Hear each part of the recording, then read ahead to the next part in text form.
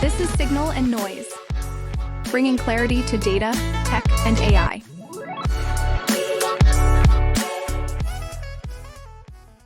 We're here on day 3 of Possible at the Fontainebleau in a suite with a nice view of Miami. Beautiful view. It's a little bit cooler today, which I'm kind of liking. I can wear this and not overheat. I'm grateful. Wearing the long sleeve today.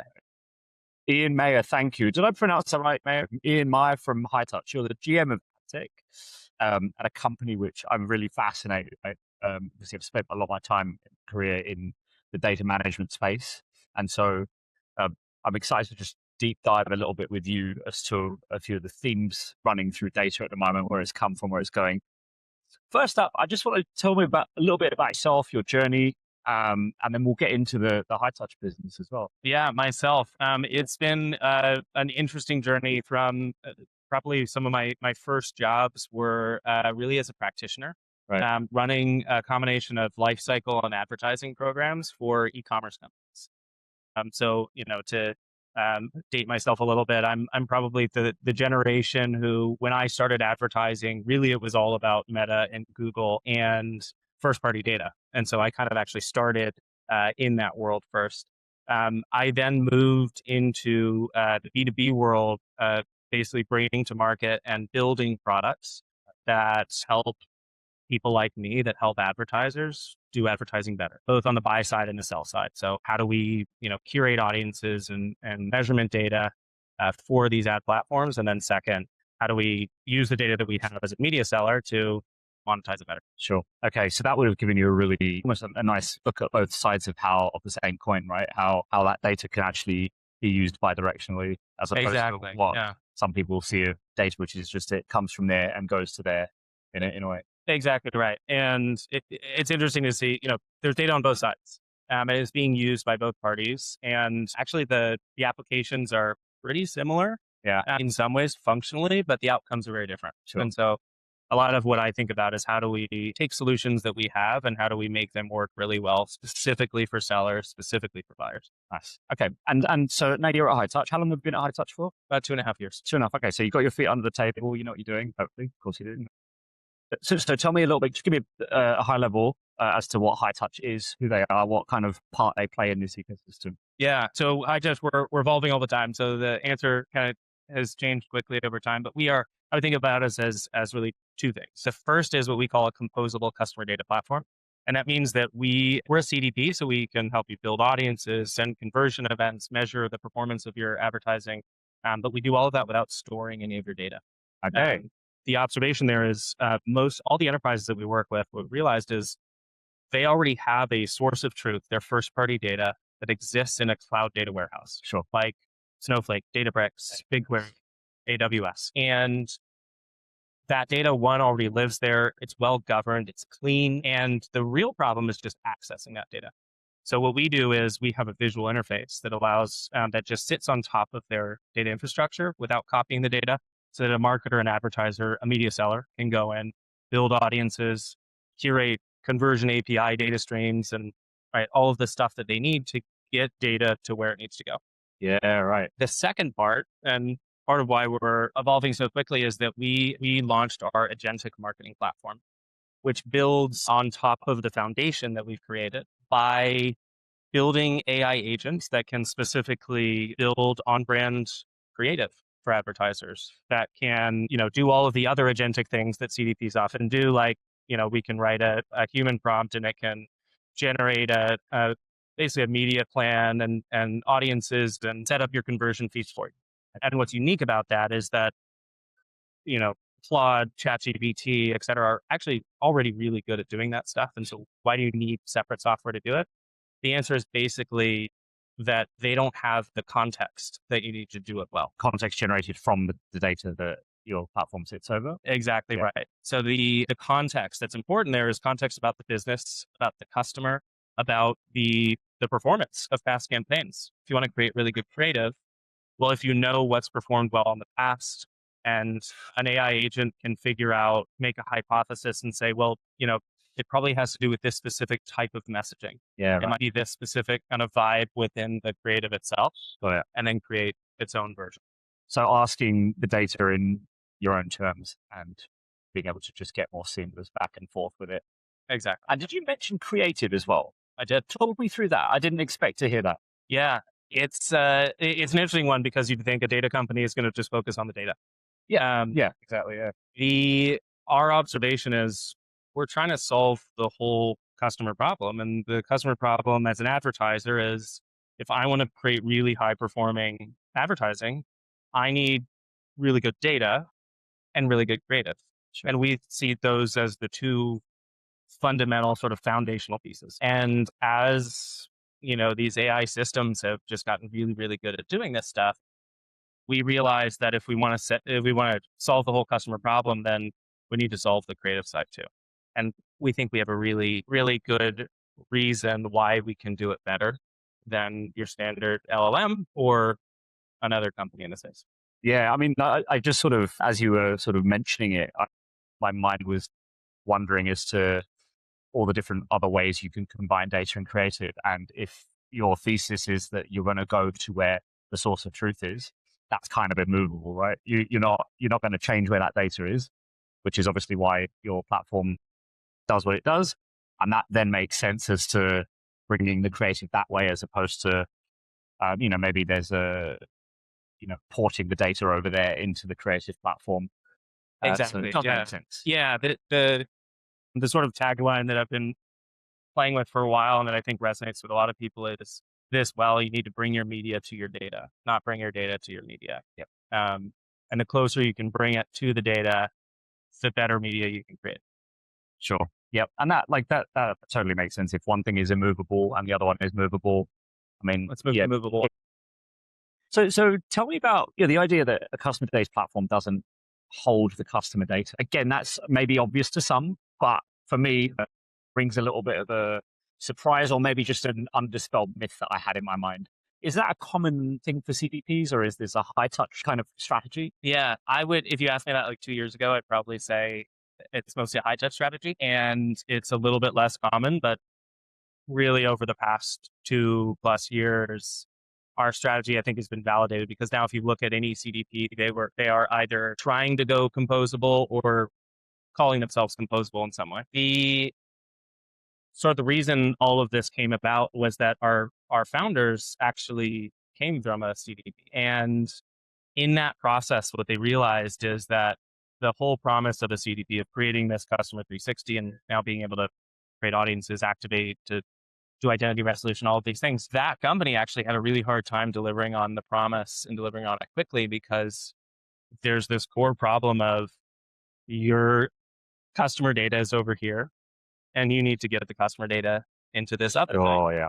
And so now there's actually this, in a lot of cases, they would have 6 to 12-month implementation processes just to build all the data pipelines that someone needs to get it into this separate data store. So in that way, like, that's kind of the big problem and why this whole evolution started. I think the adoption of it has been really great and so rapid, in large part because at the same time, everyone was moving to this modern data stack, which means everyone was trying to centralize their data in the data warehouse for analytics and for, to make good business decisions. And well, hey, if that data's already there, it's already clean, we don't have to move the data. We don't have to spend 12 months trying to get it into another system. Yeah, right. Just so we can send audiences. Yep. And that, so unpacking the word composable, is that for you, right? It's just take the bit that you need and speed everything up. Yeah, it's often we'll talk about composable in two senses. One is compose on the warehouse. So you're composing the data platform on the warehouse. Yeah. Or you're composing, your agentic platform on the warehouse. The other is that you really only have to pick and use the parts that you need. Yeah. So, hey, we need to be able to curate audiences and send them somewhere. Great. We have a solution for that. If our main goal is to do identity resolution, to stitch data together better, we have an identity resolution solution. You don't have to buy the big suite to do all of it. We have, these individual modules that you can use separately, you can put together. That makes sense. Yeah. Modular was always there's a word I always used to use, but I guess it's same right? Yes. guess, yeah, the concept makes sense to me. And do you feel like everyone's going that way? Is that how, in a world of AI, in a world of, lots of different niche specific technologies that, there's going to be a little micro SaaS tool for everything in, 2 years time, probably. And in that world, do you think that composable, modular, whatever you want to call it, is just an all-encompassing construct for the whole industry? Or do you think it's really specific to how data moves around? I do think fundamentally the market and the way that infrastructure is structured and the way that software now interacts with each other kind of makes it so that that will be the case. I can't say that everyone is going to be doing that, because even just from a business perspective, if your goal is to grow the business as large and as quickly as you can, there are going to be large platforms whose best strategy is to try and lock you into all of the things that they do. Okay. So I think that'll continue to happen, but our hope is that that's not actually how it. Yeah, for sure. No, that makes sense. And so then let's come to, I guess, the slightly ambiguous topic in my head, which is an agentic world of everything, right? A world of programmatic agentic stuff. Yeah. And we've got the ability for agencies to transact with, or to transact on behalf of a brand with a publisher. I'm hearing rumblings or, a lot more thoughts that having agentic buying is actually going to maybe be an alternative to data being the bridge in some instances. I don't know if that's going to happen or not. It's not. It's just like, when you talk to publishers and you talk to agencies, that let's try and do agentic buying actually starts to pop up in as an alternative to data. So I just want to understand how, and maybe that's something we need to dispel right now, or maybe it's. I just want to hear your sort of unfair thoughts on. Does Hightouch? Do you philosophically see agentic as all about making the data better, or do you see it as maybe a parallel track down the line? Possible it's both. I think it's a great question. So I think fundamentally, I don't know that I'd agree that agentic can replace the need for data movement, for example, or for some form of data sharing or even collaboration, whatever that flavor is. And actually in part because of AI. So really concrete example of this is, every walled garden, every DSP, most ad platform, like a lot of CTV platforms now are starting to release conversion APIs. Well, why? Because they need data to make really good decisions around which ads to show. Sure. Whether it's programmatic, whether it's publishers who are now doing direct buys are trying to do some form of decisioning. And you need the feedback from the customer's data to say, well, these are good outcomes. Let's go find more good outcomes like it. I do think that agentic media buying, so, figuring out, from which publisher should I buy, what placements, how much budget should I allocate to these different line items? That is a really interesting place where I think agentic could be really good at it, right? Both within the walled gardens, within the programmatic platforms, within direct publisher. Yeah. And so that starts to beg a really interesting question, like what happens to all of these different methods of buying when there's this other layer that's kind of coordinating everything. Yeah.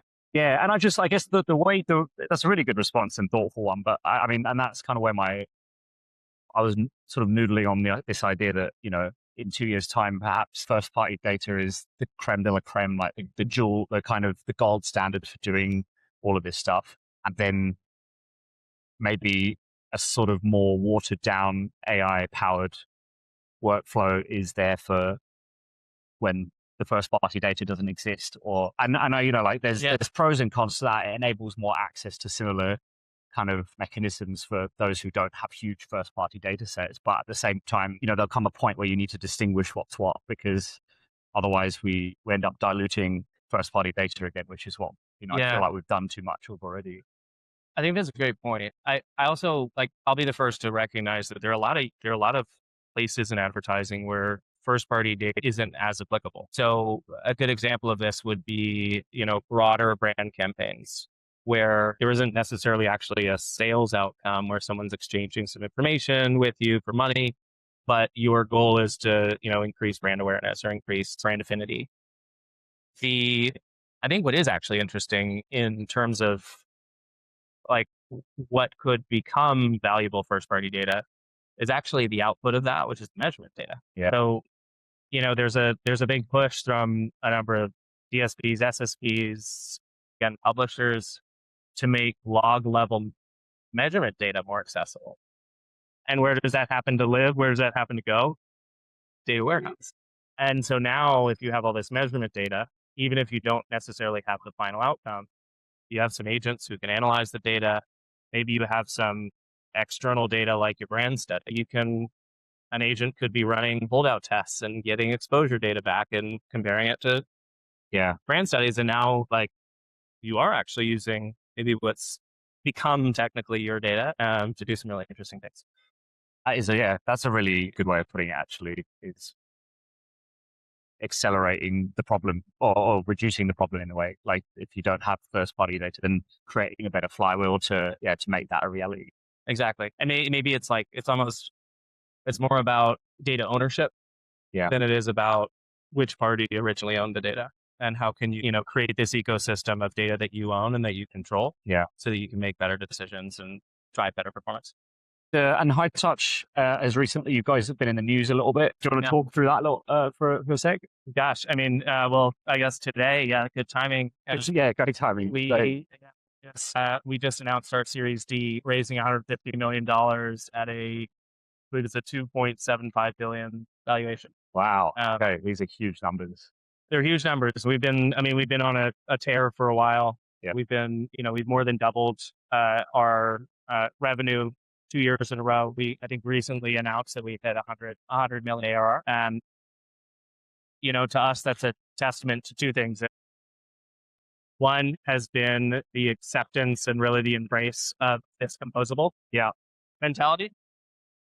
Because, that's a lot of what has taken us to this place. And two has been, a lot of the early success and, the fact that these investors really bought into our vision around agents, right? We launched our Agentic platform. We have, big and exciting enterprises using it actively today to drive better ad performance. And we think the combination of those two is why we're here and why we're raising the way that we are.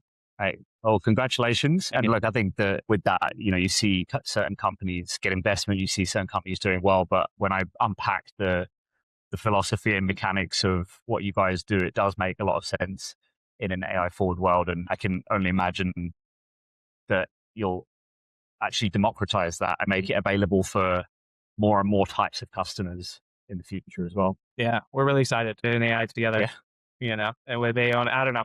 Yeah. We're not the first one to say data and AI. So no, but we'll using better tagline. But using it in combination correctly, I think is what you guys are definitely doing. So, mate, Ian, thank you so much for joining me on the pod today, and we'll see you next time. Thank you. It's been a pleasure. Thank you. Possible Miami 2026. We just saw a beautiful rainbow, 180 degrees over probably one of the better views of Miami that I've ever seen. And from Miami, Sebastian Pinzon, right? I've never seen this view, and I live here 10 years. Yeah, and so when you got somebody from Miami coming and looking out, I wish we could show the audience here.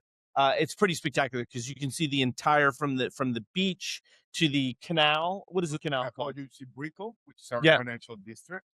You can also see the ocean, and then you can see the canal. Basically, this is the main part of Miami. The only part that's not visible out of here is Wynwood. Yeah, because they don't have such like big buildings. Yeah, but you guys are. I'm impressed. This is and we're thanks to Ignicio who has this suite, and we're doing some work with them, and they decided to host Signal and Noise, and so big shout out to those guys. Yeah, exactly. So I've just gotten to know Sebastian over the last 15 minutes, and great guy. I'm already getting really good vibes. A Colombiano, that went to school in Canada. You mentioned, so right? Really great. Sporting Bogota. I finished high school, then I moved to Canada when I was 18. I live in a really small town in British Columbia called Kamloops, BC. Yeah, that must have been a bit of a culture shock. It was crazy, because the dorms you share with 3 other people you never met. Yeah, and funniest story, I met some of the guys. One of my best friends in college, he was coming from Pemberton. That is this town, I think it's like 3,000 people. Yeah. So it was really crazy. And then you see all these hippies that kind of like in the time of Vietnam, Yeah. they ran away from the States and they want to bridge Colombia. Yeah. It's start their own little commune. Yeah. No, the Canadians are great. I think my sister lives in Nanaimo still. She's the one that is selling the cacao I gave you. Oh, there we go. Yeah, he brought some cacao that we're gonna make some hot tea this morning with. Yeah, and so Avo, we were talking a little bit about that. There's a couple of different topics that I think we could cover that'll be really interesting for our audience. And Avo does basically AEO, which is AEO GEO, which is kind of your next generation AI driven either answer engine or generative engine optimization. Tell us a little bit about what you guys are doing around that, and we can kind of Look, everybody that works in marketing knows that word of mouth is where it's at. That's what really influenced the moment of truth. The moment. Yes. What you're gonna find. Yeah. And word of mouth is evolving. And guess what? It's not coming from your friends. It's coming from a bot. Yeah, exactly. So, I mean, chatbots in a sense are a kind of a word of mouth mechanism where you're getting immediate feedback. One, yeah.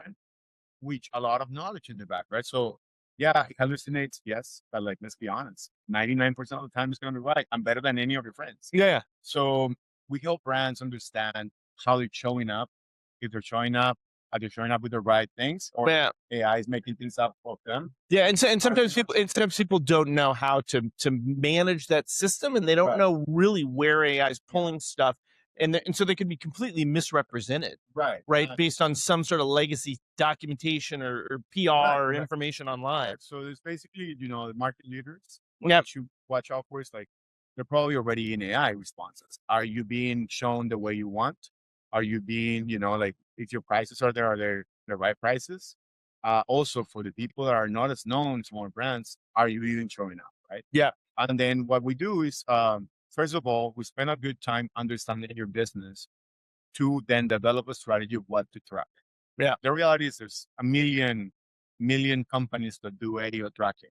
Yeah. But what really matters is what you track, right? Because you can track any question, but if it's a question that's not related to the business or your objective, you're going to be wasting money.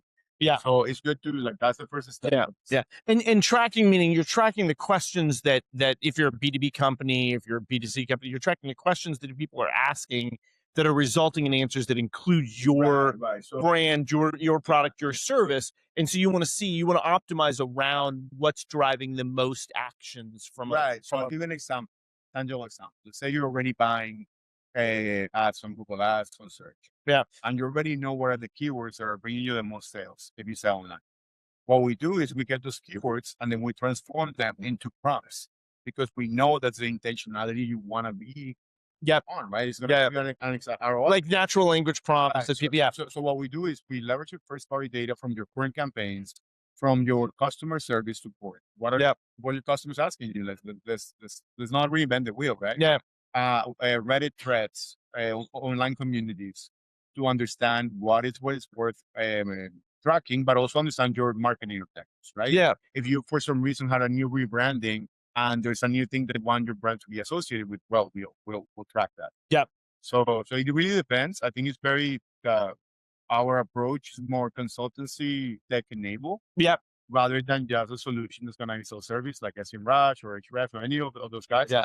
Like we think that the strategy behind it really matters. Technology is always going to be technology. Yeah. I was talking to a friend yesterday how our industry, although there's a lot of tech, we love these events because we connect with people, man. That's what really sell. Yeah. And if we're connecting with people in real life. Yeah, we call it the IRL in real life, right? Which has really come back, right? And it's sort of after COVID, and people are amped to be here. There's a lot of interaction, right? So back to that the AEO SEO. I mean, you mentioned in our conversation before the pod that it's 80% of it is really SEO, right? Fundamentally, So from a technical perspective. Yeah, from a technical perspective, if you've never done SEO well, like you got to start there. Yeah, like the way that AI searches actually just similar to Google. The difference is that the AI actually is only one response. It's not a list of links. Yeah. It synthesized. Like imagine that it would read the top 10, top 20 things on Google and then reset and say, okay, based on what I read, this is the response. Yep. So the first step is technicality on SEO. I'm not going to bore people in this. Yeah. It's because you can go and look it up online. Yeah, but I think what it's critical for people to understand that it's not something that's wildly new. You're building on the same foundation, and your company is taking what is fundamentally a search strategy and then taking that and transforming that, transmuting whatever into a prompt strategy, right? Which is technically speaking, there's one difference, and it's that every AI engine has its own bot. Yeah, and there's different bots. There's the training bot, which is a new model that's going to be released that goes and scrapes the internet. Yep. And then trains the bot. Yeah. Those bots, as you're a publisher, I will block those bots. Yeah. Because if I'm a publisher, I don't want these guys to train their data on my stuff and then give me no credit, no money, no nothing. Yeah. So if you're a brand, probably you can just allow it, right? Yep. And then you have the user bot, which is the most important, because it's when you ask a question in real time and AI needs to go and search the web and look for your content. Yeah. That's the one you want to have allowed, because that's the moment that you're going to be part of the answer. Yeah. The way it is. And then you've got to have some sort of governance and control over the content that is going to be surfaced when the user bot is doing those searches, right? So that's, it's similar to SEO, right? Because when you get indexed in Google, you got to submit your sitemap, the type of things you want to allow, disallow, because there's certain things that are like probably private, or like they're user only, or there's gated parts of your site that are like only login. Like that remains the same. Yeah. But what's different is that you need to have eyes on how the AI bots are crawling your website, because if you're not being crawled, like you're not gonna get the answer, right? Because that's the first step. But the rest remains very similar to SEO. The second layer is basically the evergreen, right? Yeah. And that's content. Content can be your blog. Yeah. It can be a LinkedIn article. And you said this, I think, in sort of a theme, which I thought was kind of interesting, was a relating to content, that sort of the rise of PR, which I thought was interesting. PR. Now, how are you defining PR in this context? In the age of AI, opposed to SEO, where you have link building and you need a link back to your site, and a lot of PR firms didn't do it. It wasn't part of the deal. Yeah. AI, if they just mention your brand, that's good enough. And think about it, it's a popularity contest. Yeah. So PR is serving two things: get like the credibility within a specific industry, because that's what publications do. Yeah. But then giving a signal of authority to AI engines. The authority play is very important, because you're basically, it signals from other domains that are trustworthy, high authority domains, which is an SEO play. Right. It's like when like the classic SEO play is like, get published in academic websites or journals, get published in government oriented, because all those have very high authority. And then those links drive the authority to your own domain. Right. So what we help them with, like, we are not experts in PR. Yeah. In terms of what to create, how to have the brand, how to have the connections. We're not doing that. Yeah. But we're partnering with the experts, giving them data-driven recommendations, because if we already decided, hey, we're going to track these 100 prompts, and we track them and we analyze what are the domains that are being read to come to a response, and then from there we see the publishers, that's a way to justify why those publishers. Yeah. Instead of like, PR has been a very gut feeling, Yeah. And I think of PR, I mean, I think this is, it's sort of worth the time to sort of define, because PR, this isn't, your dad's or grandfather's PR. Of just put out a press release on the on PR Newswire, right? That's got some kind of flowery messaging and language around a particular product. Because what I've noticed is, it's much more than that. It's a full content strategy, and then that content strategy becomes technical. Right, because the technical elements behind it, build authority, domain authority. What I've noticed generally in my background, and I've worked and been schooled certainly in PR and communications. It's not what I've focused on from a core competency perspective.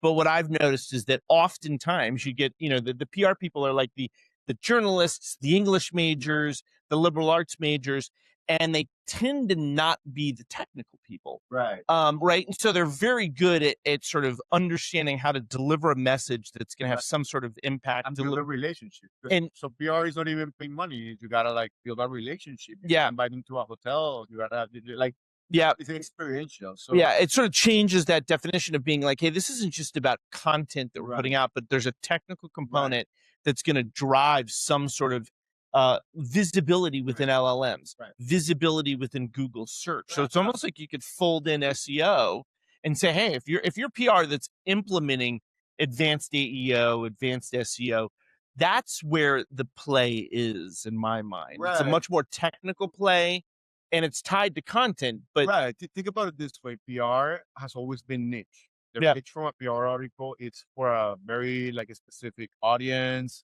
It has credibility, but it's not like a mass play. yeah, But the moment that that piece of PR is influencing the response, that reach grows exponentially. yeah, So that's really what we see. And like we'll call it technical PR, right? technical PR Yeah. or data-driven PR. And Yeah, imagine that then it's programmatic. That'll be great. yeah. I think that's gonna happen soon. But if anybody's having ideas, that's one. Yeah. This isn't, there's the publicist PR. I was at a dinner last night at Nobu, and Oh no, great. and a client was uncomfortable because that the client of this particular PR agency was sitting next to a journalist from AdExchanger, Okay. and felt uncomfortable enough where he needed, and this is what a publicist in a sense does, a traditional PR publicist is needed to be shadowed by it's almost like having a lawyer with you when you're when you're in a deposition, right? So I wanted to be shadowed. So this is a very senior guy. So you're So- controlling the narrative. Yeah, well, and so that nothing was being said. I mean, obviously he can control what he says, Yeah. but he wanted to basically set Chatham House rules, right? Meaning this nothing leaves this group, or and that's generally an understanding when you're out for dinners and drinking. Yeah. But it's interesting because I always found that an interesting play, and I never was quite into doing that myself. But the idea of shadowing someone, that's your old sort of traditional PR, like your publicist play, like this is going to be off the record. This is on the record, right? Like, journalists, you're sitting next to executive, you cannot use this. This is off the record, right? Imagine having an agent that does that for you. Yeah. Before you publish. Yeah. This is a whole nother realm. I mean, Yeah. it really ties into almost a brand strategy. It could be, Strategy, right? Like what content you're gonna write about. You gotta answer the question that you want to be writing. Yep. But you also have to provide value, because I think the fact that we're writing for bots doesn't mean that we're not writing for humans, right? Yeah. And I think there's a balance between like, everything is just automated technology and like the human touch, because that matters still. Oh, totally. In a world full of AI stuff, Yeah. it matters even more. Yeah. So I think that And we talked about that. That's a really interesting point. Is the AI slop play, because you were talking about how publishers, right? Like the changing ecosystem for publishers, right? We've talked a lot about on the pod about the open web, how there's certainly a walled garden sort of takeover of a lot of paid media and a lot of content. And you've got this open web of a long tail of publishers. There's premium publishers, there's mid-tail publishers, and there's a long tail. And they're fighting to stay relevant, but they're also dealing with a lot of like automated domain creation, domain spoofing, recipe sites that are all AI generated. Scraping their sites without paying. Yeah. No, I think being a publisher has always been challenged, because they had to, like, my publishers that went from print to digital, and like it's been changing for them at the speed of light, with programmatic, with like everything, and now with AI scraping and not paying. Yeah. And we were talking about how Reddit actually got a really chunk a part of the pie. Yeah. And they made a bunch of money licensing. Yeah. New York Times did it. Yeah. And with Reddit, like it kind of almost goes without saying at this point, but I remember a period where when you conducted just any sort of search, either an LLM interaction or a Google search, I remember days when Reddit was hardly visible. Like I'd have to go directly to the domain generally to check out Reddit conversations. Now it's overwhelming the amount of Reddit references that you're seeing. On the automations and the bots from Reddit are real. Right. So Reddit does a really good job on getting rid of automations and bots. They kill some of it because now people see value on it, because they know Reddit is one of, and not in every industry, but in some industries, it's shaping the response. Yeah. People are just spamming Reddit. Well, but it's shipping the response. Yeah, they're spamming Reddit in gaming. I'd like to talk about that, but Reddit's certainly risen from a visibility perspective, from a cultural perspective and a graphic perspective. Yeah, like things like Wall Street Bets. They like Reddit was. I mean, it's always been there, but it's never Yeah. like Reddit started coming to possible since last year. Yeah. Before they didn't even have ads. Yeah. Right. Yeah. And so what do you think the downside of sort of Reddit being a primary source? And I've done some analysis that shows what are the primary sources for the LLMs when I was doing some sort of AEO geo analysis, right? And how do they break up between Wikipedia, YouTube, Reddit, these kind of key sources of information where it's pulling from? And I think there's a general distrust that, like, hey, if this information is coming from Reddit, and Reddit is a hearsay, it's a bunch of conversations being happened, it's not it's not fully validated authoritative content in all cases. Look, I Does that pollute the look the answers? My answer is more like, don't go and take any action based on a study that ran across a whole industry and it tells you Reddit and Wikipedia number one. Yeah. Because that's not your business. That's the first thing. Like, go and get the citations that matter for your industry. Yeah. You'll be surprised. Because depending on the industry, I've seen TripAdvisor, I've seen Quora, I've seen Medium, I've seen articles. Yeah. So I think there's no silver bullet. And the AO, GEO space, I'll be honest, it's full of people trying to make money quick. It's like anything that's new, right? Yeah. And it seems like there's going to be a consolidation. There is a lot of smoke and mirrors, right? Where they're really just SEO shops or link building shops, right? That are sort of repositioning themselves with kind of the next shiny object, the next wave. They gotta filter through the crap, right?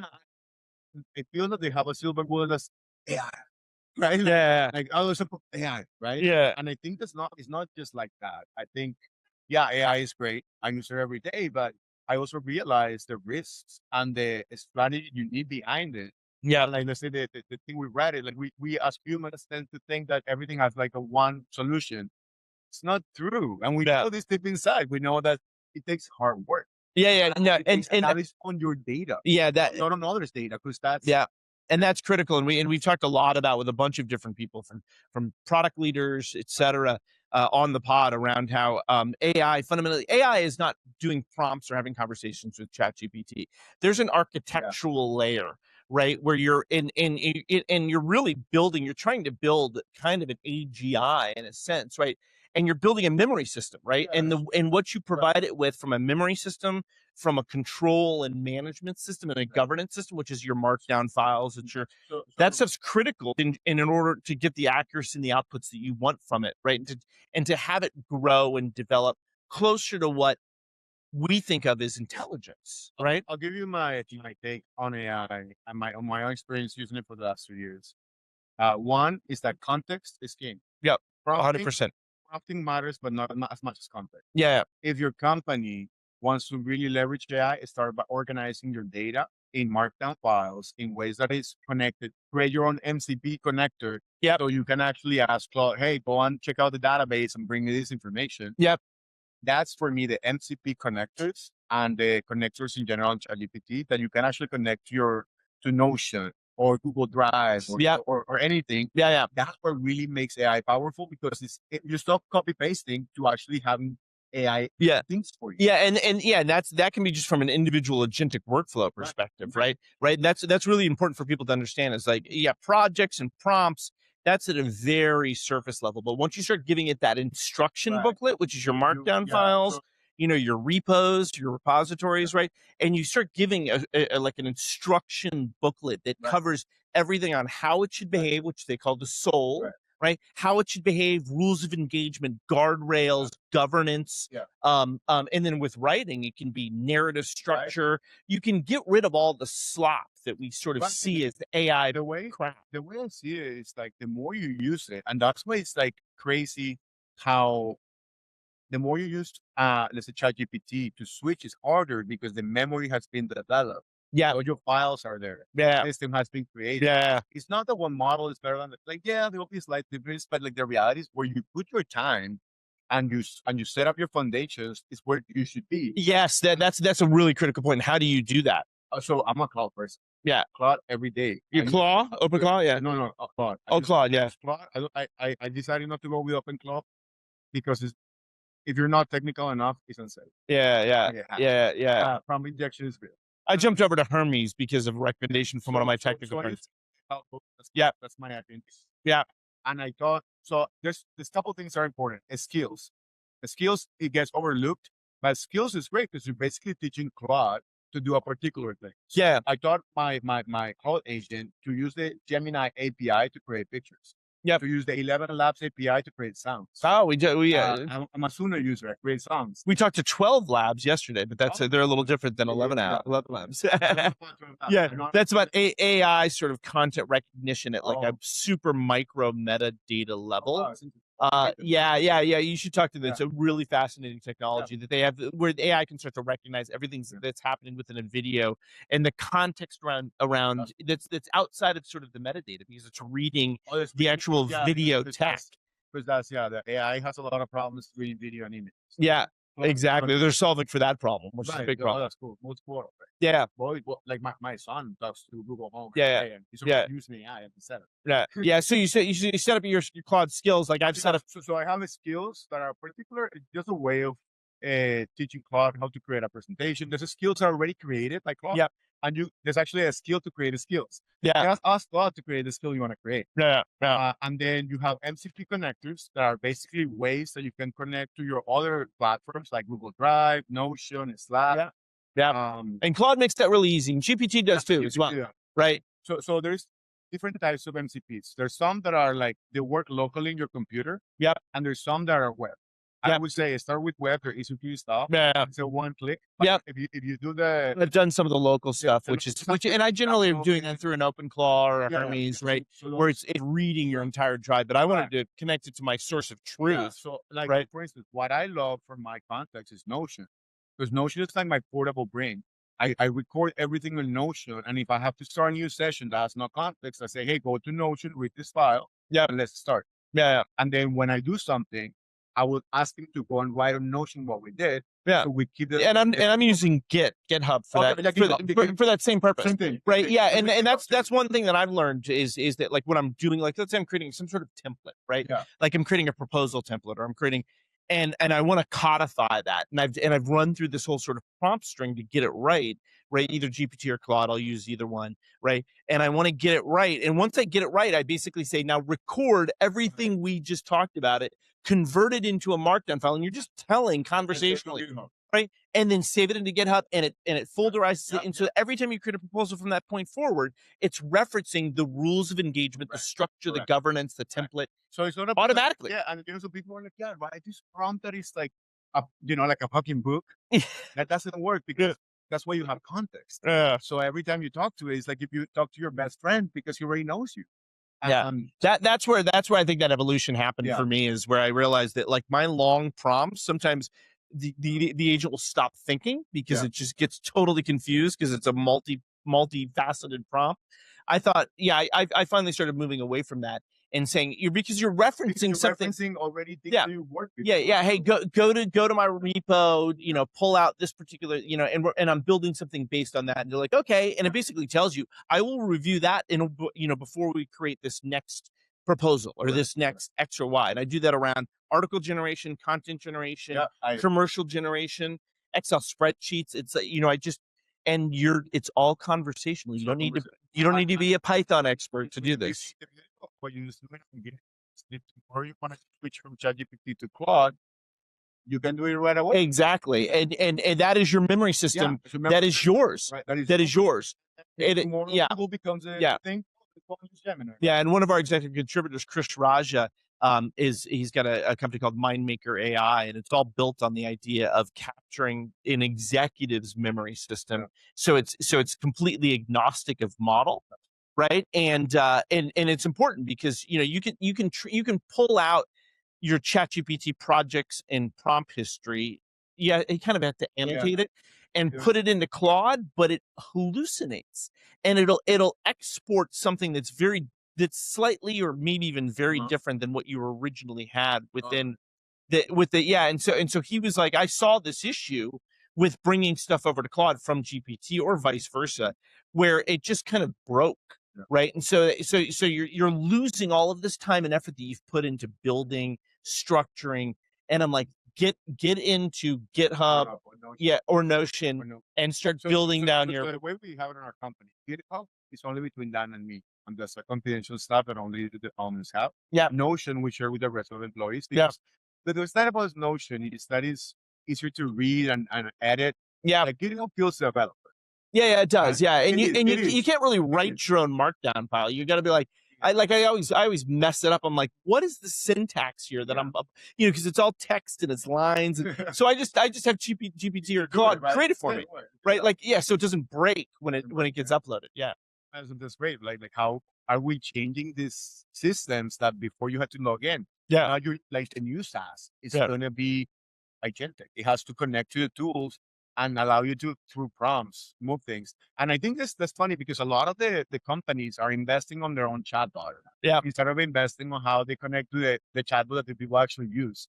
Yeah. Right? Because I'm not going to go to, like, they say HubSpot and use a chatbot. Like, I'm not going to HubSpot with ChatGPT and then play from there. Yeah. So what do you think organizations have to do? I mean, we talked about kind of personally how it's changed our own work lives, right? And how we've set us up, and you've leveraged this to help build Avo. And how do you think organizations can best roll this kind of stuff out? I started my career at Mediacom. Then I worked for Publicis 7 years. Yep. Latam, the US as well. Yep. And then I worked with an independent agency called Promote. Yep. And after that, my final agency was Hearts and Science. Yep. And look, the game, and I know this is kind of old fashioned at these days because it's not AI, but it's the holding company versus the independent agency. Yeah. And it's certainly a topic I've been diving in a lot recently. So I think in the age of AI, independent agencies have an advantage. Yep. Because it's about being fast. Yeah. And it's also about that. It's about that architectural layer. They're building out their tech stack from the ground up. It's easier to start something new than to rebuild something. And look, the holding companies to their advantage. Like, they have the big clients, and those big clients require more security, require more. There's more rigor, right? Yeah. And there's law by definition. Yeah. And I think in a moment where, like, between you and me, next week I don't know what's gonna happen, man. Yeah.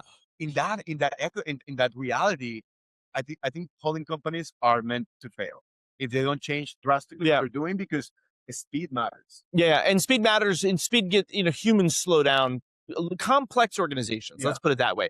Complex matrix organizations that are sort of human capital based, FTE based, right?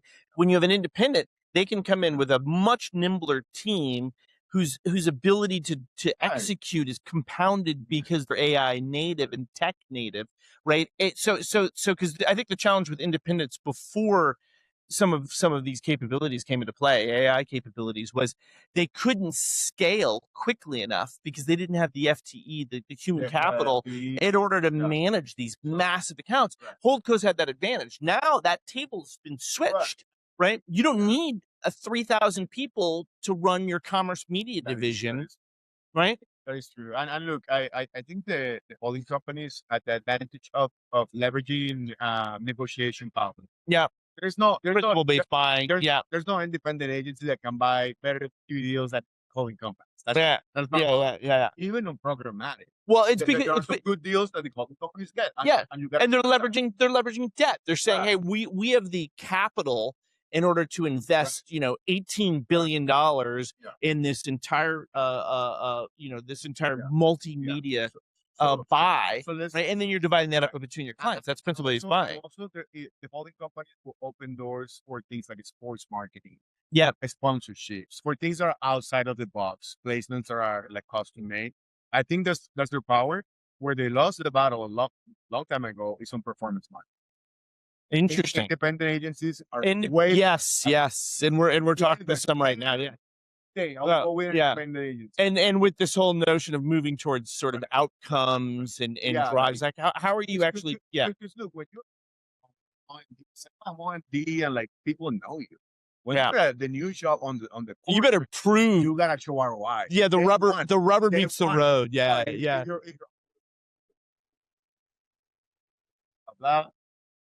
That's not gonna work. And that's an inherent advantage where it's like reach is not good enough anymore, right? Like, hey, I get cheap reach to an infinite amount of inventory and audience, right? A certain percentage of that may not be real. Independents are like, hey, it's not about raw just reach. It's about actually how do you drive kind of precision and results. and results. Yeah. And I think that Google and Meta, oh, by the way, Meta didn't show up. Shame on you. You come to possible. Second year that you Meta didn't show up Impossible. No. Impossible for those that aren't here, has in the last 3 Everybody showed years. up. Yeah. But Meta. And everybody, it used to be very ad tech oriented.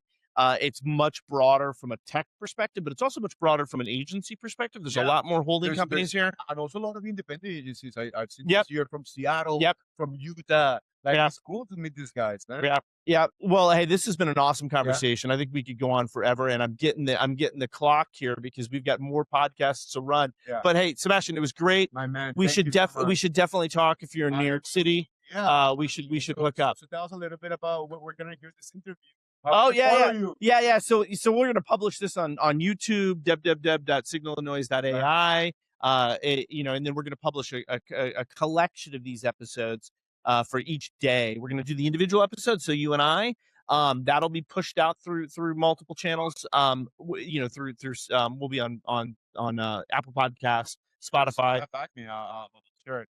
And look, before we go, congrats on the deal, man. You guys got something. Thanks, everybody. Signal and Noise. We're at day 3 of Possible, and I've got Luke Benyon from AdSquare. He heads up marketing. That's right. Glad you could make it. Thanks. I found you. It took a while, but I found you. A while, yeah. And the view's pretty good. Not too shabby. It's okay. Yeah. I'm glad to get a respite from the sun today. There's a bit overcast, which is nice. Yeah. I ran into a bunch of people today that were actually wearing like sports jackets, so I can actually do this today.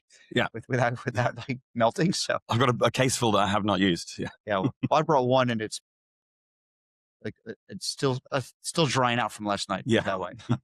But glad you can make it, and maybe you could start out by just telling our viewers a little bit about yourself and your role. Mhm. It might be a good place to start. Yeah, sure. So yeah, my name's Luke Benyon. I'm a marketer for technology businesses in the advertising Marketer by space. trade. Marketing by trade and marketing by nature. Nice. So yeah, I've worked in the sort of programmatic space for the past 10 years of various businesses, video intelligence, Outbrain, Nexon, watching that. And probably the common thread through all of those is data, right? How data gets passed, what data do we have, how is it used, and so on. So I've been sort of trying to bring data to life for people for the best part of the past decade. Yeah. Making data businesses sexy again, right? MDS, make data sexy. Data, as I call it. I think that is very exciting, but I know that that maybe makes me part of a minority, but I think data businesses are, certainly crucial to the way advertising works today. So maybe we can start out, dig in as the next question, the company itself, location data, maybe tell us a little bit about that. Sure. So AdSquare is a location intelligence platform. So we have a flywheel of ways people can use our data to build audiences. They can plan in a dashboard where they go in, they see location behaviors, where have people been and what have they been doing. And so they can plan their campaigns, get insights, competitor intel, and so on from a planning perspective. They can then build audience segments. So I see these people have been to this store in the past 2 weeks. Let's activate those. And then they can activate them in their DSP or SSP of choice, or social platforms as well. And then we have a measurement product and attribution as well. Okay. As a marketer, how do you how do you take this topic that might be, and for people in the industry, I think they'll understand it, but for people who are maybe not, how would you take this? And it was pretty complex, right? And tell a story that resonates. What are some of your secrets or tips as a marketer? Yeah, great question. Well, I guess ultimately the user, the person we want to appeal to is a media agency persona. So someone in an agency, they've got a brand that wants to run a campaign.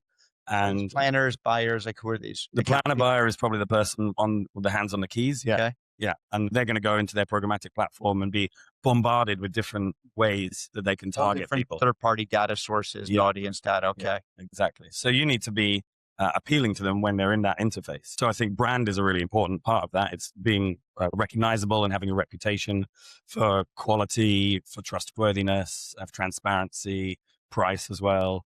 So that they know when they look at that list in the drop-down menu, to simplify the way it's done, that AdSquare, for example, is like a trustworthy data source. But then you've also got to advocate for your type of data. So we use real-world data, location data, but you could So for the certain types of brands, we think location data is the best way that they can do targeting. And so you're sort of advocating for your brand, but also your data type, if you like. So why does real world actions create the best way of running marketing campaigns? Yeah. I worked for a tech company last year, did a stint as I had a commercial for a bit. And I hadn't, I've advised CMOs for a long time, but I was surprised. And it's the first time I'd actually run specific marketing campaigns, like post kind of like AI slop, right? And I was shocked by how engagement had really fallen a lot of stuff. We were just blasting out emails, and we'd have a bunch of opens, but not a single click, or we'd run campaigns, we get almost no responses back. It was incredible to me, the impact of, I think, this information overload, right? That, people, and how is impacting people. And then, this is, I think, B2B or B2C, right? So are you seeing things like that too? And if so, how is it impacting the way you go to market, how you engage with prospects and customers?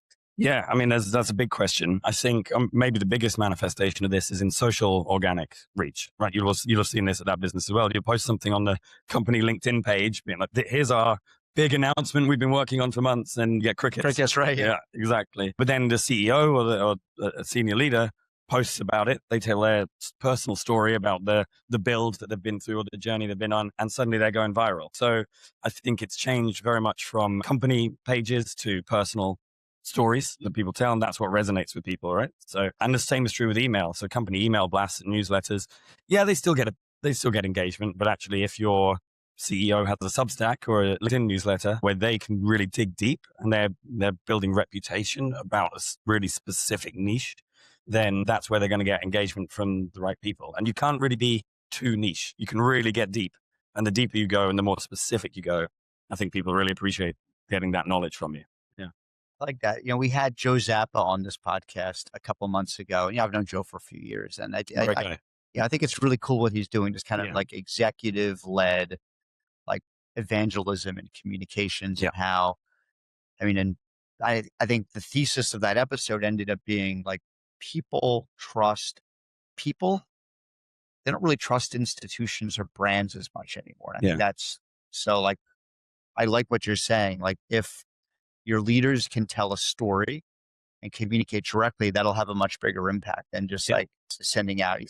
And I think it's a little bit more than that, because it's also about adding value to people as well. I think that's where companies often make the mistake, is they just recite their mantra, if you like, or their truth. But actually, when you add value to people and tell them something they didn't know, or teach them something new, or give deeper insights into something, then people come away thinking, oh, I've learned something.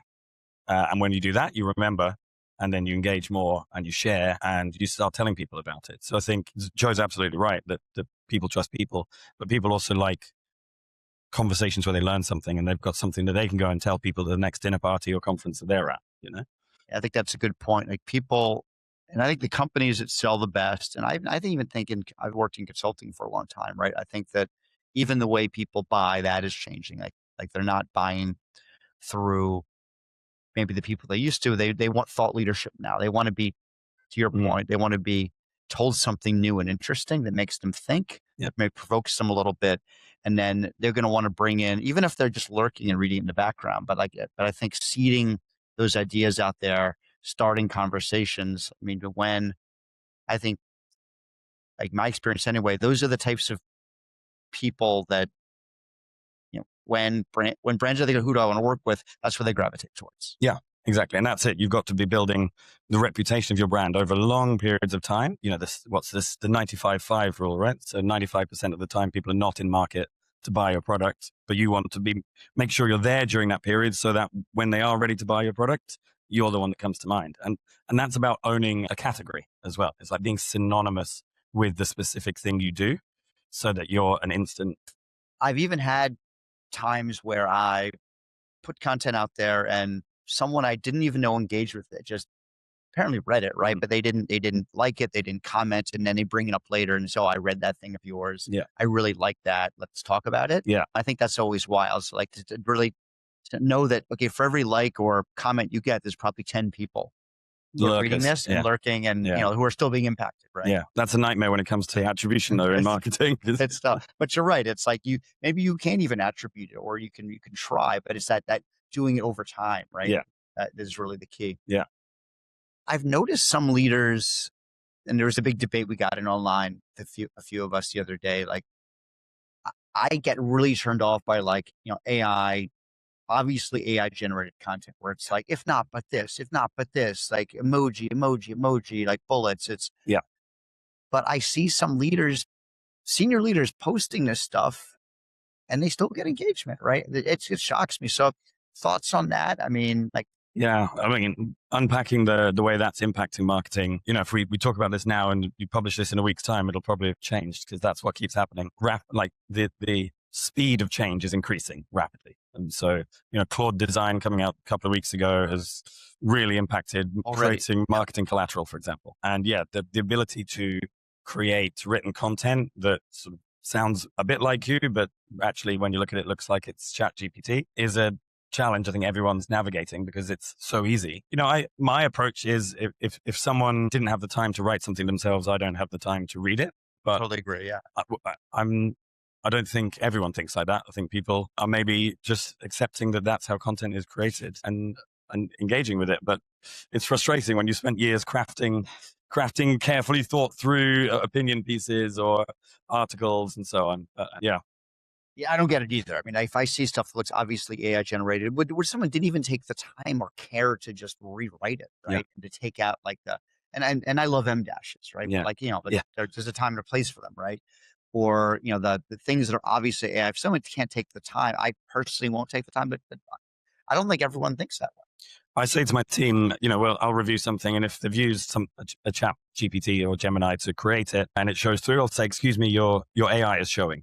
It's like, use it for the research, but if your AI is showing, and it's an old saying in advertising strategy, if your strategy is showing, you need to put some creative over it. And the same is true with AI. Like, use it for the research 100%, but then do your own research as well, because AI research misses a lot of the interesting things.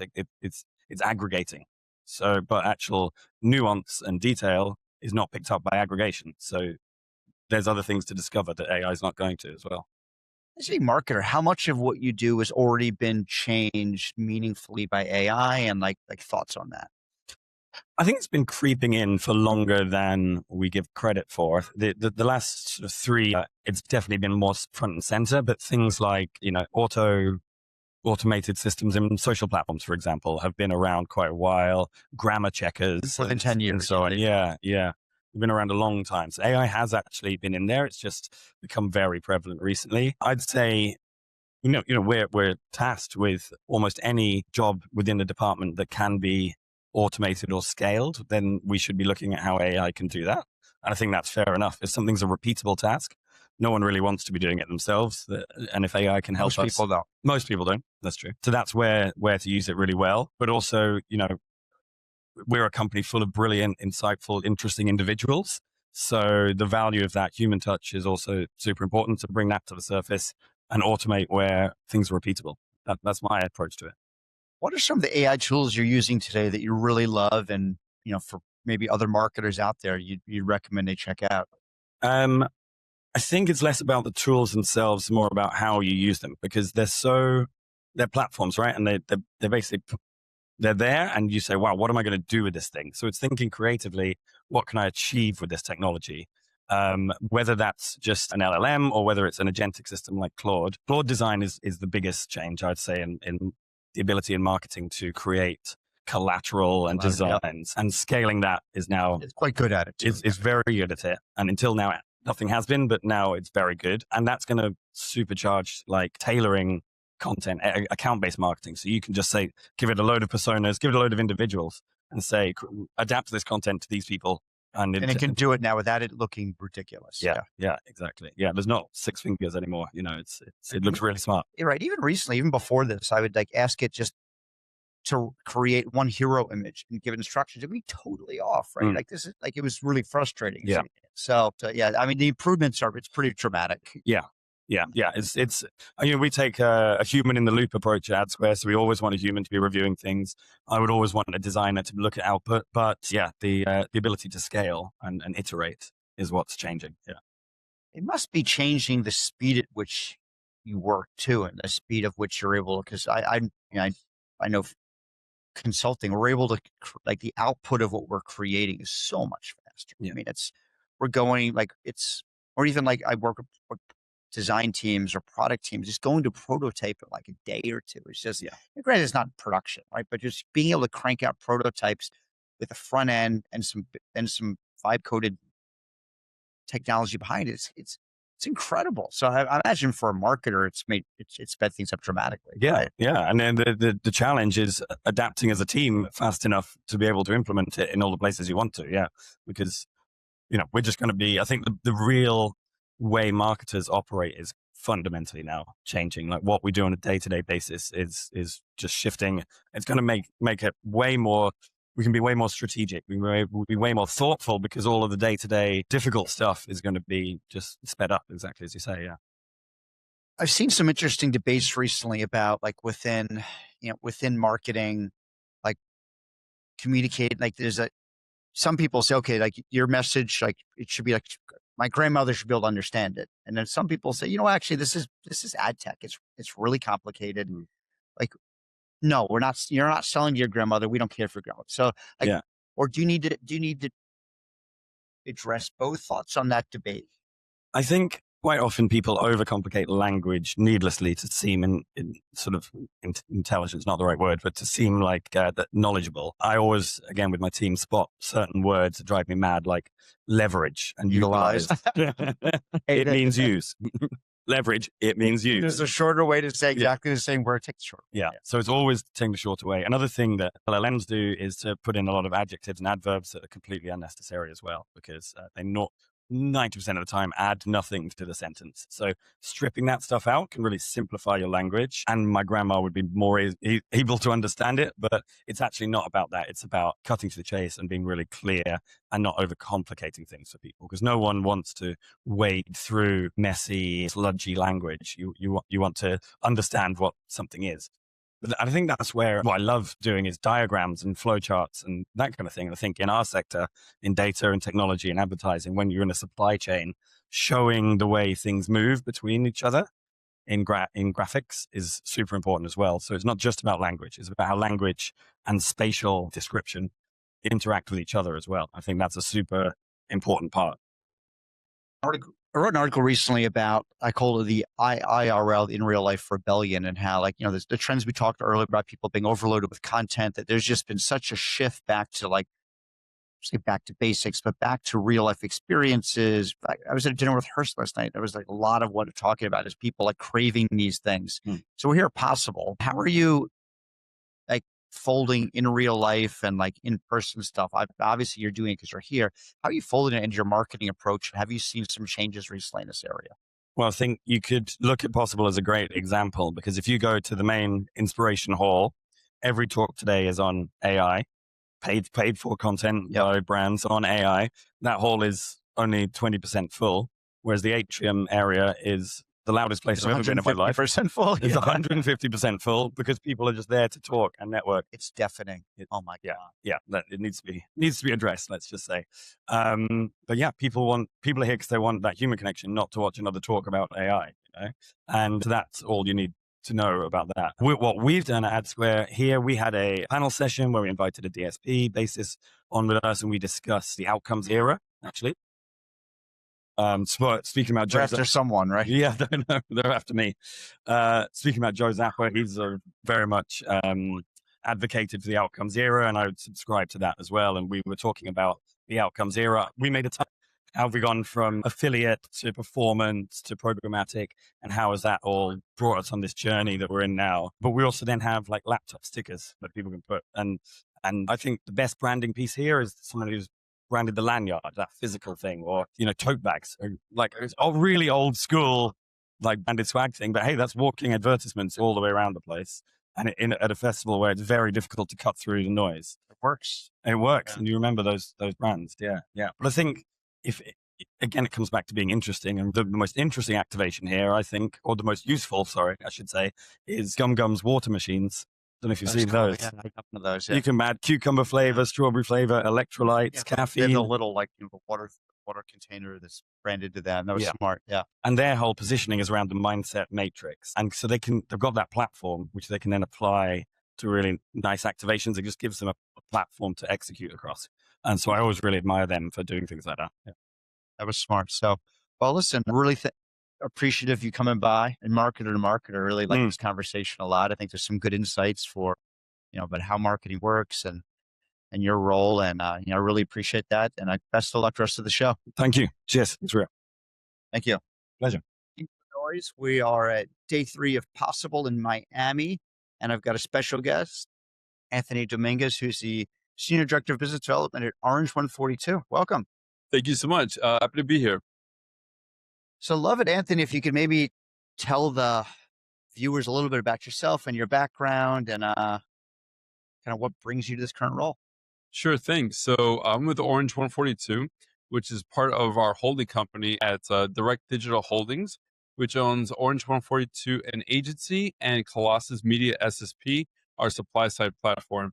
For a good 4 years, I've been with the supply side platform, sourcing multicultural supply over to the SSP. And now I've been transferred over to Orange 142, our agency, to help launch our new product called Ignition Plus. What is Ignition Plus? It is, we just launched it about 2 months ago. It is a unified AI platform that is empowering independent agencies and mid-market advertisers to be able to have a more of a better understanding of when it comes to their buying optimizations and buying optimizations and measurement when it comes to everything digital.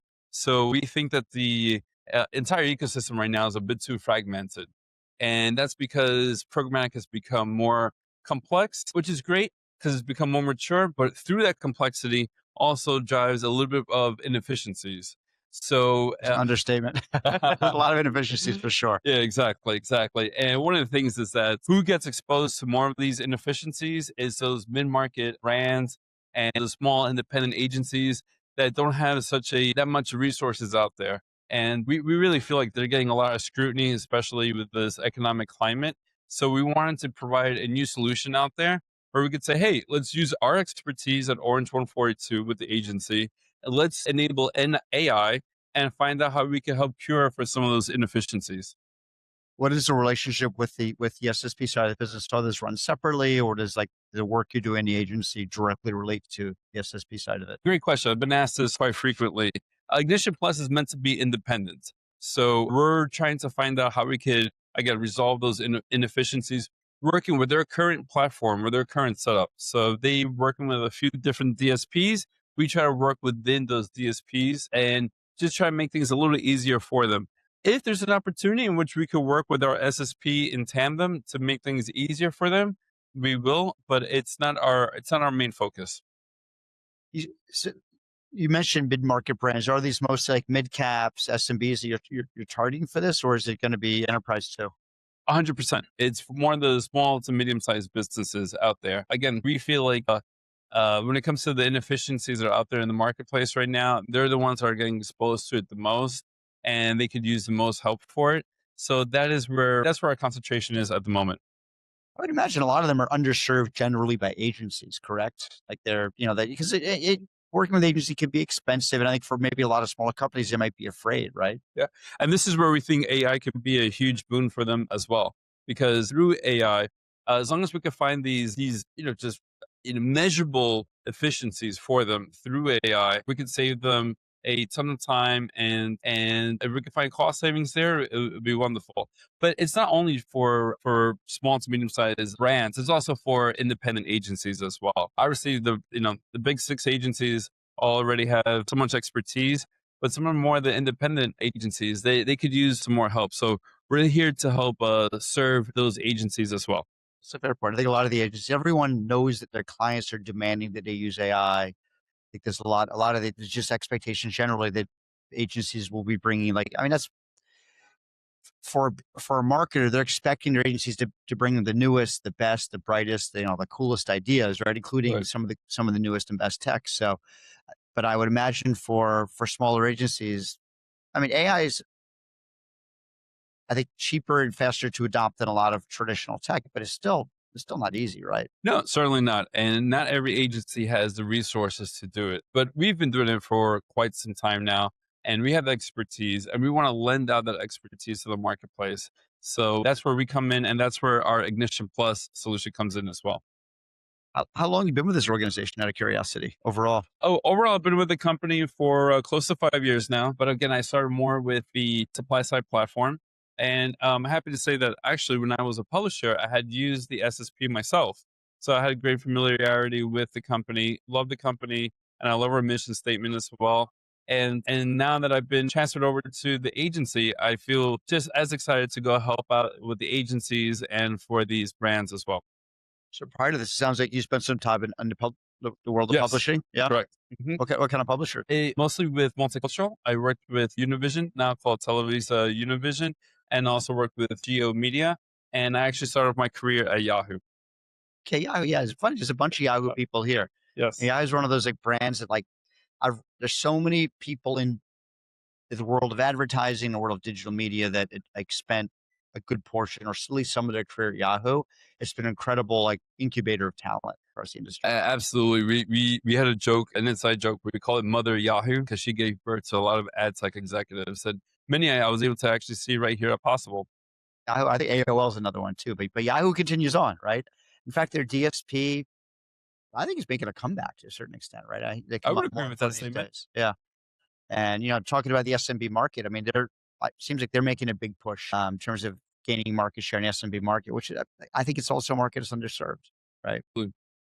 So it seems like you have a pretty strong background in multicultural marketing too. Mm-hmm. Okay.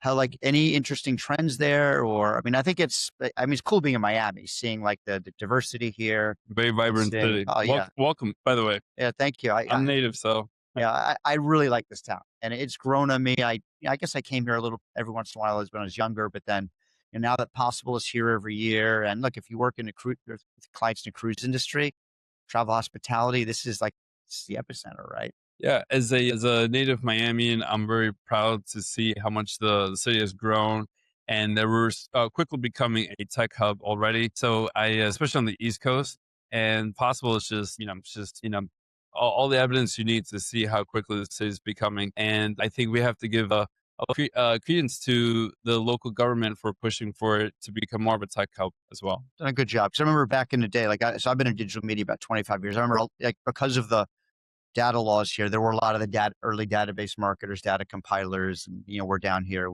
And then travel hospitality industry has been strong. Yes, I know crypto's done well here, but you're right. I mean, the last 10 years, it's been, just not only has the skyline changed quite a bit, but marketing. I mean, look at Possible. I mean, it was, I think, almost 8,000 people. I mean, it's been a big success, right? And now it's grown exponentially since its initial launch.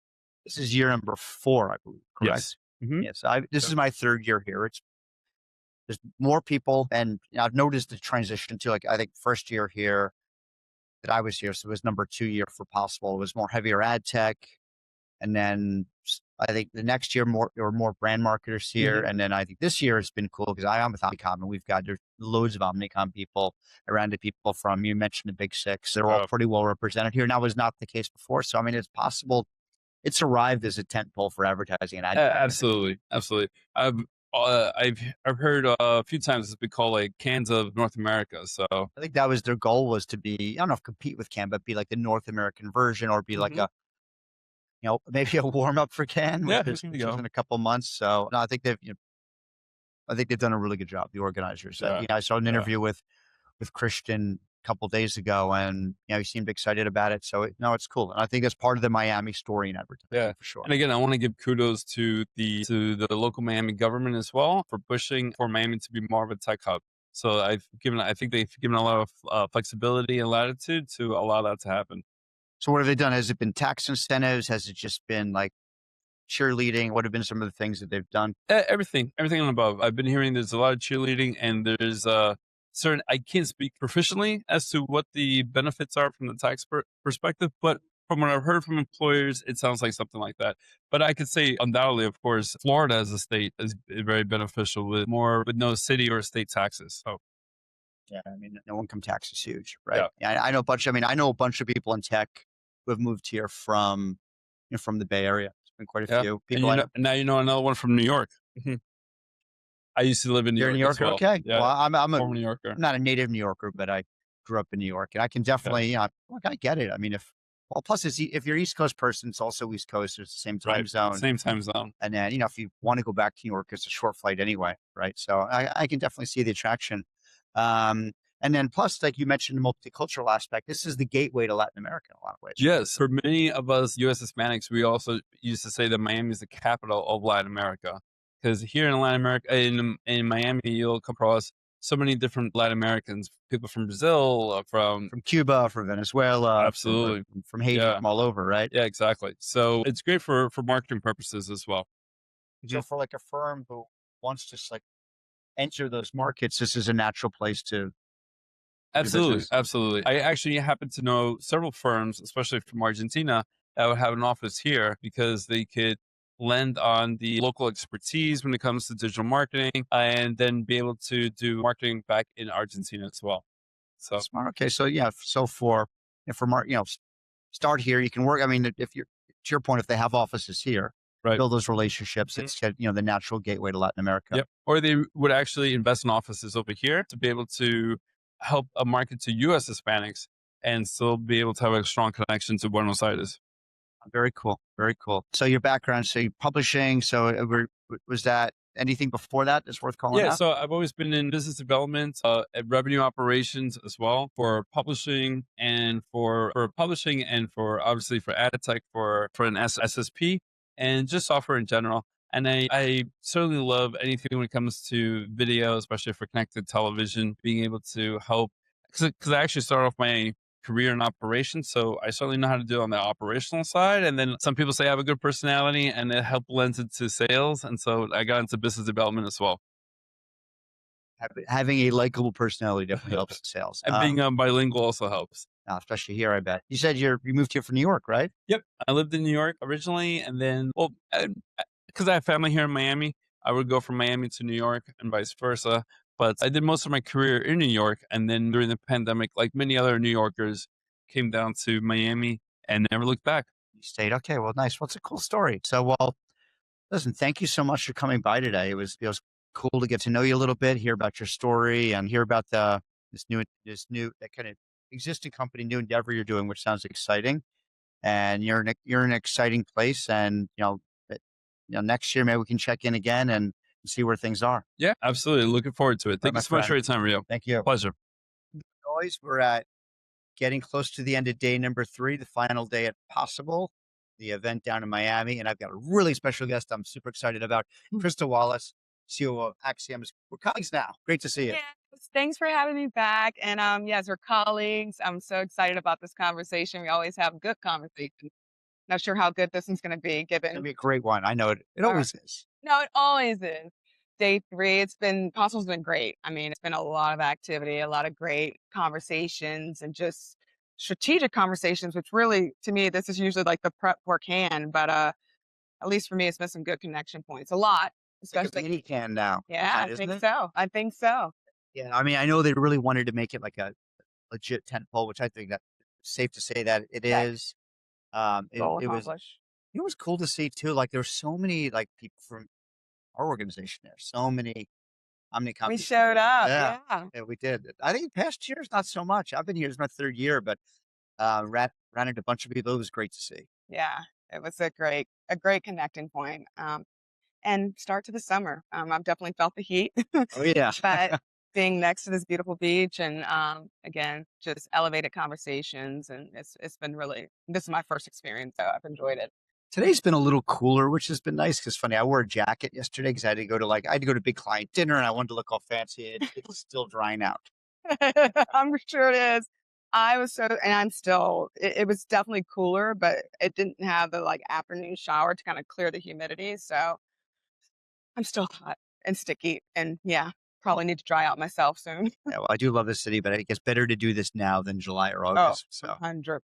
And compared to Canton is actually kind of cool and nice. So, because that can get a little sticky, but great. Well, let's get down into it. So, data layer disconnected. I mean, it'd be maybe good to dig into that. Like why for a lot of advertisers does it just feel, and why for a lot of people in the business does data layer feel like disconnected from like what's really going on from the action?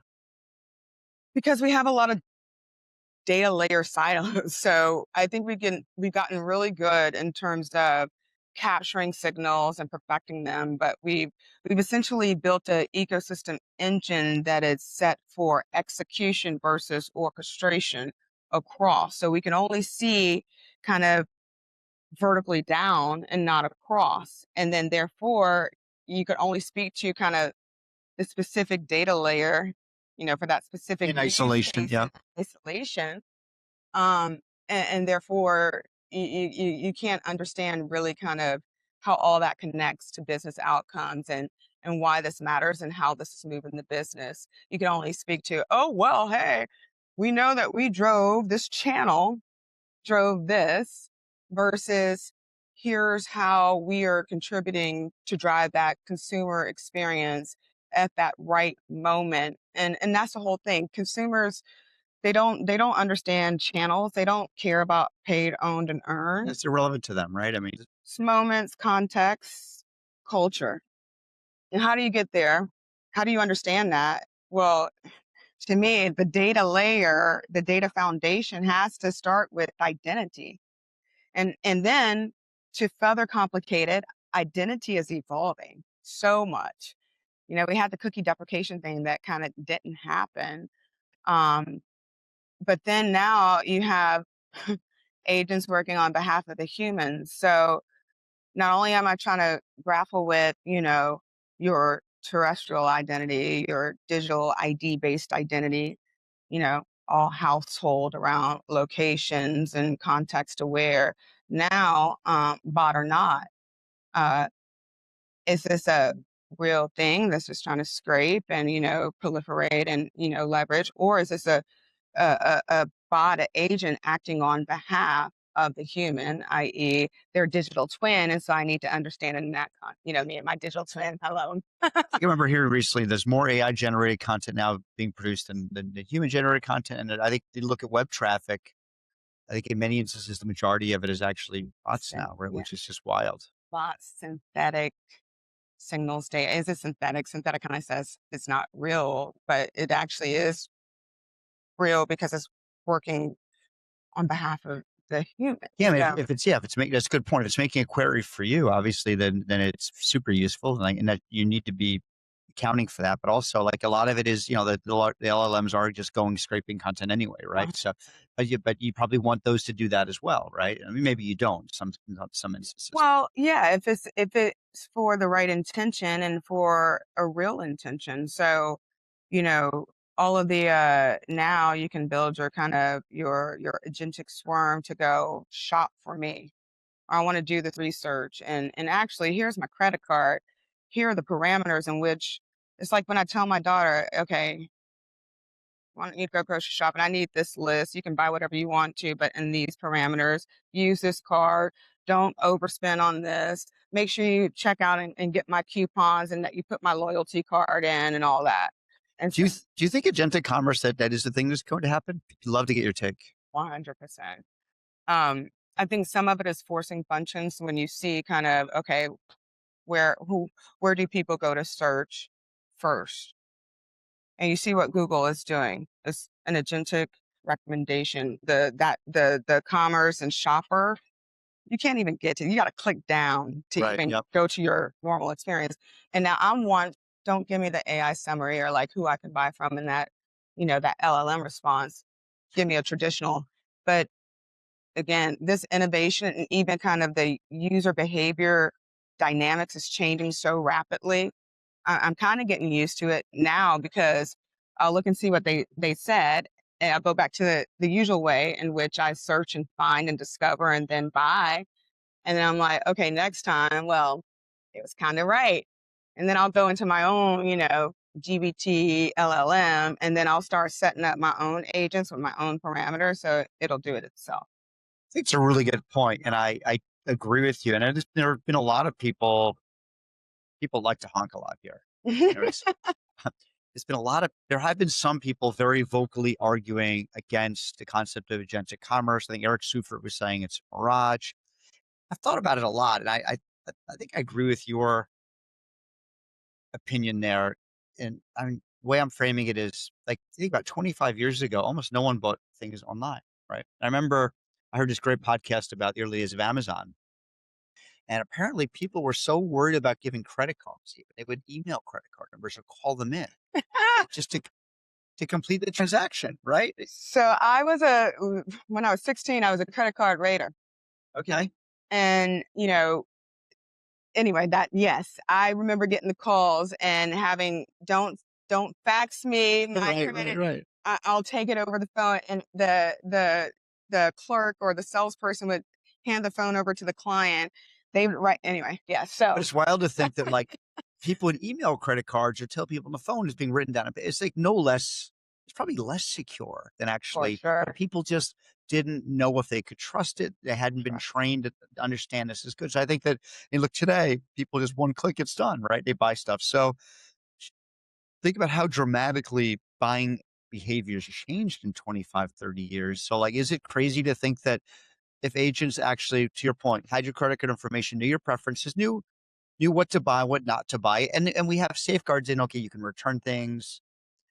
Would I trust an agent if it had my frequent flyer information, all my information, knew when I wanted to fly? If I just told it, hey, buy me a ticket for Tuesday, that it would, if it knew me well enough, it could make an informed decision. And I had 24 hours to exchange it. I don't see why not. Why not? Why not? And it's that the trust is definitely a barrier to scaling agentic commerce for sure. But to me, that's where your trust has to be built in that architecture, that data layer. And it has to be identity based, because otherwise then there's no grounding of like trust to an individual, right? Yeah. Right. So yeah, those are it's happening. And guess what? It may not happen for our generation, but these kids it's almost, guaranteed. They have no problem with it. They're digital natives. This is true. I think that the speed things are changing and advancing, I hope it'll happen for our generation. But I think you're right. Even if the capabilities there, will people actually use it? Some people will, but maybe not. But in the future, I agree with you. I think it's a foregone conclusion that we ended up there. And if you can orchestrate, and there's going to be different maturity levels into how agentic commerce evolves.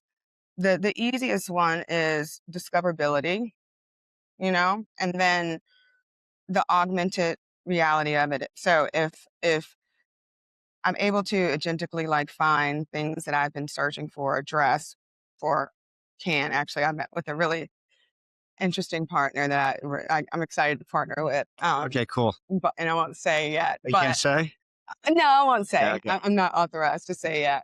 But I have one of those announcements for Can too that we can talk about in private later, and I can tell you. But yeah, but you see this dress. Oh, that's cute, and then it's connected to my agents and my LLM, and that already has my picture, and they can automatically put me into what I'm looking for and all the various different styles to choose from. And within one click, because I've been searching for this dress and it's the perfect dress, and now I see myself in that dress. So, the augmented reality of all of that, which between Gemini and now OpenAI, that video generate, it's amazing. It's gotten so much better. It's got in 3 months, it's gotten so much better.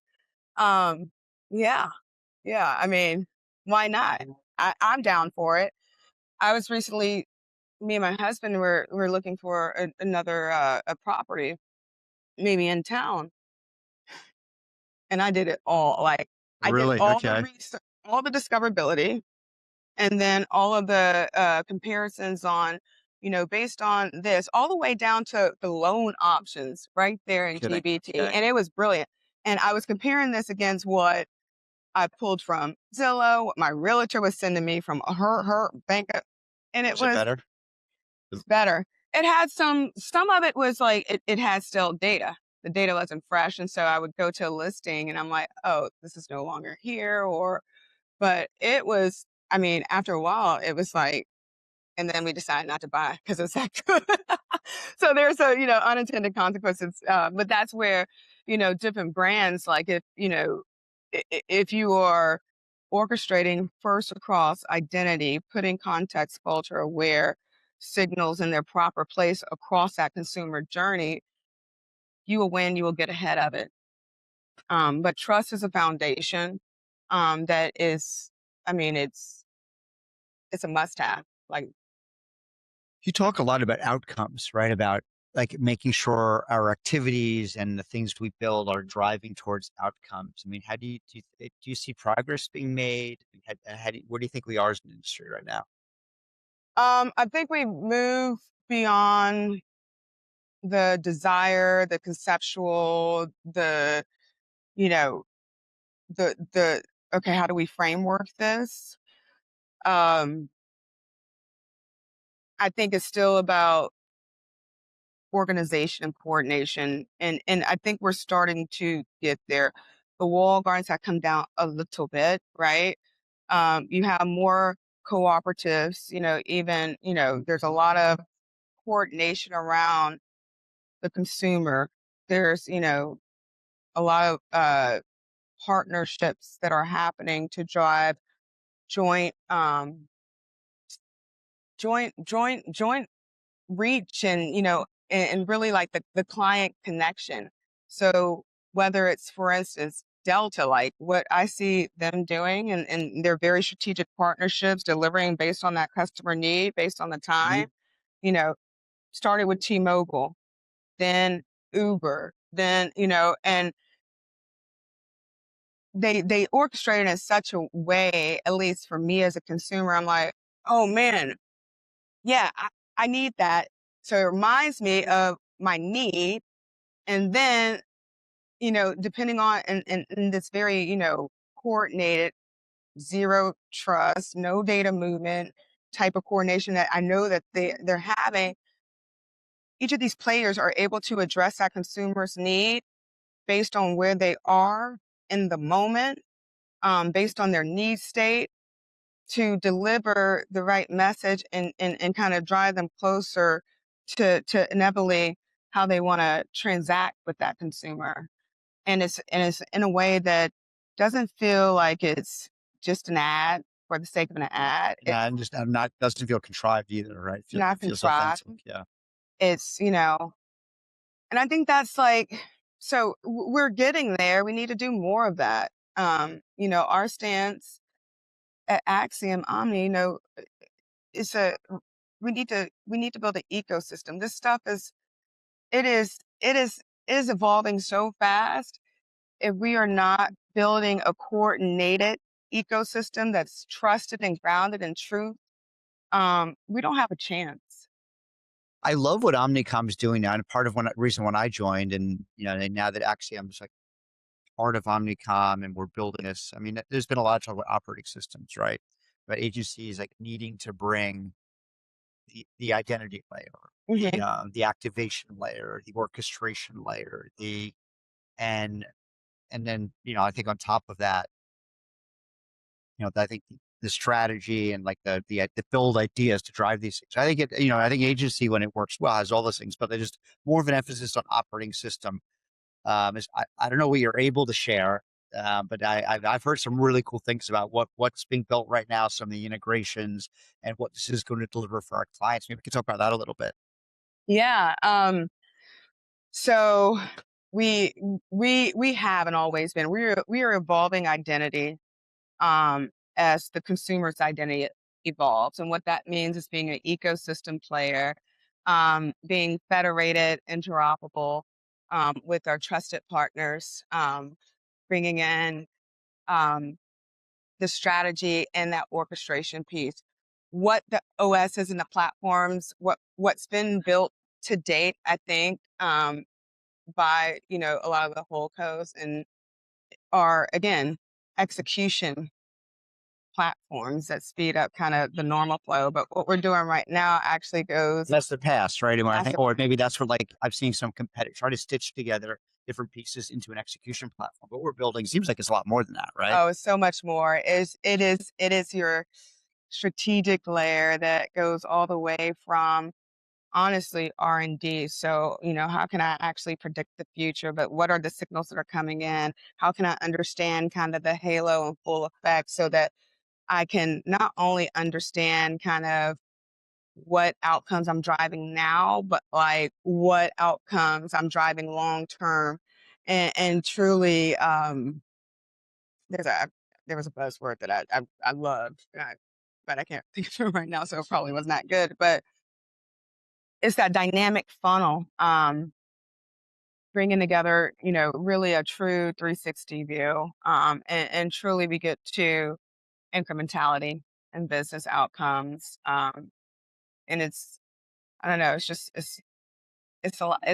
I'm excited. I am inspired again. I was inspired when digital social took off and it became, another area where you can drive authenticity. But I think where we're going right now, and because of technology and agentic and all this kind of rapid building true intelligence that, connects, yeah, it's going to be a bright future for those who get it. I think it's an exciting future. I think What do you it's like most about what we're doing?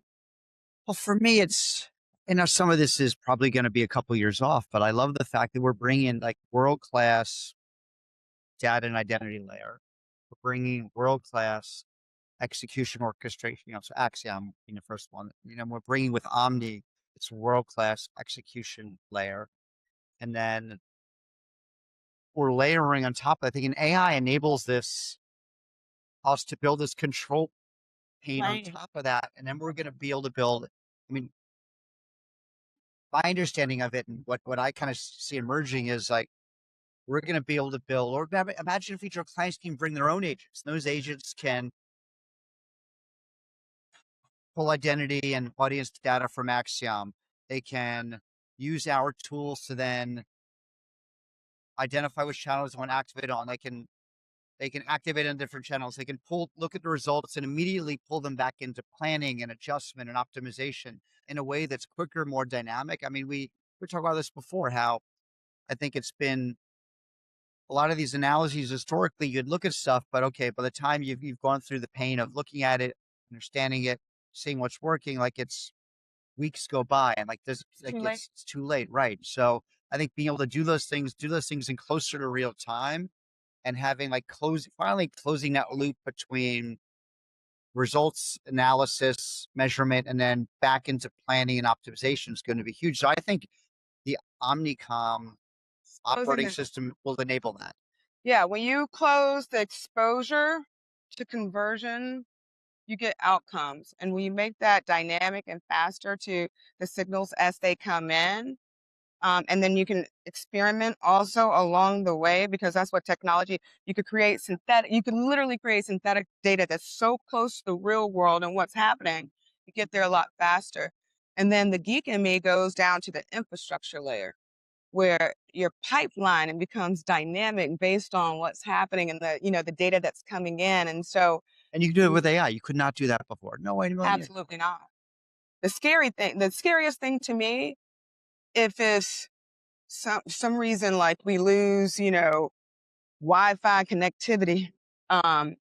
Sometimes these models, they're in 2 sprint cycles, and I can tell like when a model is off, and I'm like off, and I know I have to deal with that shit for a week before Okay. they go and fix it. And so the dependency and there's nothing new under the sun. I always say that. That's my mantra. So like making sure that you have these like locally too on edge, like it's actually it's like, oh, 40 year, we're almost 60-year-old company and we have a data center.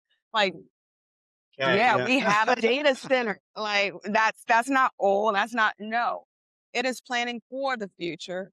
And all of those, failure points and fail safes that you need that honestly, because there was this rapid migration to the cloud, those companies that, and that were less regulated and, could kind of be free to just kind of go there, they're going to have to start thinking back on, just like when COVID happened, you had to go back to AS400 stuff and like all the, the I used to have clients on that.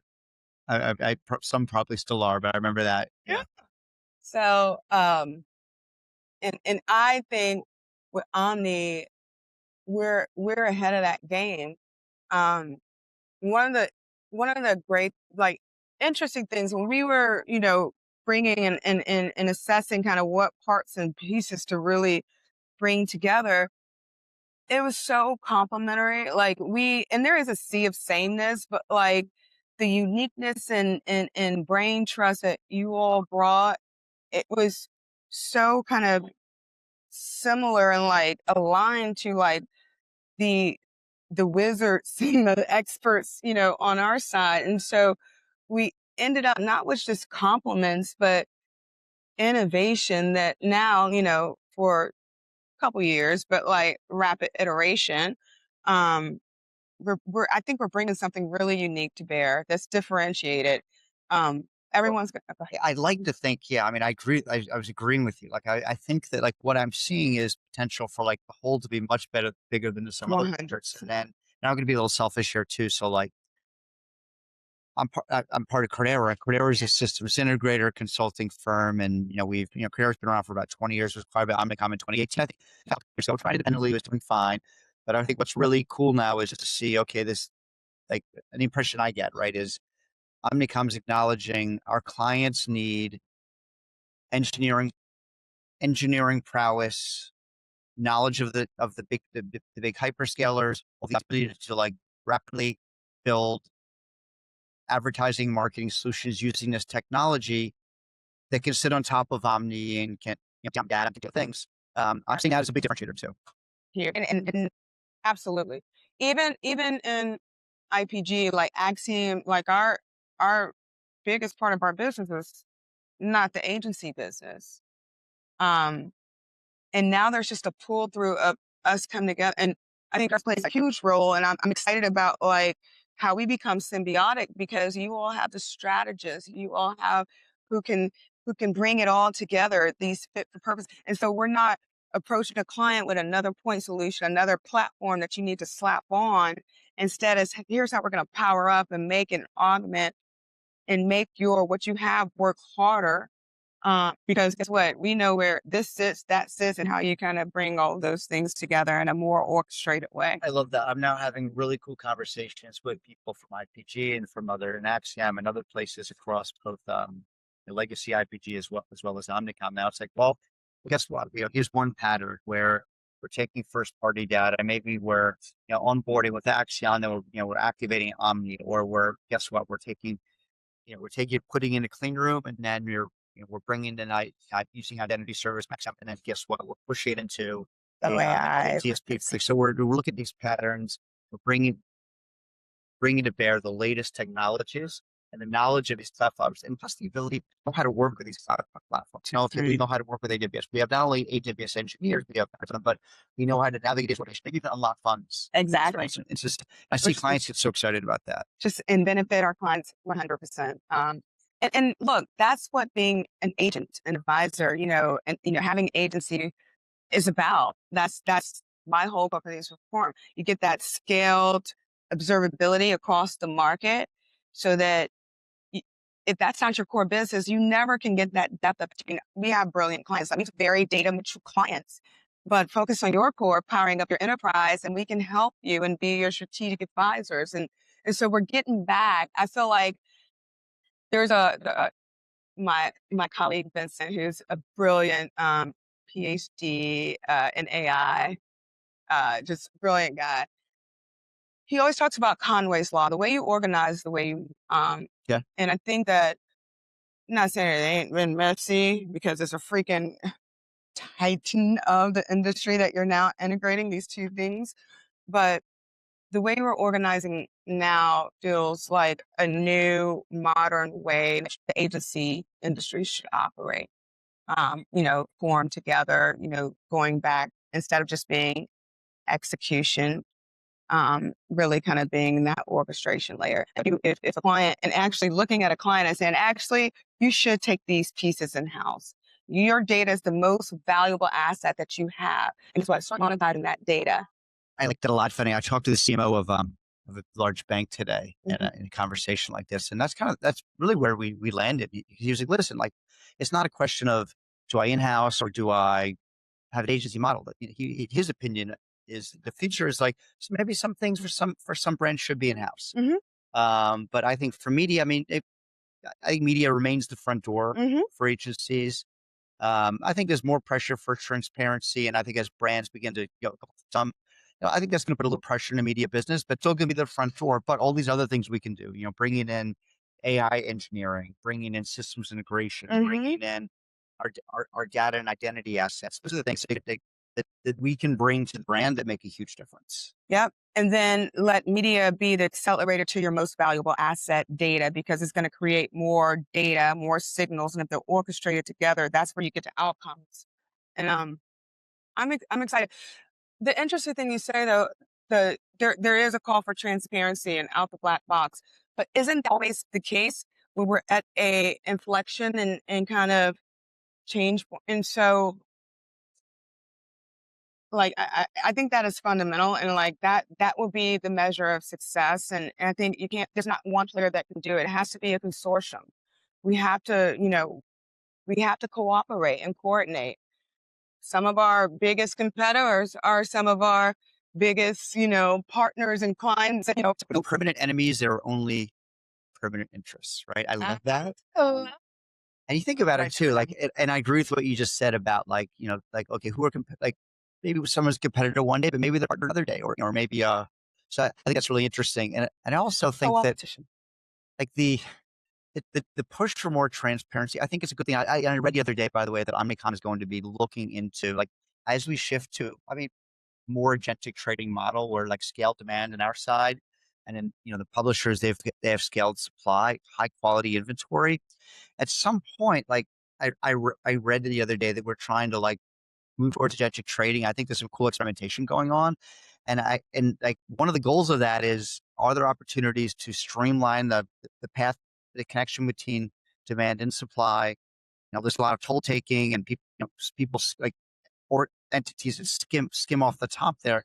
Is there an opportunity to build a cleaner path that provides better outcomes and more transparency? I think so. I think so. And I don't want to be too gone, but I feel like I know so. Like, yes. And I think there's human and some of what there's cool, innovative, new ways of clearing out that supply chain that are happening.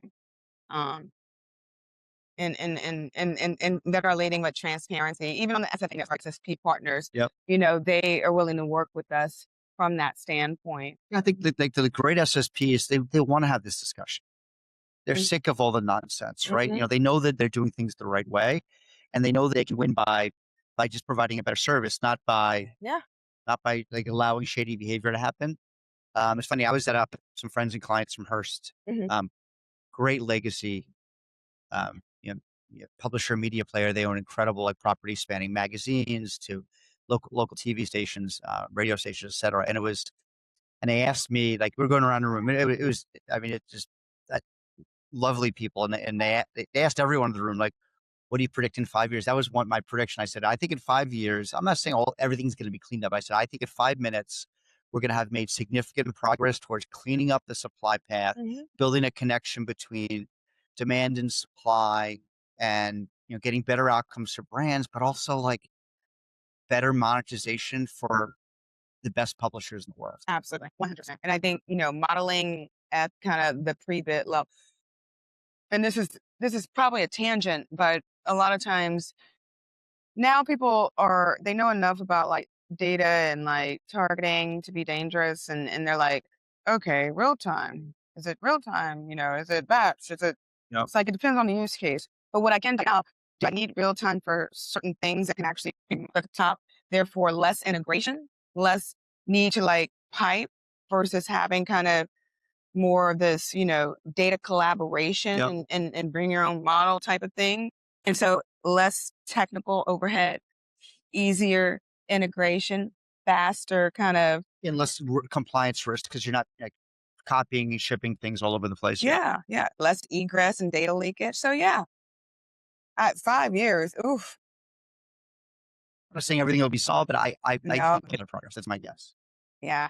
That should be the next your podcast 5-year prediction. 5 years. I mean, Moore's law, everything, exponential, and it's proven out, and we've seen the progress in just even 6 months, more or less than a year. Like, what does that look like in 5? It's hard to say. It is hard to predict your age 6 months. But looking at just even like a month or two. So Cannes coming up. I'm excited to see you there. I think we can create some great content there, and it's going to be, it's going to be so many great partners and clients there, and colleagues and friends from the industry. This will be my first Cannes too, so okay, you'll have to handicap me around if you don't mind. I don't mind at all. You're going to love it. And it's going to be, I think for kind of like you're coming up for you. Oh yeah. So it's going to be. There's a lot of like kind of previews, but this is like. I'm excited. People, I just got 2 texts from people asking about the AFI yet, so it's like enthusiasm starting to build. But anything you're looking forward to in a run up to that? Besides, it sounds like just going is going to be amazing. So so besides that, anything? So particular? mine is back in the lab, like getting ready for what we're going to showcase. Because the plane has landed, and I'm a tinker, and I'm just really excited to like continue building and showcase what we have. So. Cool. Well, I won't ask you to give away anything. I'm super excited to see what you're going to showcase. I'll be there, trying to get a front row seat. I think everyone should be excited about it. But thanks again, Crystal. It's really cool to see you. Thanks, as always. Thank you for the opportunity. Always wonderful to spend time with you. And over now. Thanks. It's Miami. End of the day, still absolutely beautiful here. I've got Michael Ackerman, Chief Business Officer of Digital Turbine.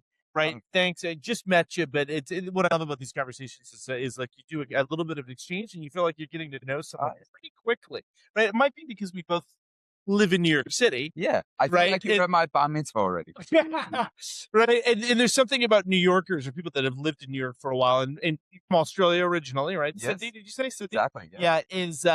There is a little bit of like, hey, we're just going to put our cards on the table. Oh, yeah. And we're going to get to know each other really quickly. There's not a whole lot of obfuscation. Yeah, because it's communal trauma of living in New York that we instantly bond with one another. Yeah, the communal trauma. That's a really interesting. I call it forced adaptation.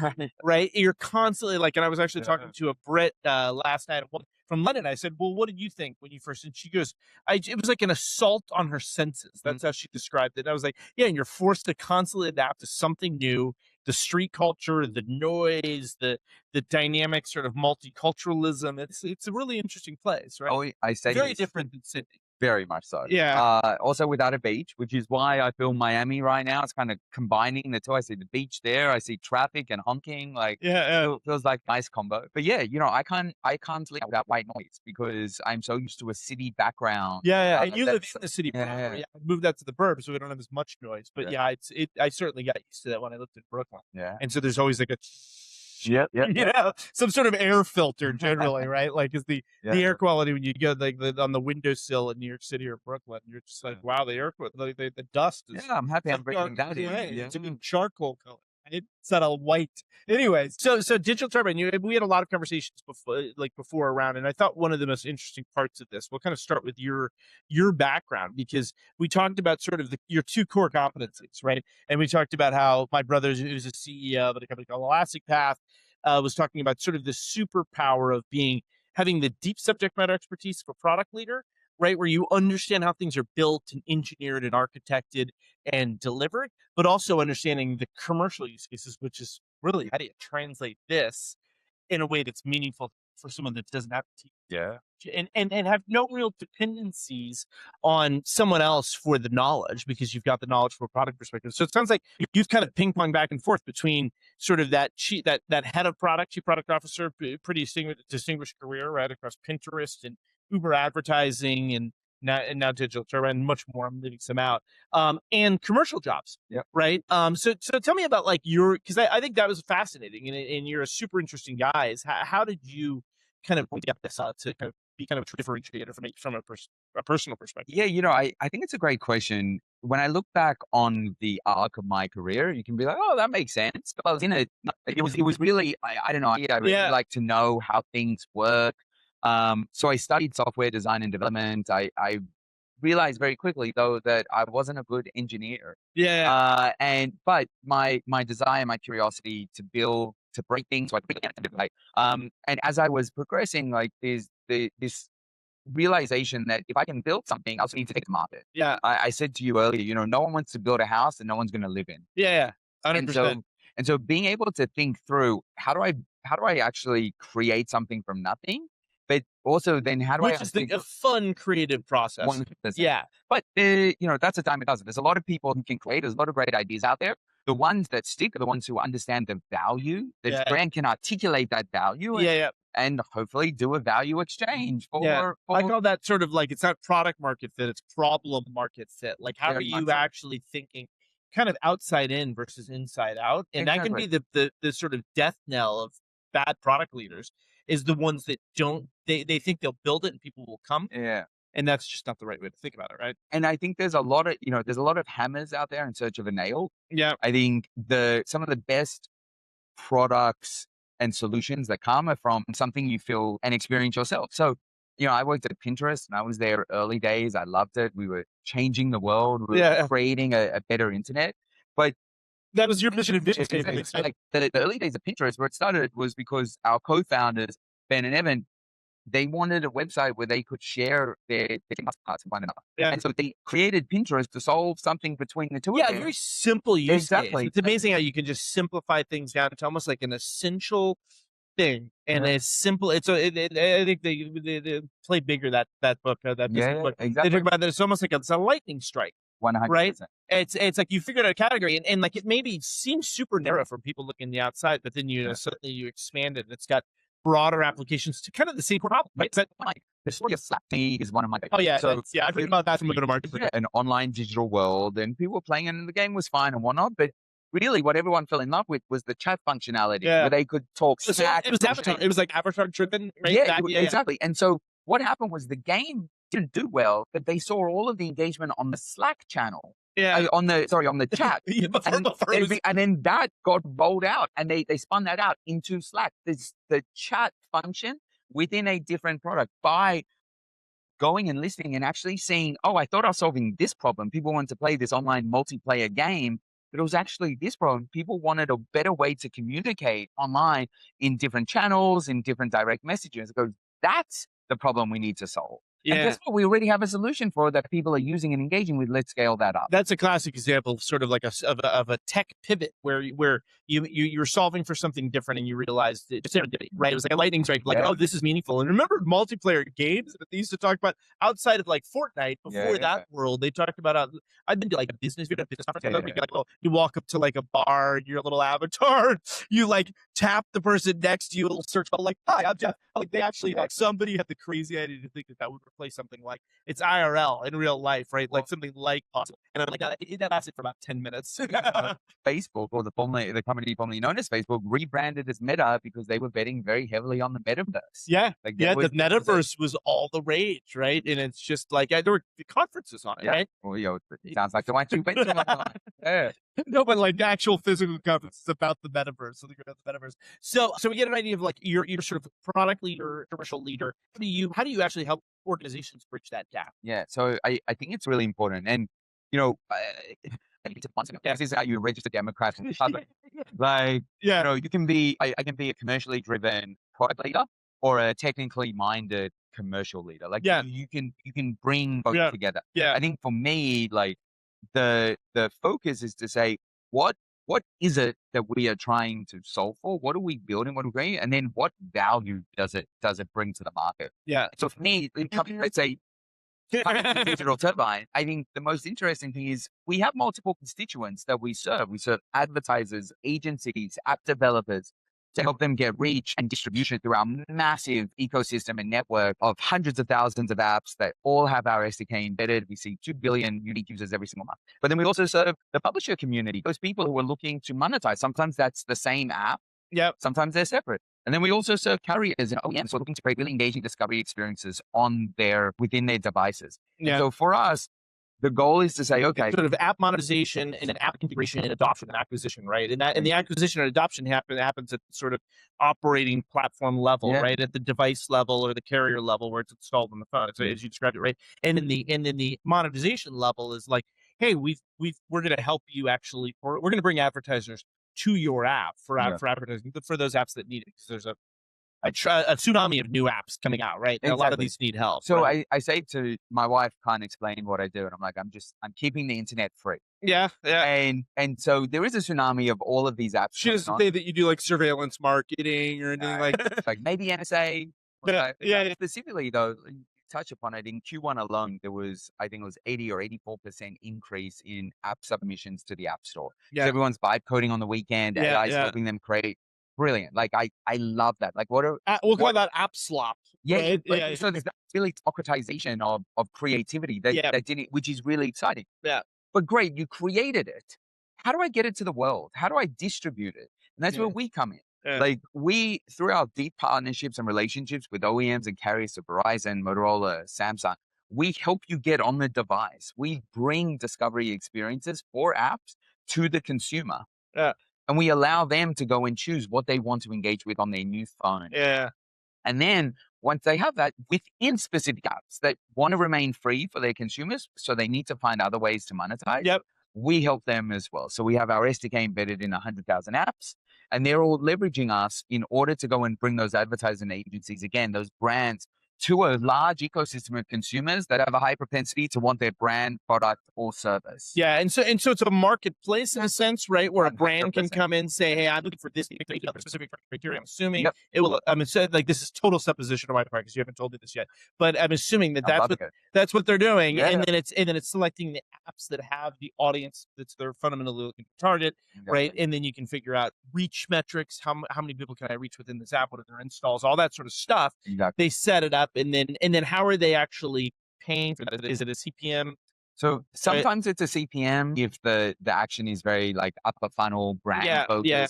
Sometimes it's a CPI if it's about, hey, I have an app, I want to get my app installed. Yeah. So it is very much dependent on what is the objective of the advertiser agency. I think you walk out here in Possible and you can say very quickly like, does anyone have any data to sell? And everyone puts up their hand. Yeah, exactly. But they like half the audience. But what they're missing is like, one, there's a consumer over here and there's a brand over there. And like, there's a lot in the middle. Yeah. How do we actually the parties that ultimately why we all exist is because they want to have a conversation. Yeah. And I'm a real believer. I think historically there's a concept that ads are attacks on people's attention. Yeah, and that's an interesting point. Yeah, and we're in like the attention economy right now. Think about that. Well, I've spent my career trying to be the opposite, trying to make sure that ads are accretive to the experience. Yeah. And it's kind of like the right attention.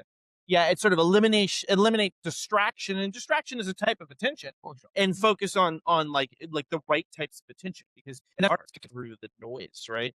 I have a real belief. When I started at Pinterest, ads were still very, very early stage.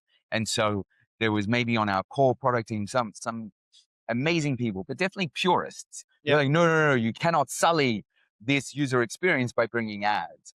And it was such a negative view out of and we're seeing that same thing replay with LLMs, right? But it doesn't need to be that way. Yeah, so it doesn't have to be interruptive necessarily. If a well-targeted ad that knows who you are, knows what you're looking for, and is able to give you something that you're trying to find, it's phenomenal. I started my career in paid search. Yeah, there is a reason Google and Bing, because their ad business in SEM in paid search knew exactly what I wanted and brought it to me. I wasn't looking for 10 blue links, exactly that. And you were able to bring it to me. And I think what we're also looking for 10 blue links. I like that. Yeah. That's what Chat GPT or any of it using. I'm going very deep with Claude right now. Yeah. He and me, like best mates. But what I think is really interesting in that drive is it's even figured it out more. We weren't even looking to a search result. We need to click into a web page. We just wanted an answer to our question. Yeah. And that was fundamentally what Google was trying to solve. The very beginning, instant world's information, human knowledge, right? So it's easily indexed and findable. That's what they were solving for before they had to find a monetization model, right? So let's forget it. And some people argue that's the only thing that Google organically has succeeded in their entire history as an organization is the search business. Everything else has been through acquisition, and anything else they tested and failed.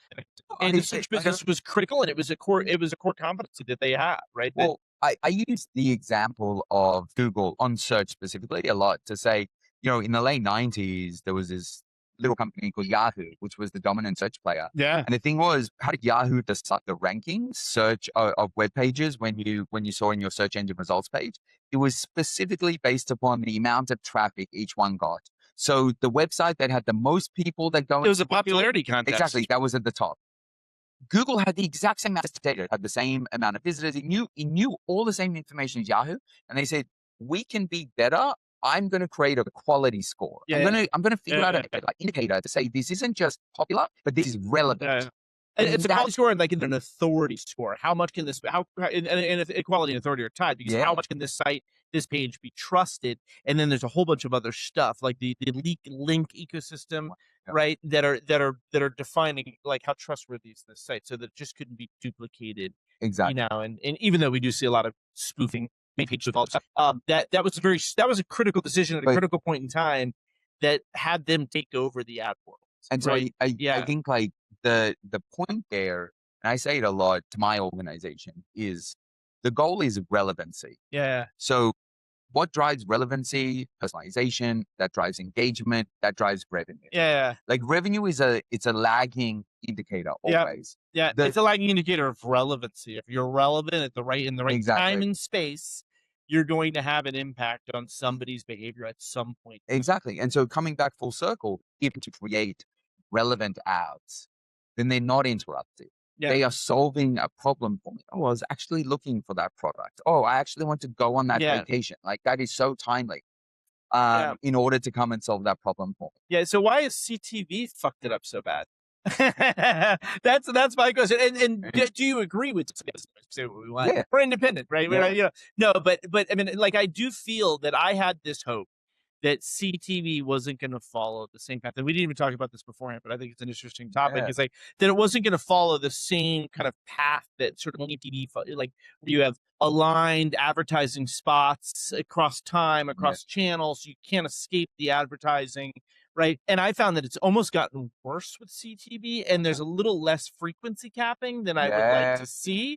Right, where I'm getting the same ads over and over again. I know they've got like they don't have the. I'm like, why can't they fulfill this inventory? And especially for sports, when you're having to log into Amazon Prime or Netflix to watch sports. Yeah, and you're like, no longer can I even flip channels. Like I'm kind of a total captive audience, right?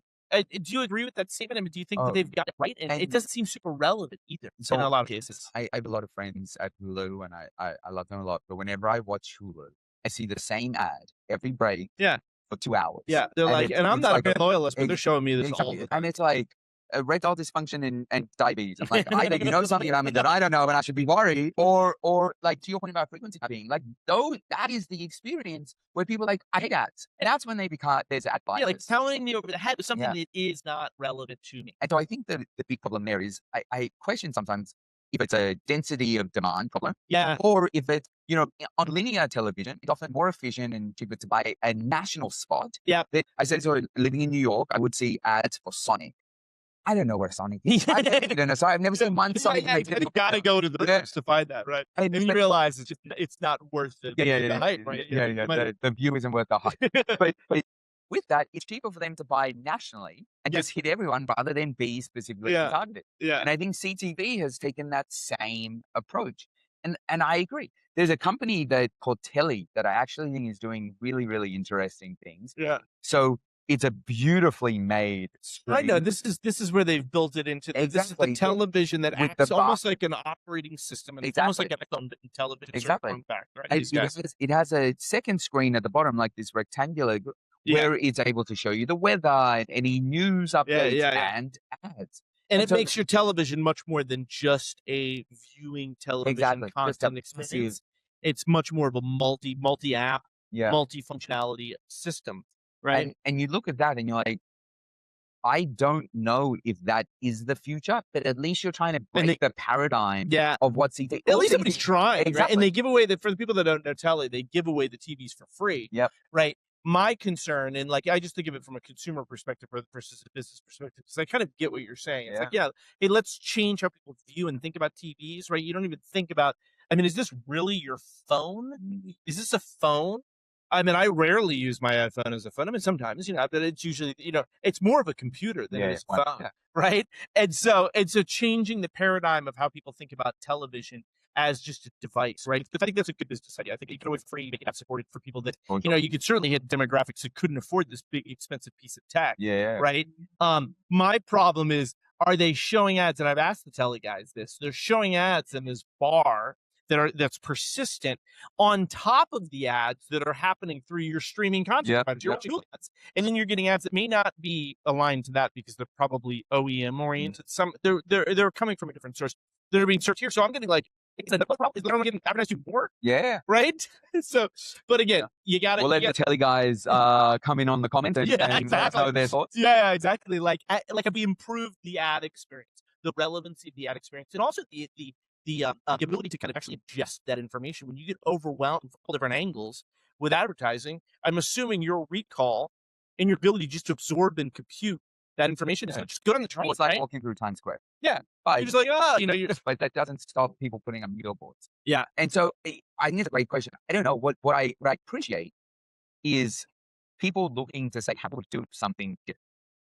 Hasn't really 70, 80 years. I don't have to go and approach it in a different way. And rethink the contract, the experience with the consumer to give them something that could be of a different type of value. Yeah. And I like the value of that. I like the idea of the quid pro quo. Like, it's like, hey, if I'm not willing to, maybe it's not quid pro, that's the wrong expression, but if I'm willing to subscribe and pay and up level my, like, I will be either exposed to no ads or a certain number of ads or a ton of ads based on my tier. I think that is, it gives it gives an entry point for a lot of different socioeconomic types, right? Or people that you have multiple apps, you don't want to invest in every single one of them. So I think that's good. But the problem is, I think they've actually, it's kind of like what Starbucks did to coffee. They've raised how much to spend for content, right? It's not just one cable subscription, right? It's subscriptions to multiple streaming. So I'm not paying $2 for coffee anymore. I'm paying $7.50. It's a similar concept. What's interesting is like the cable networks bundled together all of these independent, fragmented television networks. And then we're like, we don't like that. So we're going to go and do streaming and go to Netflix and cut our cords and whatnot. But now we have 27 different streaming services. And so now we're getting back to rebundling. Like it's just the cable piece 2.0. Somebody asked you a question, and I think this would be a good topic to end on because it kind of goes back to where you are now and how you've set up this sort of SDK and this marketplace for advertisers to go and advertise against apps as, in a sense, media channels and audience plays, right? And to do that easily, I'd love to hear like how, from a success metrics perspective, because then I look at, and this is really the my question, is I want to get your perspectives on AppLovin. And I know it's been a controversial topic. My co-host Rio's written a great couple of articles on AppLovin because they've certainly attracted some attention, right? And we talked a little bit about circular economics where, they're advertising in games to the game players, and they're not third-party apps in games. It was in the beginning; they were their own apps in games, and you're creating a system where, like, you're selling to yourself to kind of boost your economic model. Now, circular economics, whether it's in OpenAI and the LLMs and programmatic, it's part of economics. It's not necessarily fraudulent or corrupt, but AppLovin, people thought like, hey, they've mastered the art of direct response marketing for a specific type of gamer that wants other games or wants to be incentivized with points to be able to go further on in a game. So they're incentivized to purchase. And now they're trying to pivot, and you have to think about like where they've gone to date into like, hey, we can apply this direct response knowledge, this ecosystem that we've built, this ad delivery model to brands. And I'm a bit skeptical that model will translate to, I'm Coca-Cola, right? There's a bunch of ways I can advertise in game, although it's very small. It's like 5% of total media spend now, or in app, right? Like, is that the best mechanism? Is it going to provide me with what I need as a brand advertiser versus what you're doing? And does it translate? What's your opinion? So a few things. They actually don't go after brand dollars. They're much more focused on like the app developer community. Where they have moved is e-commerce.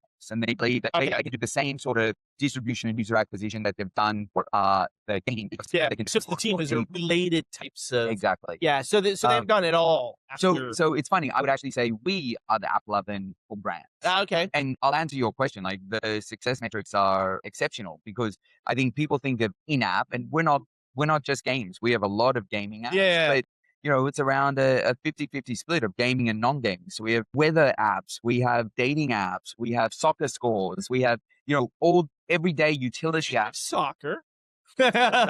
Sorting Americans. We have all like utility everyday apps as well as games for brands to show up in, and they can be very specific about where they want to do.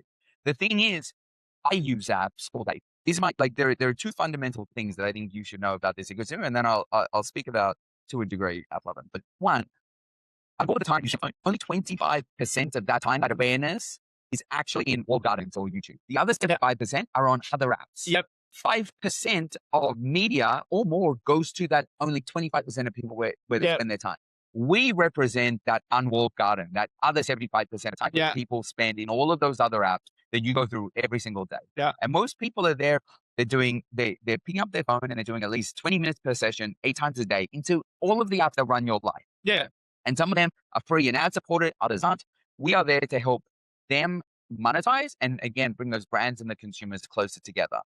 Additionally, from a brand perspective, an agency perspective, open web is contracting. Yeah, we have a lot of pressures that are being put on a web, and how the premium with traffic and sort of brand awareness or brand loyalty is sort of here to stay. But what happens to the mid and long tail? And so this is a big thing. They know there's a problem. Now, a solution could be, okay, I'll just put more of my budget into the walled gardens, into social, and that's a path. Yeah. And I think what the point of a conference like Possible is to say there are actually other media avenues. Yeah, this is not all programmatic media. Exactly. It's not all display advertising or otherwise. And it's not all only like Google or Meta or Amazon. Yeah. Like we are that very viable channel. Yeah. And so for us specifically, when you think about it, what isn't shrinking like web apps? Yeah, that's for sure. Just from your own anecdotal consumer. Exactly. Yeah. But even from again, as I said earlier, 80+% increase in app submissions to the App Store. There are more apps. There's a more proliferation of apps. Because the democratization of development. And you're spending more time in those apps. Yeah. And so for us, that's where a brand should be. Yeah. That's where you need to find it. It seems like an undermonetized, underutilized, and where does that fit into the media buying process for a brand or an agency? Do they have a clear space for this? That oftentimes is the biggest blocker. Exactly. And right? that is the same thing with gaming. To me, these very kind of hard defined categories of linear, digital, TV, search, social, but it's like, where does this stuff fit in? So as I was saying earlier, when I was in search in the 2000s, and then when I was out, we made a bet on integrating with Facebook at the time. And I remember going to the search market and it's like, I don't have a social budget. That doesn't exist. I don't believe in this fans and followers thing. This thing's going away. Yeah. Then a few years later, I was at Pinterest and I went and, hey, this is like discovery. It's upper funnel, non-branded search. I'm like, I don't have a discovery budget. I'm only going to buy Facebook. Yeah. A few years ago, you said Facebook was a no buy. And so what me and my team does is really help agencies specifically, in-app is not a scary platform. It's where people spend 75% of their time on their phones. It is where a brand should be and needs to be. It is completely verifiable. It is completely addressable. Limited fraud. We are the platform. Digital Turbine or DT is the mechanism that allows people, when the open web's shrinking, when they don't want to be more into just competing with everyone else, this is the path where brands can go and connect. And so you talked about Coca-Cola. And I'll share it with you. We have an amazing set of activations with Coca-Cola, with Sprite, with Vitamin Water, all under the Coke umbrella, who are finding their audience who want to engage their people in our ecosystem. Yeah. Yeah. And then you can make adjacencies. It could be content adjacencies. You can, 100%. Yeah, you can chase news audiences. So, it's all sort of, you can break it down just like you do. Formats also, to me, are what marketing is. So one of the formats that we have are playable games. And so Coca-Cola, together with us, it's literally a game where you're stacking Coke cans. And the second you get it above a certain line, you win the game. Yeah. To me, that is what marketing is. It's fun. It's whimsical. And to a consumer, it has a lasting impression, surprise and delight there. Yeah. And it increases intent to buy. So We run brand lift studies, or we have our own. We use third parties. We work with Nielsen. We have all of this, and the results that lands in our ecosystem, our supply, our inventory, when they are working with us, is astronomical lift across brand recall, brand awareness, brand affinity, and intent to buy. Yeah. Just why we're all here to actually help create that moment of conversion. Yeah, and do it in a relevant way that's non-interruptive. Right. And well, this has been an awesome conversation. It's been great getting to know you. I mean, you spent a half hour, 45 minutes with someone, and it's eye-opening and interesting, and there's just a lot of really good sharing possible with everybody. A lot of really smart people. So this has been a pleasure. Thanks for joining us. Thank you. And I think we got to have you on the full pod, right? I would love it. I think we could do like a full hour and a half, like hour session. Right? Totally, man. Hey, thanks for joining us, and we'll talk to you guys soon. Awesome. Thank you. Possible 2026 this is Signal and Noise podcast, and we are close to the end of the event. We've got 3:22, so we've got technically it's kind of over. We're like less people here, but people are still milling about. So goodness. I have a special guest here, Laura Foster, SVP Marketing at GumGum. Yeah. Welcome. Yeah. Thank you so much. Happy to be here. Glad you can make it. Yeah. Glad you could help us close out the show. Yeah. Hopefully it's a banger. It'll TBD. I'm not worried. All right. Well, tell us about yourself. Yeah. Where do I start? Where do you start? I will probably talk about GumGum for a moment, right? Because I'll give that a little bit of a plug. That'd be great. Yeah. I get to work for a company and use technology and be a human being at the same time. And that makes me so grateful every single day when I wake up. And I get to be a human being in whatever context that means. GumGum started with contextual advertising. It was kind of our fundamental belief from the beginning that what you're reading or watching is likely the most important signal to determine whether or not it's time for an ad, right? Sure. But when you think about the way you brief someone, or when you think about the targeting parameters, it always starts with age and gender. And I think it's right because I like to say that you need a box for a brief, because then you know how to break out of it. That's part of identity, right? Exactly. You need to understand those things. But age and gender in 2026, not as easy as it was in the 1950s. That's true. And I'm a new mom. I had a little, Congratulations. thank you, 6 months ago. And there are moments in which it's the right time to serve me a diaper ad. And there are many moments in which it is not. You probably don't want to think about diapers. Also, I think about diapers once every hour, no matter what. But do I fall in the age and gender and demo and probably diaper intender category from some third-party segment? Yes, absolutely. But the most important part is the moment of receptivity. And finding that is difficult. And is that where contextual signals come in? And that's where the contextual comes in. But that's still the base. So GumGum founded on that, grew up in that, believes in that, built an entire business on that.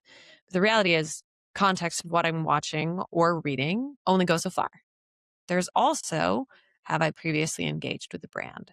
There's also, am I in the right mindset to actually be open to that ad, to view it, to watch it? There are great moments in which to serve me spa ads. Can I have more of those? I don't get them that often, though. And there are a lot of times when it might be actually the perfect time to serve me an ad for diapers. But how do you tell as an advertiser? It's not when I'm reading about diapers, which I think is what everybody thinks when they hear contextual advertising. They think, oh, she's researching best parenting tips. This is a great time to serve her diaper advertising. No, it's already in my cart. I'm just waiting for that other product add to my cart, and then it'll make sense to check out so that I don't have Amazon That should be the worst time to serve you up that ad, right? Exactly. You'd be completely waste of an impression. And that is the biggest thing. Like, we still in this industry want to find these perfect little constructs of age and gender and context. And I think it's easy because there's buckets of money there. But the reality is we're all human beings at the end of the day. And my mood, my moment, what I want to do shifts every micro millisecond.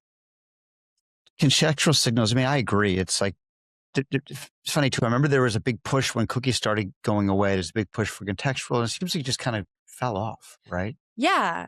And I think it was framed around, oh, you don't want to target people anymore. Identity's, sacred. And GumGum made a lot of money in that. That was a really good business for a couple of years. I've spent too long in AdTech and I've been on both ends of that cookie conversation. Will they, won't they, will they, won't they? Written thousands. Damn you, Google, right? Yeah, thousands of POVs that have wrecked whatever I was working on that day. They just I really... spoke at so many battles about it. It was so fun. At the end of the day, it actually really didn't freaking matter because everyone forgot that 50% of the internet, at least in the States, uses Safari and uses the iPhone. I think 70%, up to 70% of traffic, when you factoring in mobile, people on Safari, plus people who have, don't have cookies or don't accept them, it's around up to 70% of traffic doesn't have them anyway. Exactly. So we hyper obsessed on something and GumGum rightly used it as a way to sell contextual, and then it fell off. The reality is it's additive. It's not or, it's an and. It's sure, my age and gender, great. Sure, the geolocation of where your product is available, of course. Maybe those are hard parameters or hard rules, but then it's the moment. It's what I'm reading, what I'm watching, where I'm at in my day, the time of day, the weather. All of these things are also signals that come through on the ad call. Most of the time we ignore them, but they have the largest impact on what I'm going to do. The way DSPs work, they prioritize IDs, right? And, I get why they do that, but like, there's a lot of signal there that's just being missed that, coming from a supply that's incredibly valuable, right? Yeah. If you really think about it, there's probably thousands of signals that come through on the impression call because you can tie it to an IP address, which means you can tie it to a geo, which means you can tie it to census data, which means you can and. If a human being, which is who's usually on the other end, at least so far, of most of these buys, has to think about it, they think about it as layers. So they think, Laura Foster in Los Angeles, new mother, let's find more hers. And then they add those targeting layers. And at some point, you've narrowed and narrowed and narrowed. You're paying $1,000 to find the Laura lookalike. And at the end of the day, Laura lookalike might be the exact person you need to hit, but if you're hitting them in the wrong moment, it doesn't matter. It's completely wasted. So there's ways to let technology do what technology does best.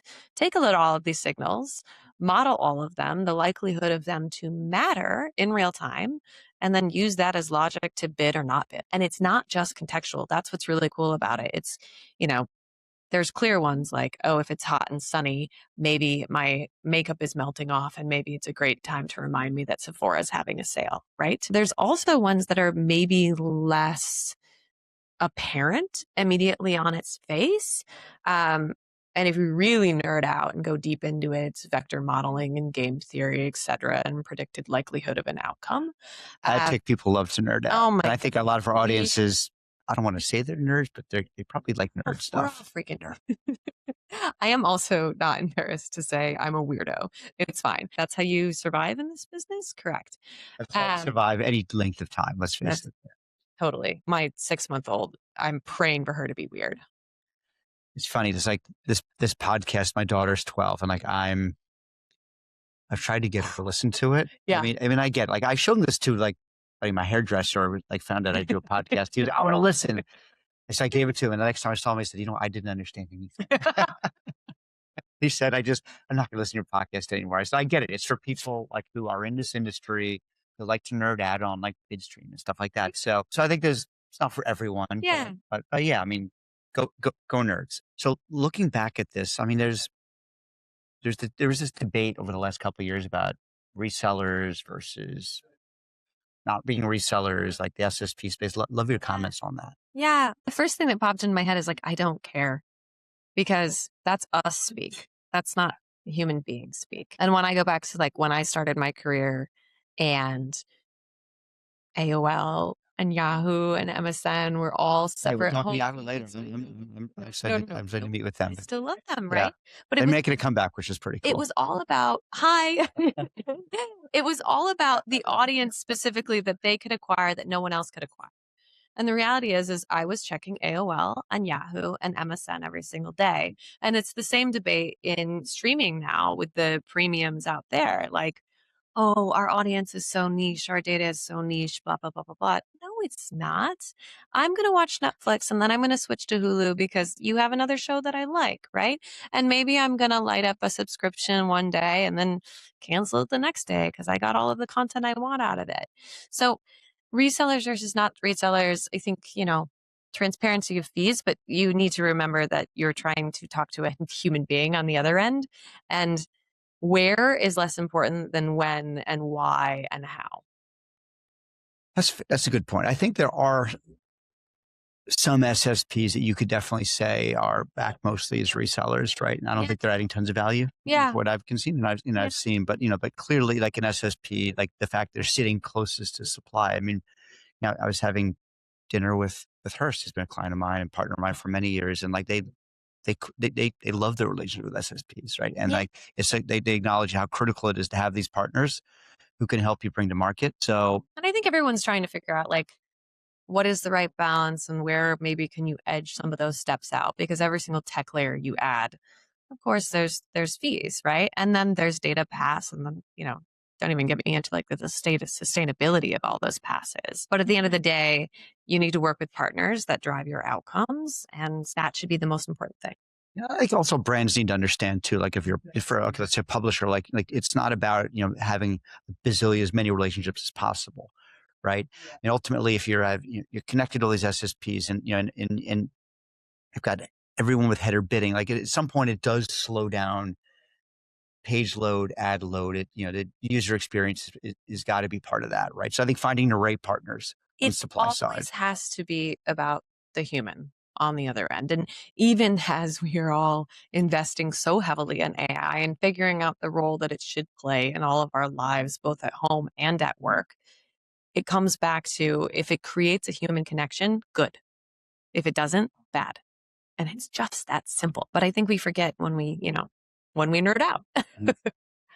What are some things you're working on right now? I think there's actually a lot of really cool innovation on the supply side of things. And I think the pendulum kind of swings, right? And I think for a while DSPs were, I think, making some interesting moves, and they still are. But I think I think working with people on the supply side, like Chalice was in here yesterday, for example, like with Adam about stuff they're doing. There's just, I think, as some capabilities and functionality migrates, let's say, from demand into supply, it's opening up some really interesting opportunities and some cool innovation on supply side. I'd love to hear what you're like, if you're able to share anything from your roadmap. Yeah, I think we're actually going to do a whole webinar. I'm a big believer in transparency, because transparency is how you get feedback, and feedback is how you get a good roadmap. So one of the biggest things I'm super interested in is how do we connect signals, and how do we give our supply partners a data edge?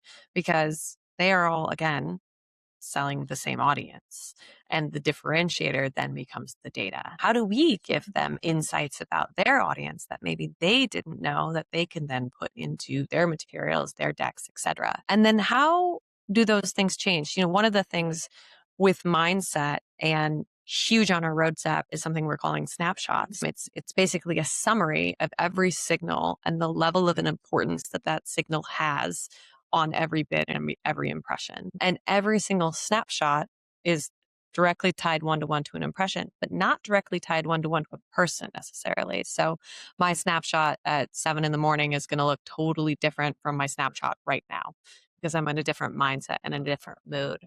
But there's really cool insights for publishers in that too. Like if you think about streaming specifically and you think about something like pod position, well, everyone's like, oh, I want to be first. And it's like, well, first is right after the content ended. So as a human being, I know that's the moment I can run to the bathroom, right? Maybe being first is not so maybe first is not the best, right? There's other things too, like time of day and how that influences. And that's like pod position, but in your life. We think about prime time, but prime time is not the same as it used to be, because now I record it or I stream it and I can watch it whenever I want to watch. That's a good point. Like looking at like linear, like day parts is such a big part of your planning and buying. But you're right. I think with CTV, I'm not saying it has no role, but like it's clearly people can stream anytime. And you look at the CTV stats, there's a lot of people to watch late at night, right? Oh, Surprising yeah. number. Yes, a surprising number. I was upstairs yesterday listening to a panel that Adweek was putting on. You're buying CTV, but are you buying it right? Or are you buying CTV at all, right? Well, yeah, hopefully everybody is. I don't know, maybe not. That's how you define CTV. That's the whole other.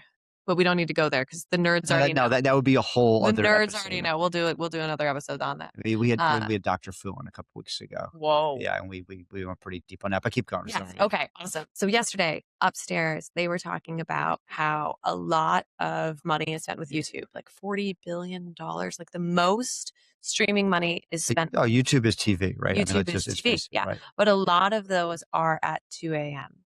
So what is the value of a 2 a.m. cat video versus a 4 p.m. I'm going to say spa again because I'm ready to leave the conference and go to a spa. Yeah, I really am feeling the spa today. But, if 4 p.m., there's a different value there. And is that something that can help others juice the buy? I actually have a couple cigars. I'm going to have a cigar and a bourbon in about an hour. Sounds amazing. That's what I planned, not the spa. But We're in Miami, so on brand. I'm Miami. It is right. Maybe instead of bourbon, I'll get rum or something. Yeah. But I guess back to this. So a lot of change these days with AI, right? I mean, it's we do have to talk about it. I think a little bit. Not unfortunately, because at this point, if you aren't using it, I'm confused by you. How? Whoa, what is that like? It's like living life in analog. So anything to call out in AI space you're working on? I mean, I know you can't probably discuss everything in your product roadmap. No, the whole thing is AI. So GumGum is completely powered and has been since the beginning by using AI to identify things within images. That's actually where we started and understand the context of those images. Yes, to figure out. Is it able to go into that? Yeah, it's frame by frame to understand also the right moment. And then we also have technology where you can actually sort of insert an ad on top of the context as it's live, or the content as it's live as well, that we have some supply partners running with us and some advertisers. It's almost love like that. Product placement taken to like a whole next level. Right? Exactly. I compare it, definitely wrongly so, but to pop-up video back in the MTV days when you would watch the music video and you get the facts popping up over it. But obviously there's major applications, especially in sports. And Post and I, we actually worked together 25 years ago at a tech company that was trying to, it's just funny, you mentioned a pop-up box. It was called Pop-Up Technologies. And really an agency that had its own technology. It was trying to, it never worked, by the way. It was like a pop-up box that would pop up and then you could complete the transaction in the box. Yeah. A tech, I mean, it could work. It works now. You can do that now. There was no payment system back then. It just didn't work. But, But it was an now idea. it's just a QR code. Totally. It was an idea before its time. So Exactly. It came back around. But, if we're talking about contextual, that's the base. But then every other signal, okay, well, first of all, you need to capture them, which means you need some pretty powerful technology. Then you need to look at all of them and not just individually, but in combinations and compare the likelihood of each one of those influences. No human being can do that. And to do that in 2 milliseconds. Yes, to do that as quickly, you would need like months. And even then it would be wrong because the moment changed, right? Mm-hmm. So it's all built on AI. That's the only way it can work. And it feels like, I was saying this with my marketing team, like it feels like we planned it and the tech finally caught up to what we originally wanted, which was context is so much broader than what you're reading and watching. Is the context of your environment. It's the context of your relationships, the context of your past experience with the brand, and all of those things matter. And my hope is that as an industry, we stop thinking of contextual as keywords, because it's not, and it hasn't been. And we start thinking about contextual more as how we treat the word context in people's everyday lives.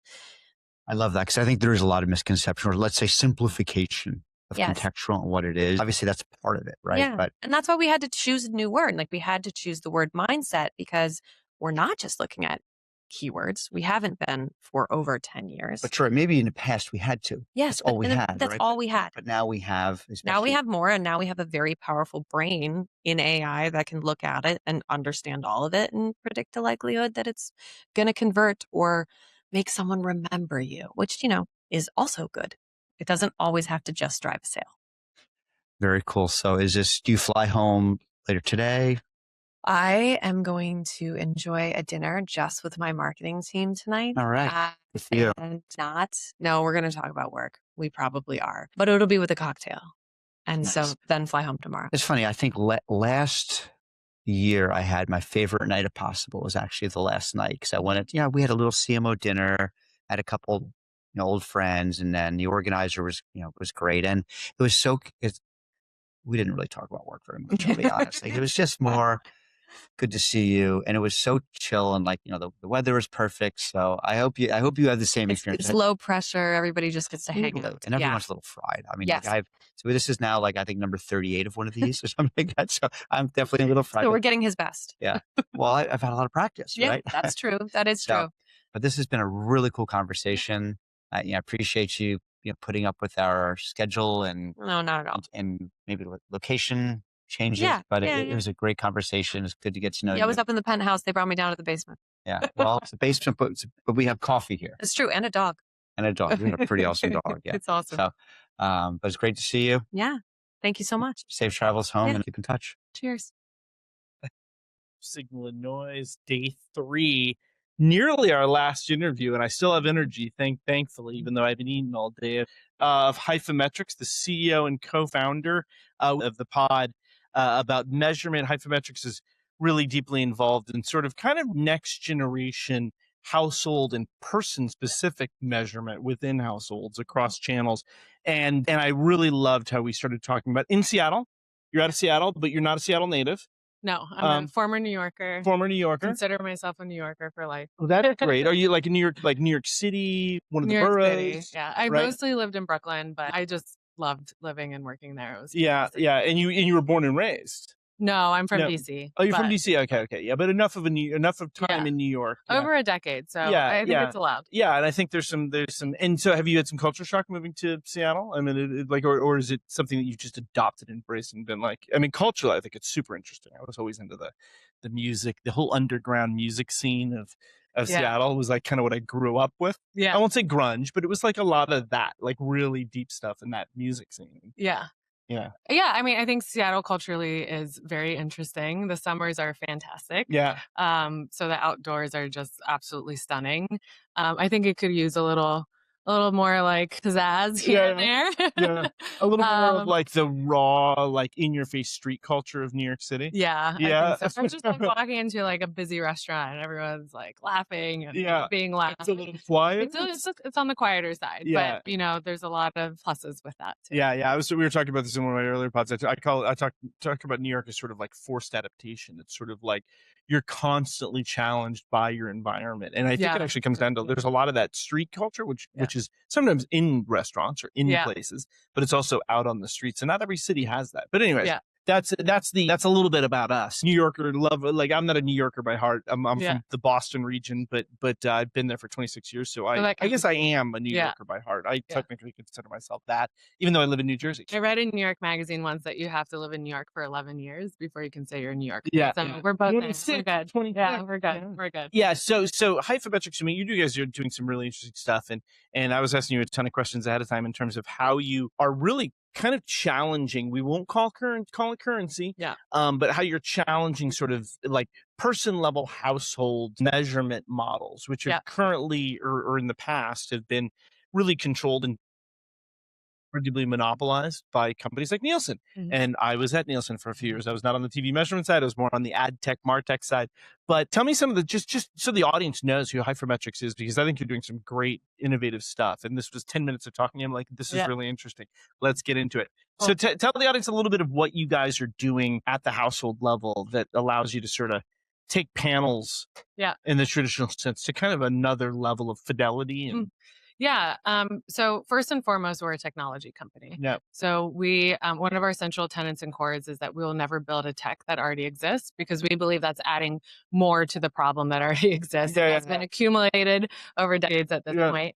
Another way that we position ourselves is that we say we are not ACR, and we measure everything that ACR measures and everything it does not. Yeah. So, and there's a little fact there that I think you got to share, that you even though you don't use ACR, you've been accused Yes. by the big brother, the Nielsen. You've been sued a handful of times, and you've won in every case because you're using a fundamentally different technology. Absolutely different. One of the first things we did when we started the company was file our patents. We have a very large and robust patent portfolio.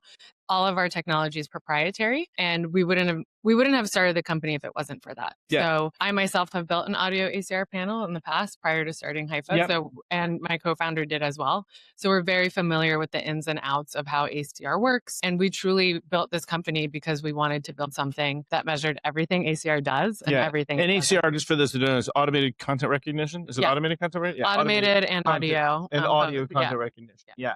Yeah, and it's at the device level, like the television. It can level. be, yeah. Yeah. So in the case of CTV, it's embedded in the TV. Yeah. In the case of panels, it usually sits next to a TV on a tablet, and it's continuously listening. Yeah. So think Shazam for content and advertising. Oh, there we go. Shazam is ACR. Shazam is ACR. Shazam is ACR. Yeah. I'm doing that all the time in places, right? There you go. And for people that don't know how the Nielsen panel they traditionally work, not to spend too much time on that, but because we're going to talk about the puck. And these are your words about their panel, not mine. No, you literally come into the house and you've got like a controller, and you select. Traditionally, you'd be recruited to become part of the panel. Like there was a Simpsons episode on the, and you push the button to identify who you are, person A, person B, person C, and then they would track what's happening with watermark technology, what's happening on the television screen, et cetera, et cetera, et cetera, for basically reach and frequency assessment and analysis, so that they could then bring that back to the advertisers to say, you're trading against this reach and frequency at a very basic level. It's age and demographics, right? Yeah. What are you guys doing? That was pretty good. I haven't described that was it. Pretty good. That was good. Yeah. Yeah, I was like, I haven't done that on a panel live before, so I'm riffing here. No, but what are you guys doing that's different? And tell people about the puck, because I thought this was pretty interesting. Well, first and foremost, our technology is completely different. So we have a proprietary blend of computer vision, machine learning, and AI. Yeah. We started our model 7 years ago, so it's deep tech. We're not, using AI the way it's used today necessarily. And the households are fully consented. So it's a panel, but the technology is what allows us to measure absolutely everything. Yeah. So we send the households a piece of hardware. That hardware is installed within household. Yeah. So we measure every and it's TV. Really like a physical, does it have the shape of a puck? I mean, it looks like an Apple TV. Yeah. And you plug it into your HDMI? Correct. Yeah. Yes. And that proprietary blend of our technology essentially is acting like a media brain. It's looking for very specific information throughout the stream, and dependent on whether you're streaming something, playing a video game, watching a fast channel, using your set-top box, there's a different set of rules within the algorithm that kicks in to decipher all of that information. Yes, because the signal is probably slightly different based on whether you're in an app environment, whether you're through a cable television environment, or a PS4 or PS5, whatever. Exactly. Yeah. So each one of those that's within an algorithm in order to address exactly how to measure content and advertising correctly, including brand sponsorships and product placements. And did you and your co-founder, are you the data science algorithmic gurus behind this? Did you build this? We are. So he's the awesome. engineer in the relationship. I'm the product corp dev person in the relationship. Yeah. So he came to me. Is he the math guy? Is that what you? He came to me and he was like, Joanna, what if we didn't use ACR in our industry and started using something else? And his background includes building the currency in Mexico. So he's based in Mexico City. Okay. And there we go. And we have conferences. I've heard great things. I've never been, but I've heard great things about Mexico City. Call me when you do go. One of the because great we have mega cities on planet Earth, like London, Mexico City, New York City, maybe Berlin. Yes. Maybe Tokyo. I'd put Mexico City number one. Wow, you hear that? You heard it here first, man. I really have to go. Jesus. You do. So he came to me and he said, what if we didn't use ACR? What if we started using consumer grade technology and applying it to the measurement space? And I was like, tell me more. That's an important point. Yeah. So it is an important point because going back to the fact that we will never build technology that is already existent, a lot of the technology in our space is pretty old. Yeah. And ACR goes back, what? 30 years at least. Yeah. Watermarking goes back further. Yeah. And that technology worked great 30 years ago. Yeah. And the basis of that technology is to connect back to scheduled data. Yeah. Well, anything dynamic, you can't connect it back to schedule data. So we found, we got focused on this problem 7 years ago. And 7 years ago, we were streaming as consumers, but not nearly as much as we are today, right? Yeah. So we were like, hey, this is just only going to get worse. And we have a solution to solve for it today. Yeah. So we started the company 7 years ago. We have a robust patent portfolio. Our technology is completely proprietary. Yeah. And let me ask you this: does it let you read into? I mean, because just what is the specificity, the granularity of content recognition, right? So I'm assuming it goes down to it's the app or the channel or the game level, right? And then it's the specific content underneath that. Like, what am I? Oh, I'm watching Netflix. What am I streaming? So it's the actual show level content. It's the show, it's the program, it's the season, it's the episode, it's the product placement and brand sponsorship. Yeah. So we can measure user generated content. We can measure product placement. That's interesting too. Yeah. How does that work? How are you guys capturing product placement within a streaming environment, for example? Yep. So that same proprietary blend of AI and machine learning and computer vision, it's picking up all the logos throughout your throughout your experience, right? Yeah. So I like to use Stranger Things as an example, where the Eggos are constantly shown. Yeah. Our algorithms pick that up and call it out. Wow, that's great. And so you're selling this. How are you selling this? I mean, how are you selling this into? Is it a publisher based sale, or is it more of a, like the sell side, or is it more of the buy side, or is it a bridge between the two? So we have a great relationship with Comscore. They're a customer of ours, as is NBCU. Yep. However, we're not a rating or a currency. Yeah. And we never make that clear. make that very clear. We absolutely do not want to You're be not one. going to be trading on this. No. But you're going to be piping this into other analytics applications, Correct. like a Comscore, but potentially, I'm assuming you have a lot of MMM relationships. We have a lot of relationships with brands. Yeah, it's media mix modeling or marketing mix modeling for those that go broader than just media, but yes.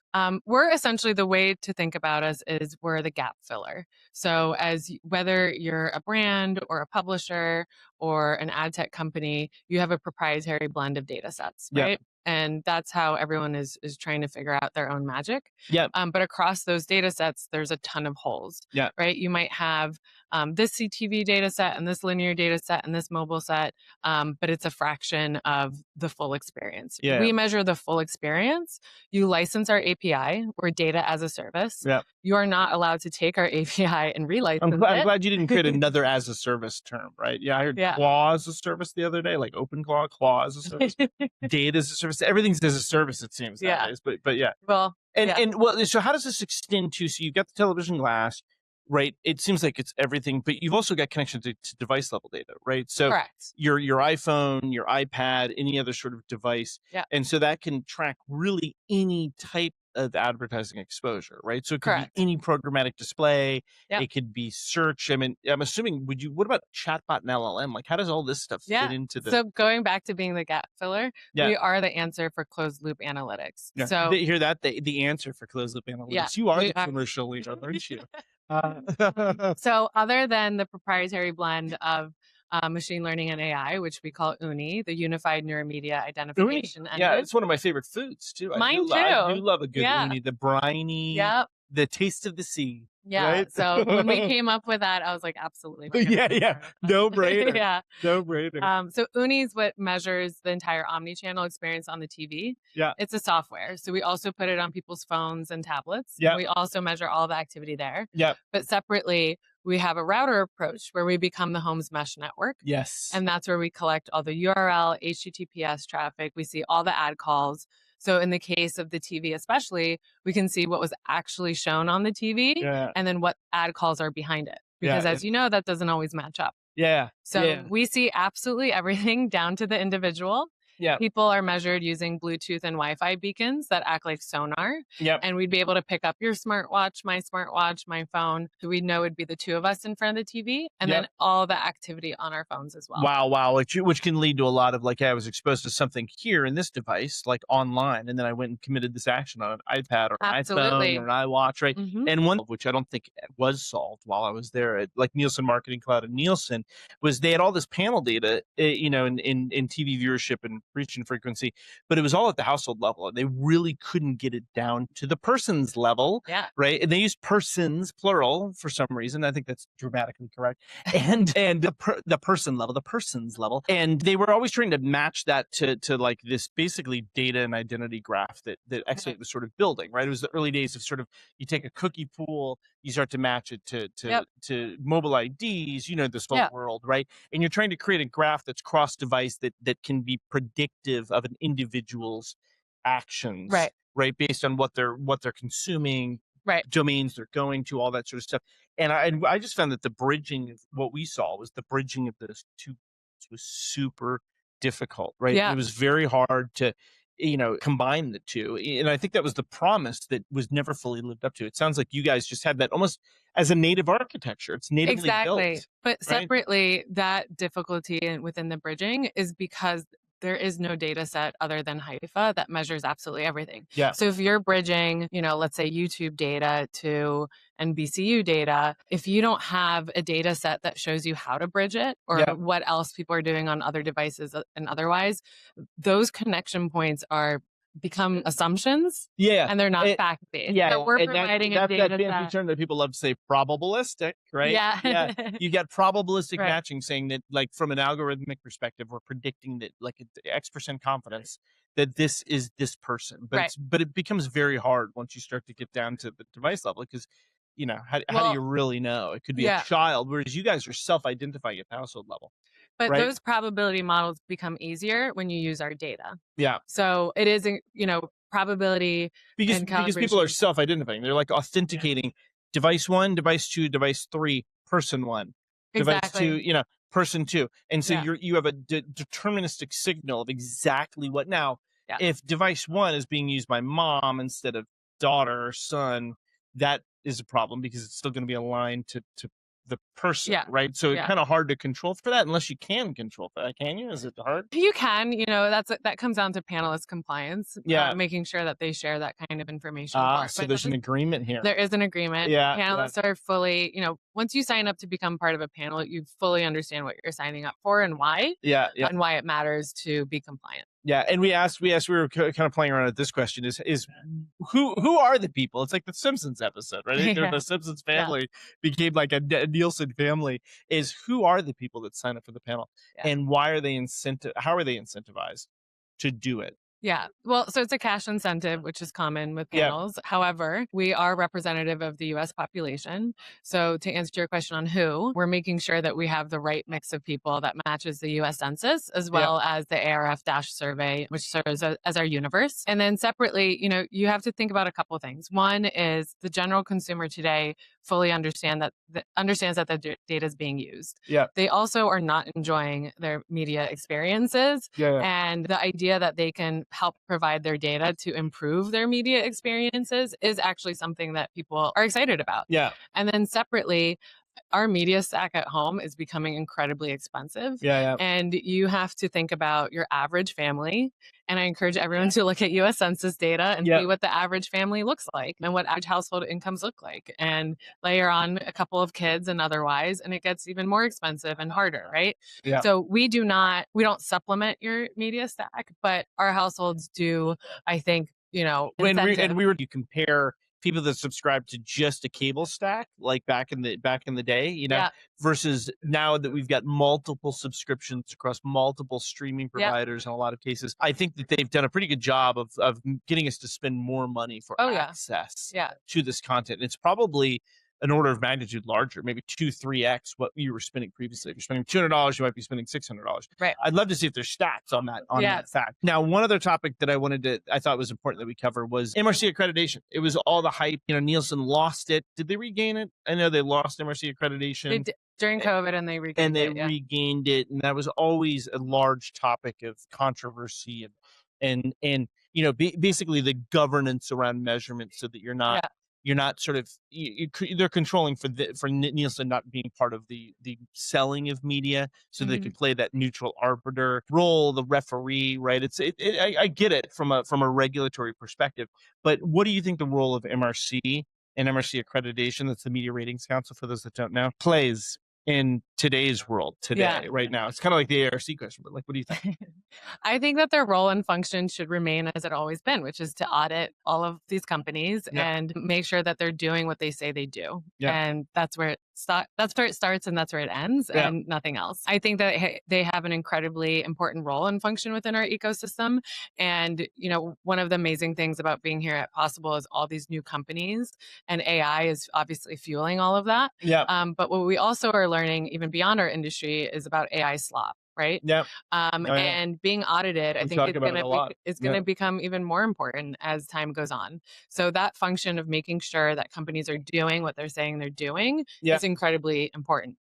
Anything beyond that, I don't think that's their role or anybody, you know, providing accreditation. So you don't think it's like sort of hit a point where it's like, hey, this is no longer relevant in the current ecosystem, right? I don't believe that. I think, you know, it evokes a certain confidence for traders. I mean, you know, working in this industry, we get comfortable talking about advertising and otherwise, but it's important. It's the attention economy. It's how people get their information. It's how budgets get allocated. You know, we just talked about how... and you need some sort of governance body, right? Despite some of the controversy, the MRC can be gamed to a certain degree, and that there's influence, especially with Nielsen and folks like that. Hopefully, I'm not getting sued for this, but like in terms of how do you actually influence the decisions of the governing body, right? It's sort of like the regulators controlling the regulator, or the providers controlling the regulators, right? Like there has been some controversy around that, but it sounds like it does play a good role. May need to adapt and optimize. But just in terms of governance of the entire measurement ecosystem. Now, and I think we'll finish with this, is that you talked about, and I think there's a theme that I'm hearing from you. I told you I talked to Mike Finnerty, the U.S. president of Mutinex, Mutinex, about the rise of MMM. And I've heard this ad nauseum for the last 10 years of my life, and I was involved heavily in it at Newstar. And, you know, people talked about the death of MMM, and it was too slow. It wasn't actionable. There was the rise of MTA for quick, like we can make, you know, minute to minute decisions on our media allocation, on our dollar allocation to affect outcomes. But that's changing now. It seems like MMM is getting a lot faster, a lot more agentically driven, so that it's not as much of a managed service. What role do you guys play? It seems like it's a pretty critical role, right? With these MMM providers, for all those out there that haven't heard of. Well, it's incredibly important for us as an industry to just get the counting right. At a very basic level. And that's what Hype is here to do, right? So we position ourselves as zero-party data because we're in the household and we're just at the root measuring. This is true zero-party data. This is true zero-party data. Like having to define it in some complex way. We don't license data sets. We don't merge data sets. It's true zero-party data. A person is exposed to media and we report on that. And that's it. And that is foundational to our entire ecosystem. And as I mentioned, we're not a rating or a currency, but instead we're here to help facilitate all types of trading, whether it's outcome-based, MMM, currency. It really truly doesn't matter, and it shouldn't. You know, CMOs should be the one making the decisions for their business and what makes sense for them. And they're, you know, they can't even make those decisions without knowing where we're spending our time. And we fundamentally believe that we need to get that right first, and then let the industry do what it needs to do in order to match media buys to consumer behavior. Because right now, I'm pretty sure we can all agree they're not matched. And we're not here to really hype, you know, the people that listen to Signal and Noise, we're not cheerleaders. We're not cheerleading the next, you know, tech company that's changing the universe. But I'm actually buying your story here, right? And if you've been at Possible, you know that everybody's hawking data, right? Everybody's trying to sell data. If you ask who's trying to sell data in a room at Possible, then half the audience is going to raise their hands. But this is honestly a super compelling story, knowing the space and seeing kind of the mechanics of how it works in my career.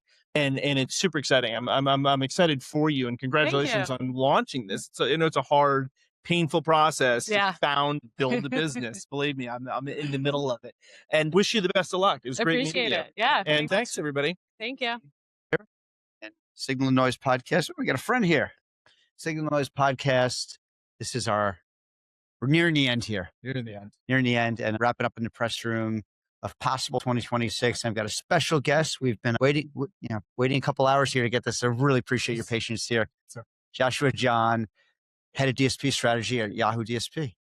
Nice to hear.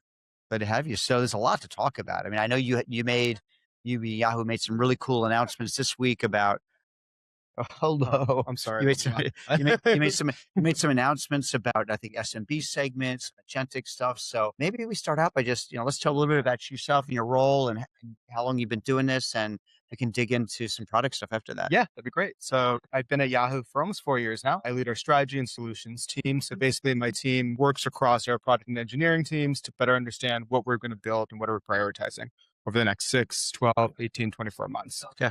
I think from a Yahoo perspective, we've been on a really good journey over the last couple of years. I would say we've done a lot of transformation over 3 years, really focusing our product and kind of transitioning from a sales-led organization to a product-led organization. And with that, better understanding where our customers are and then meeting those needs, whether that is through new segmentation, new products that we're developing, better tools, better features, whatever it may be.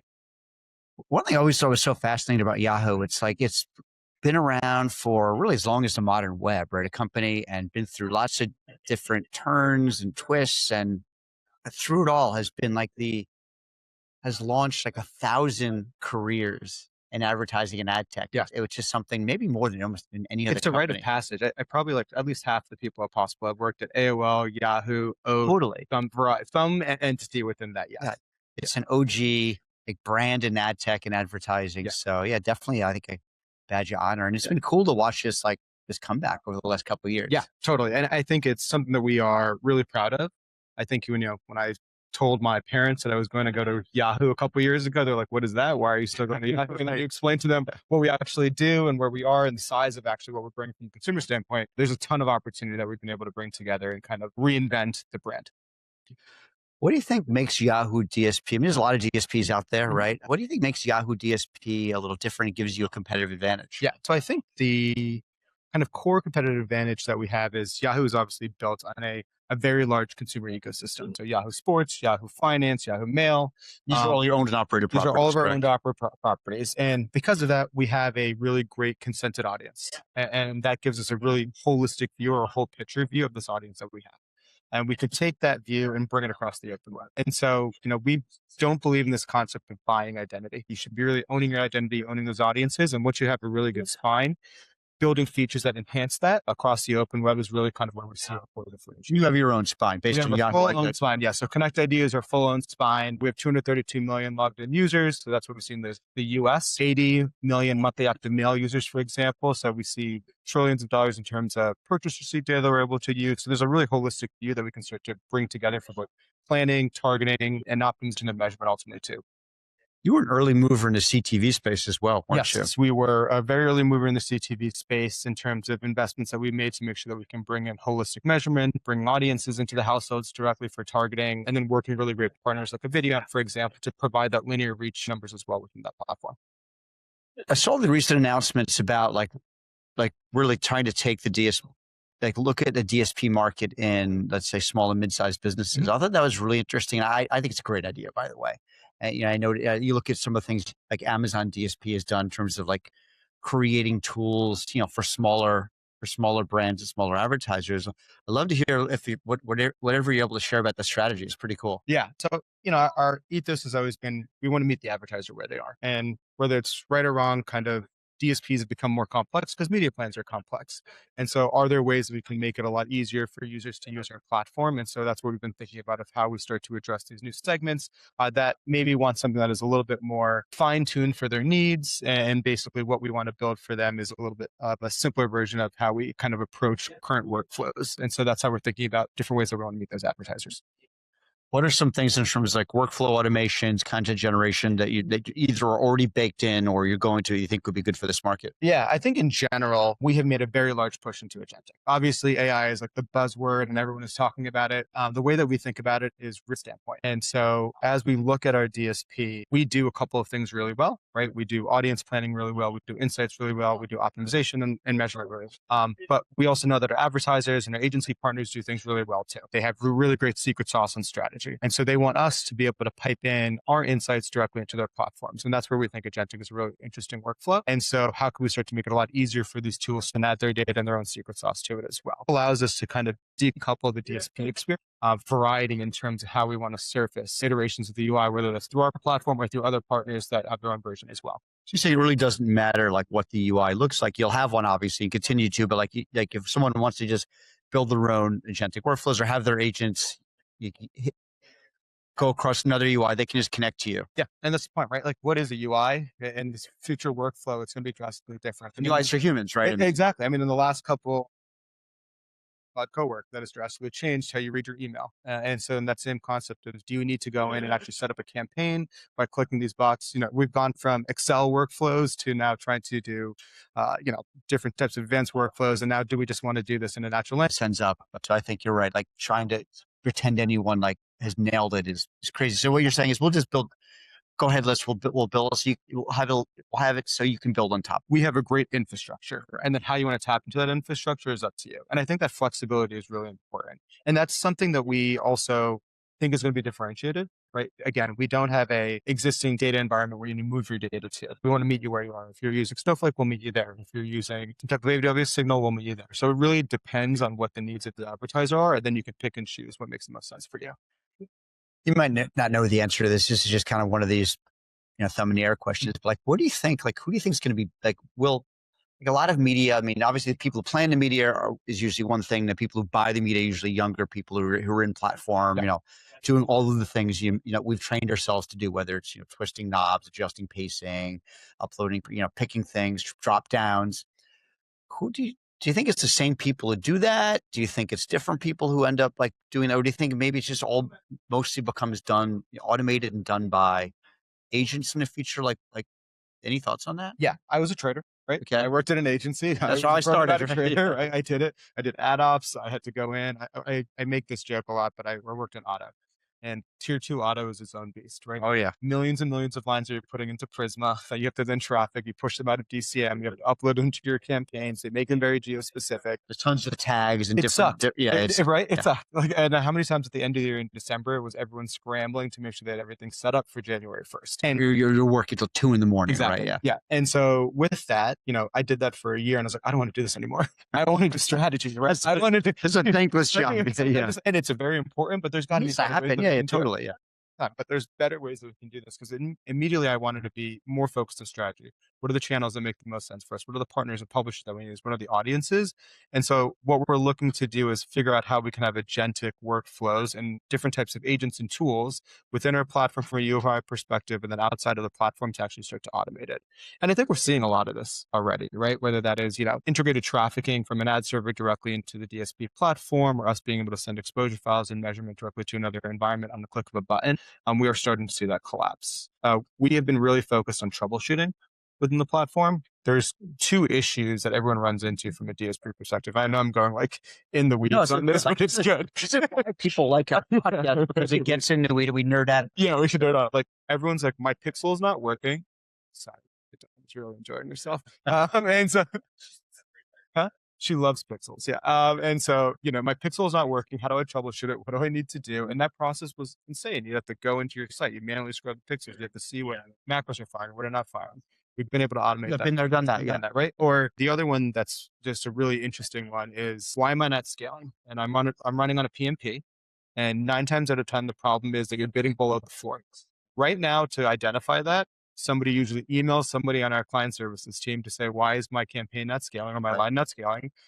They reach out to the publisher team. The publisher team reaches out to the publisher. The publisher comes back and says, you guys are just $2 below the floor. That's like 10 emails. It takes about 2 days, and that's chaos. We just created an agent that basically is able to identify very quickly that you're bidding below the floor. It just pops up and tells you, hey, you're bidding below the floor. You may want to increase. You cut out all the emails. You cut it all the time. It just happens instantly. Exactly. Right. And it's just like, these are like little things that are very practical. I know it's not sexy, but these are the things that actually make the platform better, and that's what we want to focus on. And maybe eventually agents will just do that proactively, right? I mean, obviously, if you know it, like you can tell them, but after a while you train them, they'll get smarter. They'll probably notice these things and maybe flag them for you, right? Yeah. I mean, we don't want to encourage this, but the first thing I did when Comet came out, the browser, was I went to the DSP and I wanted to see how much I can do just in browser history, right? Within 3 pages, I can build a campaign. So we just needed 3 pages to look at from a URL standpoint on our site. And I was able to set up a campaign within our experience, right? And so that drastically changes how we think about agents and like what we're doing and what we're trying to do. So yeah. And that's all stuff people would have been doing, right? Exactly. So. Yeah. And then that removes the need for you to do that tactical work and then focus on strategy and the things that are actually differentiated when it comes to media buying. Yeah. So, right. I mean, there's still some, but it's a lot of the the emailing back and forth, the looking at things, this, the swiveling between tools that, that gets minimized. Yeah. I think we just find more efficiency, right? And so we should be using another part of our brain instead of just doing those manual tasks again and again. So as a DSP strategist, there's been a lot of talk about different things that DSPs do now. And like do they migrate out of DSPs, like decisioning, for example, something that obviously was, core functionality. Okay. So we're seeing a lot of innovation on supply now, like pulling in, let's say, deeper, richer, broader signals from bid stream, using that to inform. Like, where do you see, there's even been some debates, and I don't think this is going to happen. Okay, do DSPs in their current form even exist in 5 years, right? Thoughts on that? So I think at the end of the day, media plans are complex. And I think there's this rhetoric that they should be less complex. I disagree. I think they should be more complex. We should be more complex, right? I think that the limiting factor is people now in time. Well, the people is at the time in the software too, right? That's allowing us to do that. But something as simple as frequency capping was complex a couple of years ago when I used to work at Mad Network, and then we moved to a DSP environment to start to do that. It's hard to do before. Yeah, I agree. Exactly. Yeah. And so when we start to layer on all these different layers of complexity, you need a tool that's able to make sure that you can orchestrate that complexity. And so that's always going to be the role of the DSP. I think there's going to be benefits and advantages of whether that is being closer to supply or different types of algorithms that might be custom, but that still lives within the environment of the single orchestration layer. Whether that is in our UI or somebody else, and we're just the tools that power it, I think is up for debate, but you need a way to start to organize that complexity. Okay, no, it makes sense. And I guess what you're saying doesn't really matter. Yeah. Like it's going to live somewhere. I think in many instances it will still be in the DSP. If it migrates elsewhere for others, fine, right? Yeah.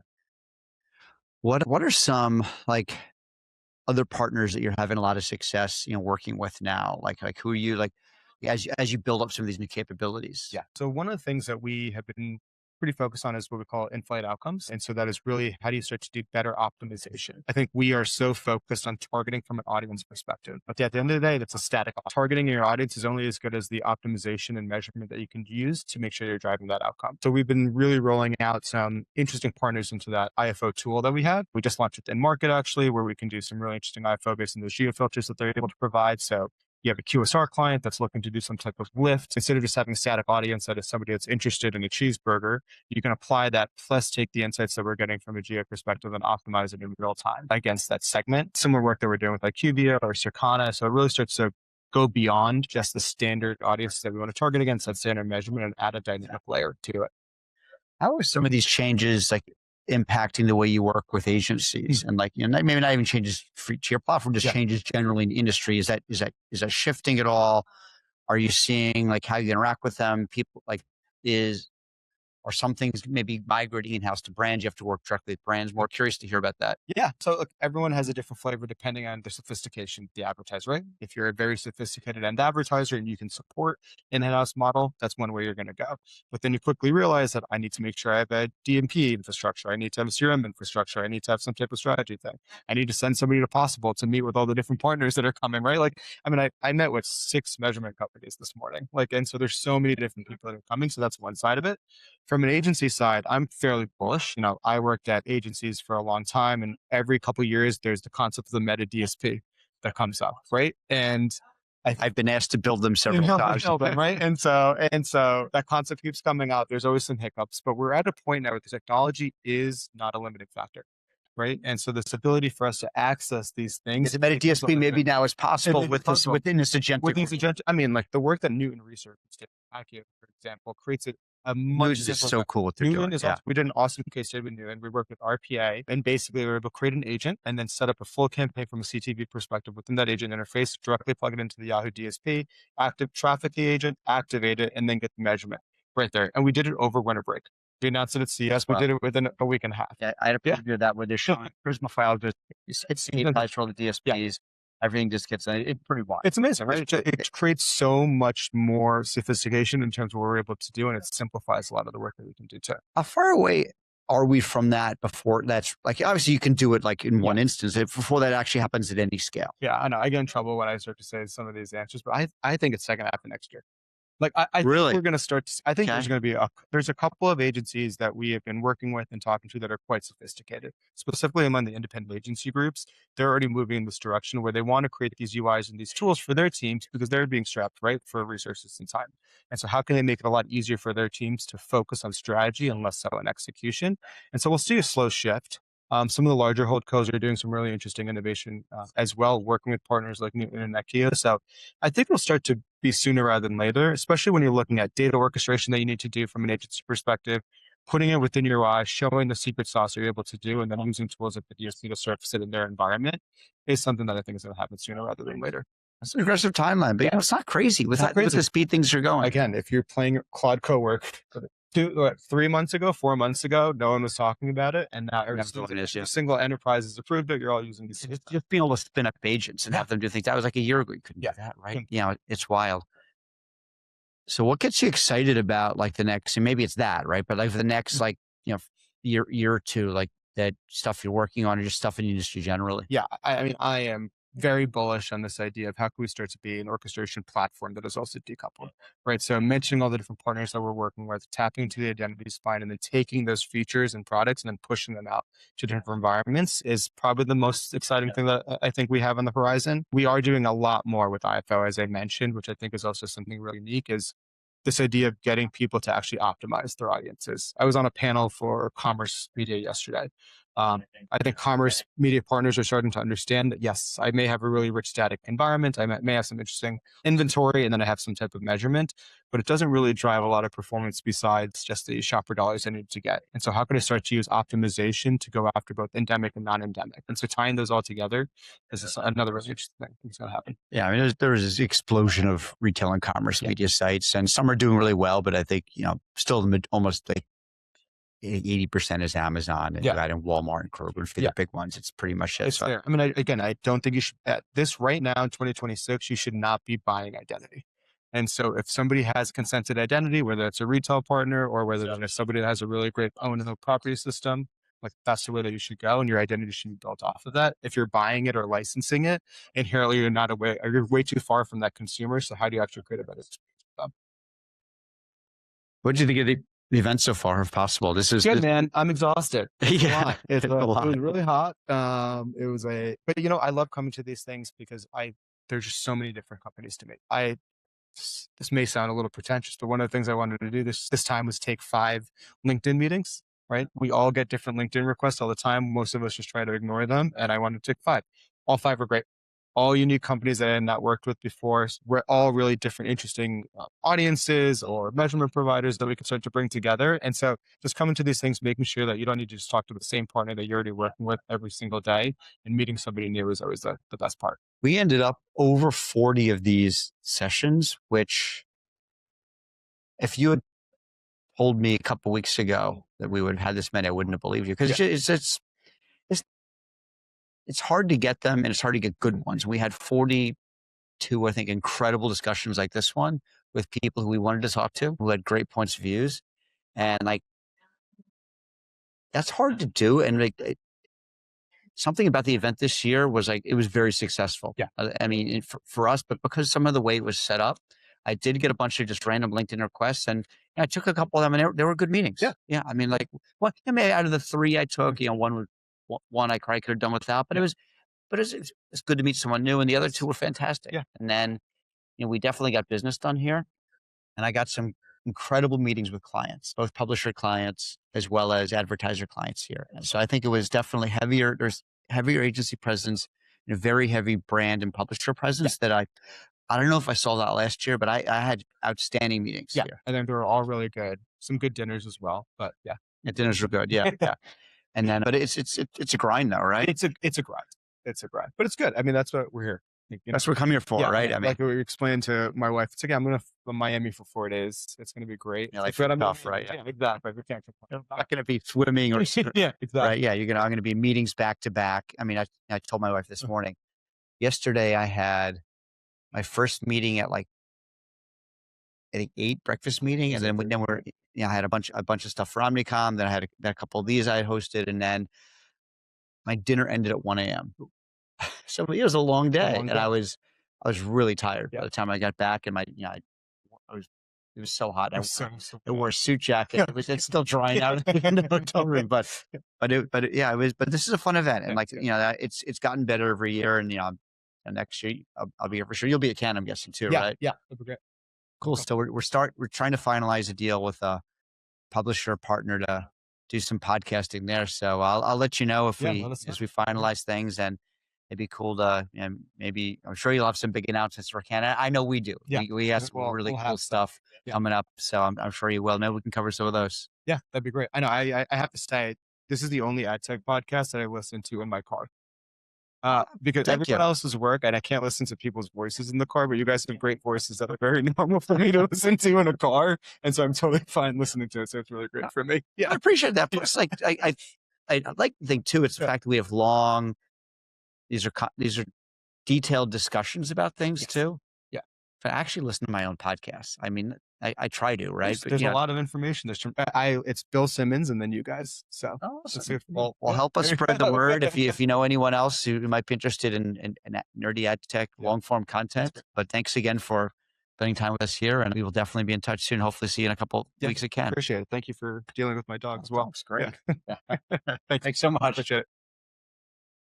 Hello, everybody. This is Brett House from Signal and Noise, beaming into you from day one of Possible in a beautiful, beautiful Mad Connect mansion on 1374 South Venetian Way on a little island overlooking Miami. And it's quite beautiful. And I've got George Musey with me, who we've had on the podcast recently, who's a phenomenal guest. You were a phenomenal guest, by the way. I think we had an hour and a half episode. We did. We went like full Joe Rogan on that. That's right. And we talked about a lot of things, and I thought we'll rehash some of that. But you've had a recent experience at Horizon Commerce as an EVP, right, Chief Business Officer, right? You've had a ton of experience in retail media and commerce media, right? And now you're here at this show on behalf of MadSense, right, as the sort of fractional chief strategy officer. Is that the way to put it, right? So why don't we start with your commerce? You made some comments on back and forth on email around commerce media and retail media. It's been with retail media, it's been a rapidly growing ecosystem. I've done some research recently on it. It's gotten kind of messy, even though there's a lot of concentration at the top between the Walmarts and the Amazons. There's 200 other retail media networks all competing for budget and growing. All of them maybe in a way, walled gardens. It's kind of a messy ecosystem. How do brands think about that? Do you think that there's room for improvement, and how does that tie into commerce media as a whole? Yeah, so we've seen kind of this book already, right? It's kind of the same process when programmatic first came out, right? And more specifically when the DSP first came out. Yeah. And then so the first one was like, wow, this is great. What can I exactly? I can do this and this at the same time. Great. Then the next 20 came out. Oh, that's great. That's choice, right? I don't have to be. And then the next 1,000 came out, and everyone was like, "What the hell?" Right? And so you end up with fragmentation. Well, you end up with fragmentation. You end up with dilution. Yeah. Because everybody has to say something different. Yeah. We do something completely different, and the reality is, it's impossible. It's already been done. Yeah, and so you're seeing kind of the same story told in 50 different ways when they're all fundamentally doing the same thing. And at some point, you've reached the point of diminishing. Yeah. Right. Adding another retail media network doesn't add any more value. Yeah. It distracts away from the value that brands are looking to get. Retail media, we've had it. It has been called shopper marketing. Yeah. The only difference now, and that was the offline world, so you'd see end caps, you'd go into the store. And it was very successful. Yeah. Very successful, right? People built whole strategies around the shelf placement. Yeah, the place that people ultimately purchase the product, right? Yeah. I've heard some people call that the white glove mafia. That's right. Right? Where that I think it was of marketing spend for CPG, the number that I've heard was that 75 cents of every dollar was going towards shopper marketing. Yep. And the digital, like the media space, they were all competing for the remaining 25 cents. Right. So you've got digital media, linear media, all competing for this much smaller share. Correct. So that's why the brand media dollars started becoming more and more and more, because they needed a way to get more media spend. To get more, because shopper marketing, people will not agree to this, or they will pick the reason to disagree. But shopper marketing was the purest performance. Yeah. Right. point of purchase. That was the whole idea. Impulse purchase, which is which in-cap, we you now could- you call could- lower funnel. Yeah. And you could track back with like, hey, we're Nabisco. We've made this change to our in-cap strategy, And you know, or to our almost shelf strategy, and you see the almost resulting increase. Not even to the day, you can actually see the SKUs. Yep. Because we have POS data, right? Yep. Somebody scans it, it goes through. You can't lie about that, right? Yep. So that was the purest way of doing it. Now we've just done that same thing. It's called a digital storefront. Yeah. Still a store. Yeah. Right. The only difference is instead of paying Walmart, you are paying Amazon. Yeah. And do you think there's a fundamental, because I've talked to some CEOs in the past that had some issues with, and this was at my former company, Media Radar, Matt Krebs, had some issues with kind of retail media, saying, hey, once you go outside of the environment of the e-commerce shop front, right, you're just doing an extension audience, an audience extension play. It's pretty right much it. in the open web versus the what you're doing in the e-commerce environment is really just shopper marketing. That's right. Digitized. That's it. So because remember, it's not just people assume it's just media. Yeah. When you go to Amazon, it's just media, right? Yeah. It's product. It's like you go to a store, product placement. Yep. Search. It's all the same exact things. Promotion, pricing. It's all the same exact thing. The only difference is you can activate media digitally and understand how that it's impacting from discovery to decisioning in the same environment. You have a lot more intelligence around what the consumer is doing, what they might potentially, their propensity to buy something next after they've bought something, which you can't do dynamically in an insert. And plus, you're in the home of Amazon, so Amazon can see everything. Yeah. Right. So they can calibrate and distribute and reassess and understand, right, to ensure that you're hopefully getting the best value for your dollar. Once you expand outside of that, we call it commerce media because it's not endemic anymore. Yeah. It's not endemic. It's not endemic to the retailer. Yeah, it could be any sort of financial transaction event. You're still using first party data. Yeah. Right. But you're absolutely right. When people talk about commerce media, they label it commerce media. You're like, okay, what are you using? Well, CTV, I'm doing some video, I'm doing some social, I'm doing some audio. So you're just doing media. Yeah, but they're targeting him off of some sort of ID that's tied back to some behavior within a commerce environment. But we've been like doing DoorDash that. We've been doing that anyway. Yeah. Like the first party play within using somebody's first party data or using some proxy of understanding who you should go after versus that. That's not new. Yeah. What was been really impactful was this notion that you have an environment purely focused on retail. Yeah. Which was Amazon. Yeah. Which was Walmart. Wow. Arguably Target too, right? But now you have all these other players. You know, you got Chase, which is interesting. Those are what I would call commerce media players. Right? Yeah. What does a bank have to do with placing commerce media? Yeah. Right. So they have a commerce media offering, Chase Media Solutions. Yeah. So does everybody else. But they're not selling anything. Yeah. You see what I mean? So I looked at other than targetable sort of pseudonymized data, right? Correct. So you can target these people based on their purchase behavior without tying it back to PII. Correct. Which is an advantage, right? Which is, and so you'd say that's true commerce media. So I would say that to me, true retail, I define commerce media as transactional. Yeah. That's the way it was, right? It was always this notion of communication to commerce. Yeah. I communicate, I can see it. That was always been the goal. That was always be the goal of what we do in marketing. Yeah. Incrementality in driving commercial transactions. Yeah. Awesome, right? Yeah. I can understand the Amazon story. I can understand Walmart story. Yeah. I can understand the Target. Hey, I can even understand the Home Depot story. Yeah. I get it because they. Yeah.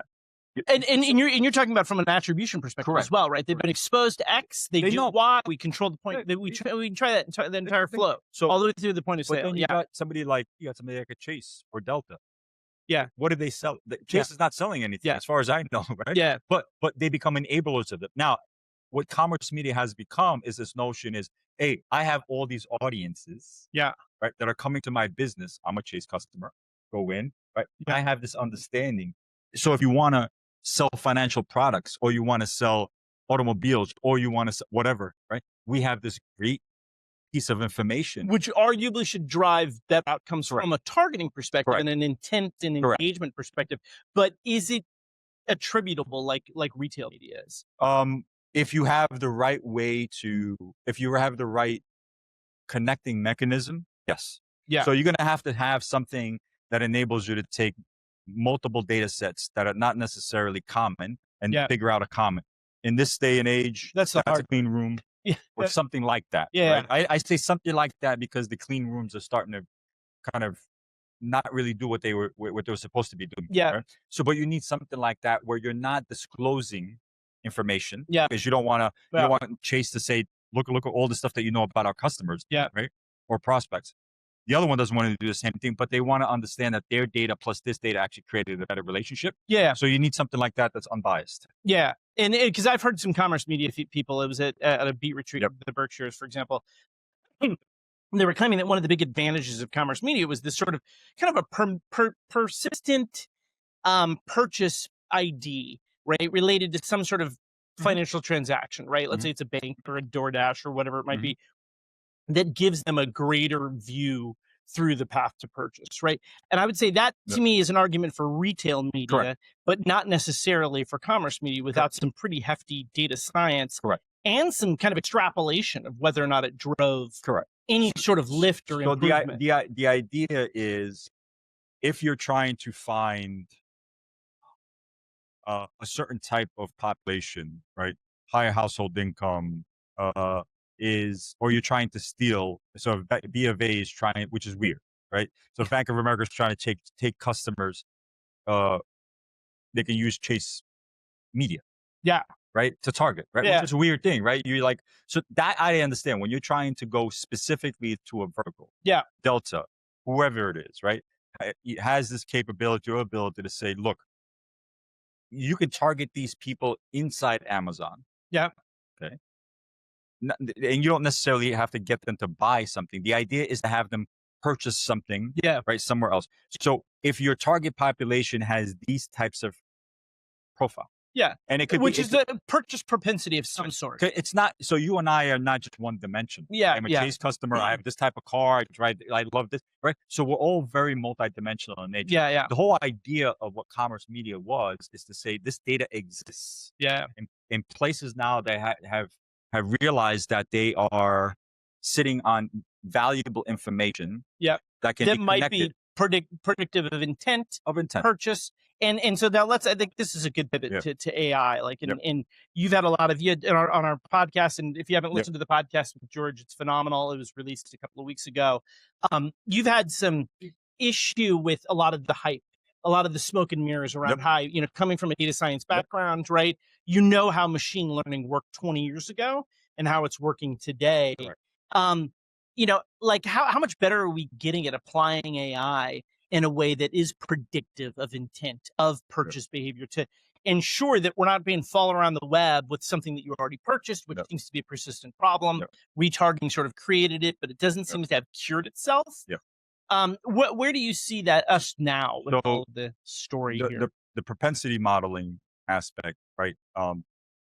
Look at behavioral modeling, look at psychographic modeling, look at all those types of things that give you a better sense that this person is in the market at some point. Timing. Right. And you should communicate to them. Okay. We've been doing that a long time. Even we did that even before digital. The CPG was built exactly on that premise. Right. 0 to 1, 1 to 2, 2 to 3. Right. Those are called propensity models. Trial, conversion, loyalty. Right. So we have tremendous amount of history understanding how to do that. Digital came and said, well, we can do that better. Okay, great, because we have more signals, we have more. Right. So then it became, well, we can do that in real time. And the reality is most of that shit is nonsense. It's not really that's been a claim in sort of AdTech, MarTech for a very long time. So real-time X, you can instantly respond to consumer behavior, but I'm still being followed around with an ad for a product that I purchased already. So which means underlying data. So by definition, that is flawed. Right. So and it still happens to this day. Right. When you buy a product and then that same company communicates trying to buy you the same exact product that you just bought. And you're like, I don't understand. I'm not going to buy the same thing I just bought 2 days ago. I'm not going to do that. So that tells you inherently that there is no such thing yet. Maybe there are pockets of it. No such thing as truly seeing, understanding, recalibrating, and then adjusting. Okay. Now, AI has the ability to address that in the ingoing and then the ongoing. Has it to date? So the hype of what people say they're using and say they're doing is a lot of smoke and mirrors. Yeah. Right. Because that was the point you made. You made that Correct. that it's not there. There are a lot of broken use cases. Correct. A lot of like almost prototype type Correct. use cases. Yeah, which is exactly that. There are a lot of prototypical things that people are doing that are trying to extrapolate out that they're successful, and the reality that they're not. Yeah. There's only in the years that I've been doing this, and probably in the last 2 or 3 years that I've been focusing on trying to identify true applications of AI, true applied AI. Yeah. What I mean by that is it has been vetted, it has been implemented in real world, and I can see it and trace it and understand and explain it. Yeah, with the statistically significant sample, you know this is real. And maybe I have come across a handful of companies, right, that I can say are truly applications of AI. Yeah. Right. MadSense is one of them, right? Yeah, which is why I am I have no reservations about attaching my name to a company, because I do. Yeah. The vast majority of the time. To an AI company that, To an AI that you think is, and so let's pivot to that. That's a good pivot, and not to shill at MadSense, but you are here on the wrap. But no, what you described, which really stuck with me, and I started sort of incorporating it into my own thinking, was this notion of temporal intelligence. Correct. Of how brands, to properly use AI, should be using it as sort of a memory center. Correct. That spans time. Right. So that you can, it spans time, and it also spans people, because if a person leaves an organization, there's not, in today's world or in yesterday's world, there's a brain drain. That's right. And their intel, their intellectual capital spread out in 1,000 different places, email chains, folder systems, none of which is actionable or usable. Right. Not to the extent that organizations, when they claim enterprise intelligence, you look at them, you're like, you got to be kidding. Yeah. So it kind of brings up this notion of organizations, enterprises using AI to build IP that stands the test of time. Right. And they could use it to point back to decisions they've made in the past. Traceability. Traceability. So tell me about that, because MadSense is doing some really interesting things in terms of what they implement on the client side. The application. So I will tell you that if everybody has access to the same AI, right? What's the competitive differentiation? Yeah. It's not. It's a commodity, right? Yeah. So people will say, no, I have different. Everybody's access to the same AI. Yeah. Everybody's using the same AI. Yeah. Claude. Yeah. OpenAI. Everybody's using that. Yeah. Right. So they're giving up their most important thing, which is IP. Yeah. To something that they will never give it back to them. Yeah, that's true. Okay. And you're and if it's publicly available, you're training the model for their other models. people. Yeah. That's what they call it, world models. Yeah. And it's not called your model. Yeah. Right. That's the big difference, right? Yeah. Well, it's a world model. And that doesn't frighten you. You're giving your data with somebody else's data, right? They're diluting it, connecting it. They're learning more about you will never learn. Yeah. You should never do that. Why would you do that? Because you have an ability to actually do it the right way. Yeah. So when you look at what is the right way, so if that is the thesis saying, if everybody had access to the same AI, what is true competitive differentiation? It has to be cognitive capital. That is the most underutilized asset, but it is the most critically important in modern marketing today. Yep. Right. Cognitive capital. Yep. Right? What sits, which is sort of the brain power behind the organization. Right. So people will say, well, I give it data. Yeah, but that's not the point. The data is not the important. Yeah. It's the context of that data. Yeah. Which the only way you have meaning, context is meaning. Yeah. Right. Is from people's heads. Yeah. Right. So if you're not encoding that into something, right, that is yours, and only yours, that you have no AI. It's impossible, because how do you get artificial intelligence? The only way you can craft intelligence is when you've already encoded your human expertise and institutional knowledge in a system that has learned over time how you think, how you behave, how you learn, how you reason, how you make decisions, how you trade off. Yeah, and it's how human beings evolved, right? Not only culturally what we're learning and what's being passed down from generations, but epigenomics, right? Which is stuff that's encoded in our brains from generations past that are not alive. Yeah, it's almost like if you ever want to get to AGI, which it sounds like today, nobody's even close. People will say they are to encoding this type of cognitive sort of intelligence. That's what you need to get to. Yeah. So MadSense is again, the reason I got excited and attracted to MadSense is their focus was exactly on this, right? Yeah. Is encoding what makes a business unique, the business genome, the intellectual DNA of an organization. Yeah. That is true IP. Yeah. That is, once you have that inside a system and that the organization has reconditioned themselves to work in a system like that. Yep. There is no amount of money that exists in the world can replicate that. Yeah. It's unreplicable. You cannot copy that. It's impossible to copy. Yep. That is true differentiation, Well, right? well, how do you get people to buy into this? I mean, how do you get people using it and putting their information into it? How does MedSense sort of manage that process? The interesting part is the industry has done the hard work for a company like MedSense. Yeah. Right? Because all the reports say the same exact thing.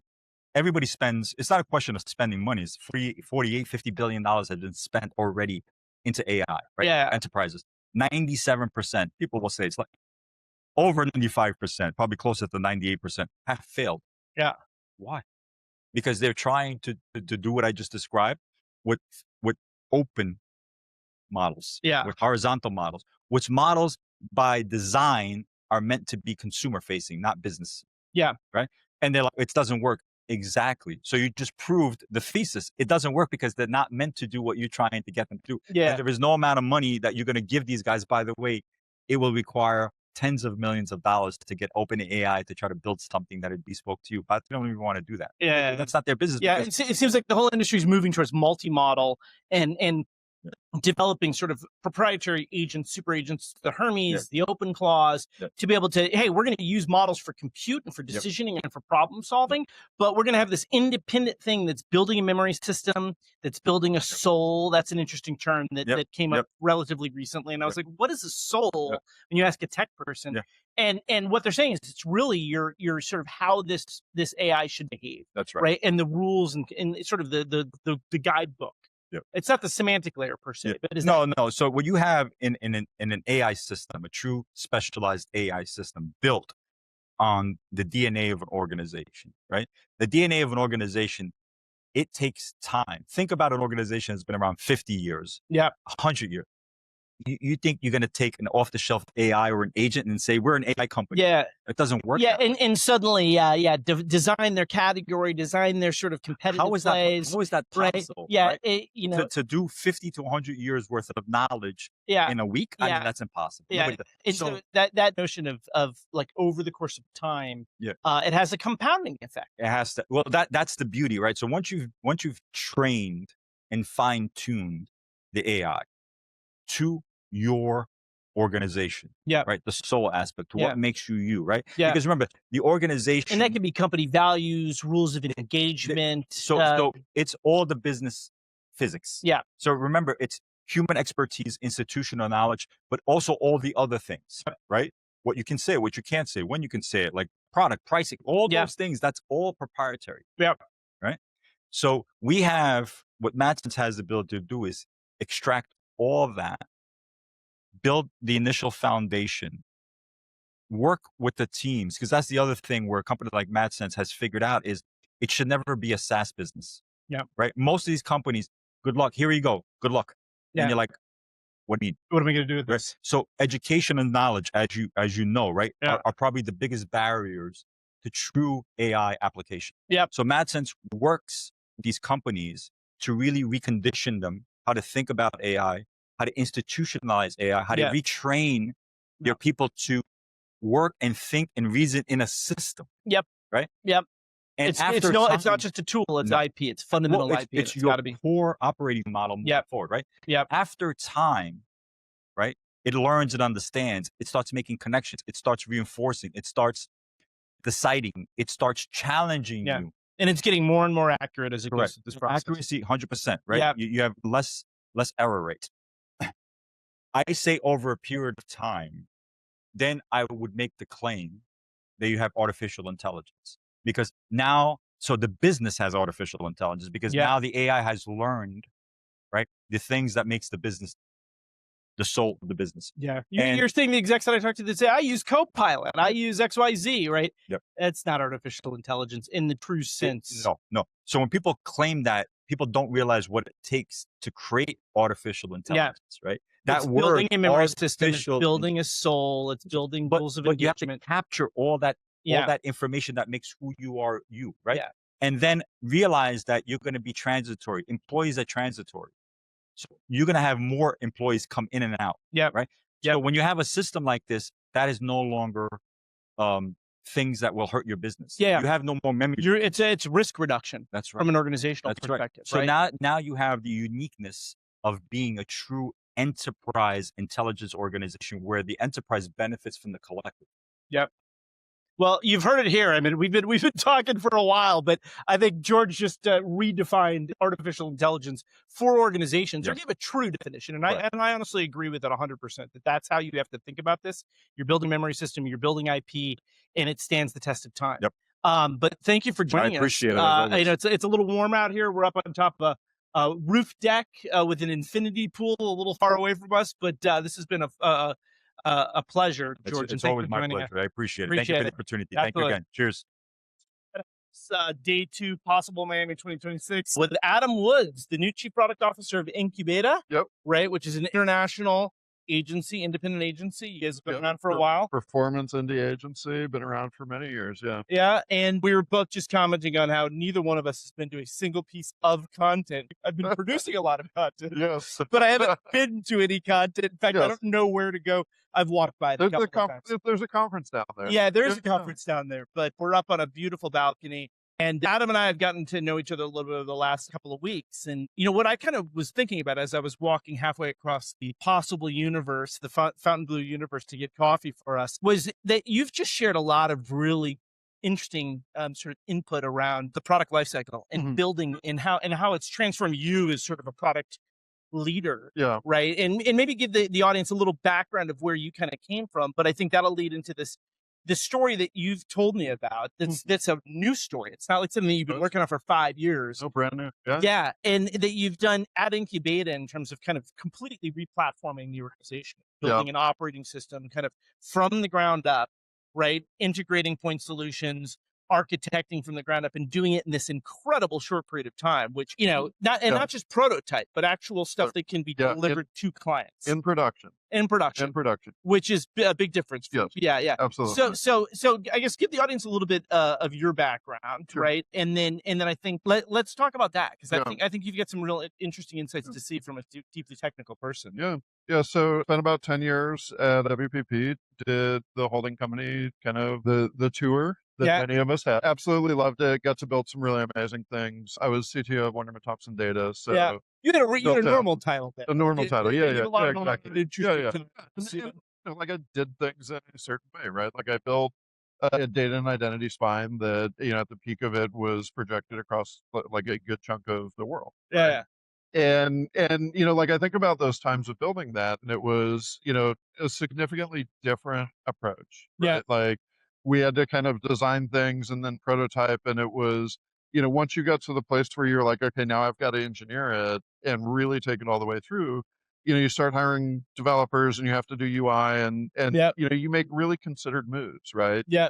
And there's always been this kind of like, there's a moment in time when the size of your bet dictates your actions. Yeah. Right. That's a really good point. So when I inherited that group early on, it was like, if I have to make $1 million, $2 million, $10 million bet on something, I have to really think about it. Yeah. And so then, what's really fascinating in this world today is we can build things at a pace that like has never been accessible to us. Like it's literally brand new. Yeah. Right? Like it doesn't, this isn't something that existed 6 months, 12 months, 18 months ago. Like which is amazing when you think about that time compression. Like 6 months ago. Yes. Yeah, right? Exactly. Like 6 months ago, I could vibe code something pretty interesting. Yeah. Right. Yeah.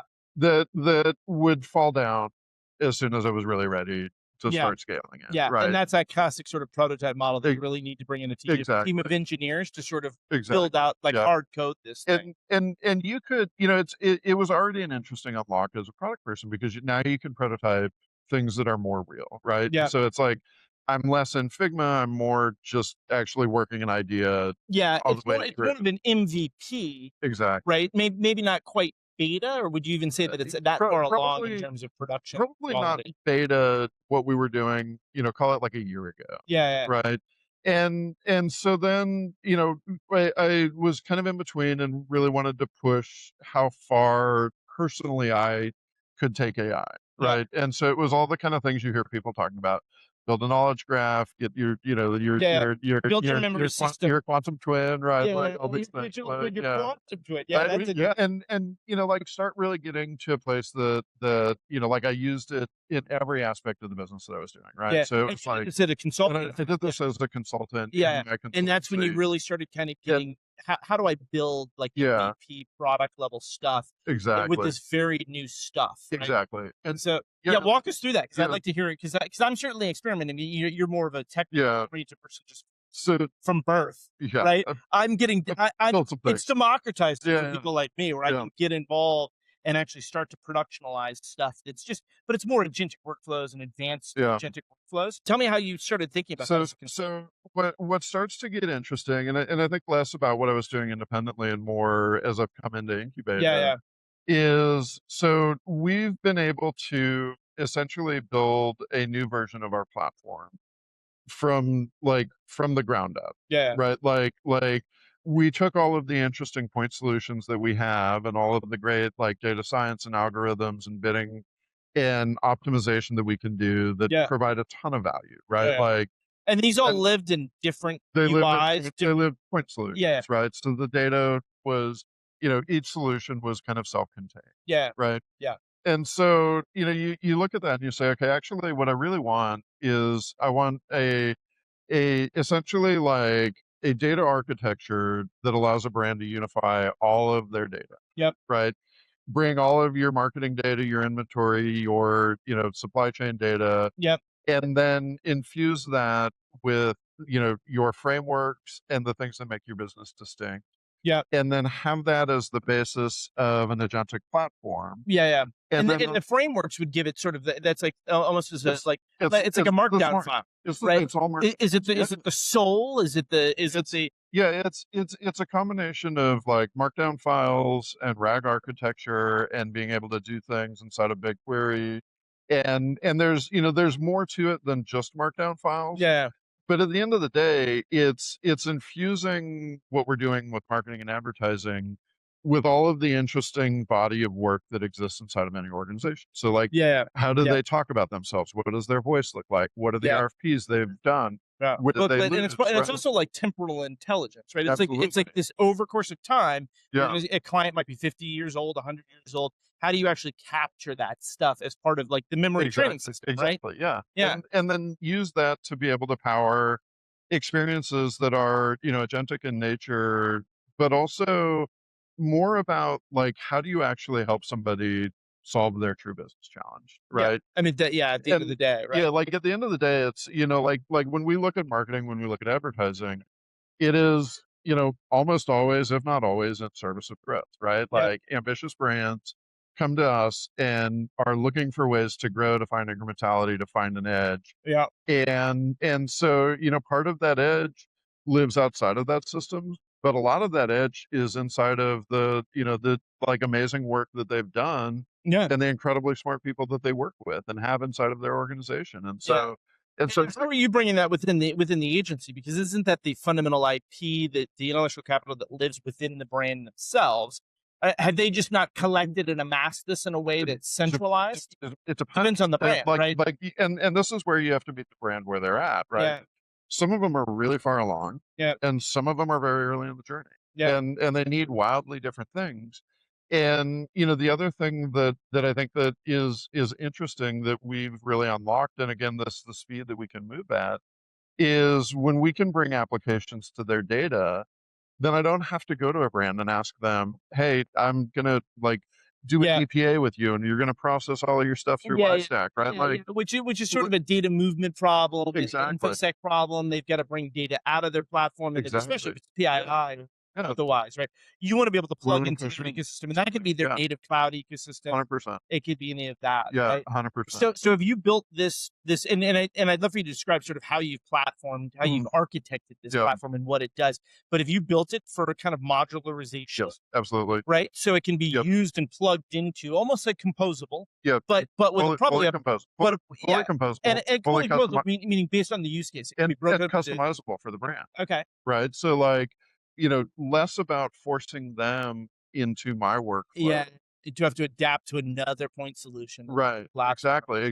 Yeah. Like take a SaaS business and turn it on its head, right? Yeah. It's like, I actually don't want you to adapt to my model. I want to take my infrastructure and our approach and then adapt it to your unique business challenge. Yeah, and it seems like composable is sort of the start of that, Yeah. right? Like it was pushing in that direction, you know, like in advance of what we've seen in terms of the rapid agentification of technology. And I think you make a really good point about SaaS, is that it is sort of, it's a paradigm shift. It is. And SaaS companies are under threat and challenge because they have 100%. to re-platform or just throw the monolithic SaaS platform out into the garbage and re-architect and rebuild. And so it sounds like you kind of rebuilt the architecture from scratch. Is that with help? With help, but yes, with agentic help, but agentic help and architectural help, right? Like there is still a very strong need for engineering, for design skills, for you know, the ability to look at something and say, it's good as design is.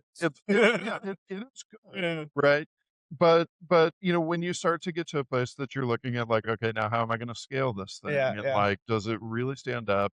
And is it, you know, is it secure, and can I audit it for security, right? Like, these are the things where what you really want to find is like your, you know, the subject matter experts, getting them paired with really high quality engineering and architecture. And then using agentic for speed, right?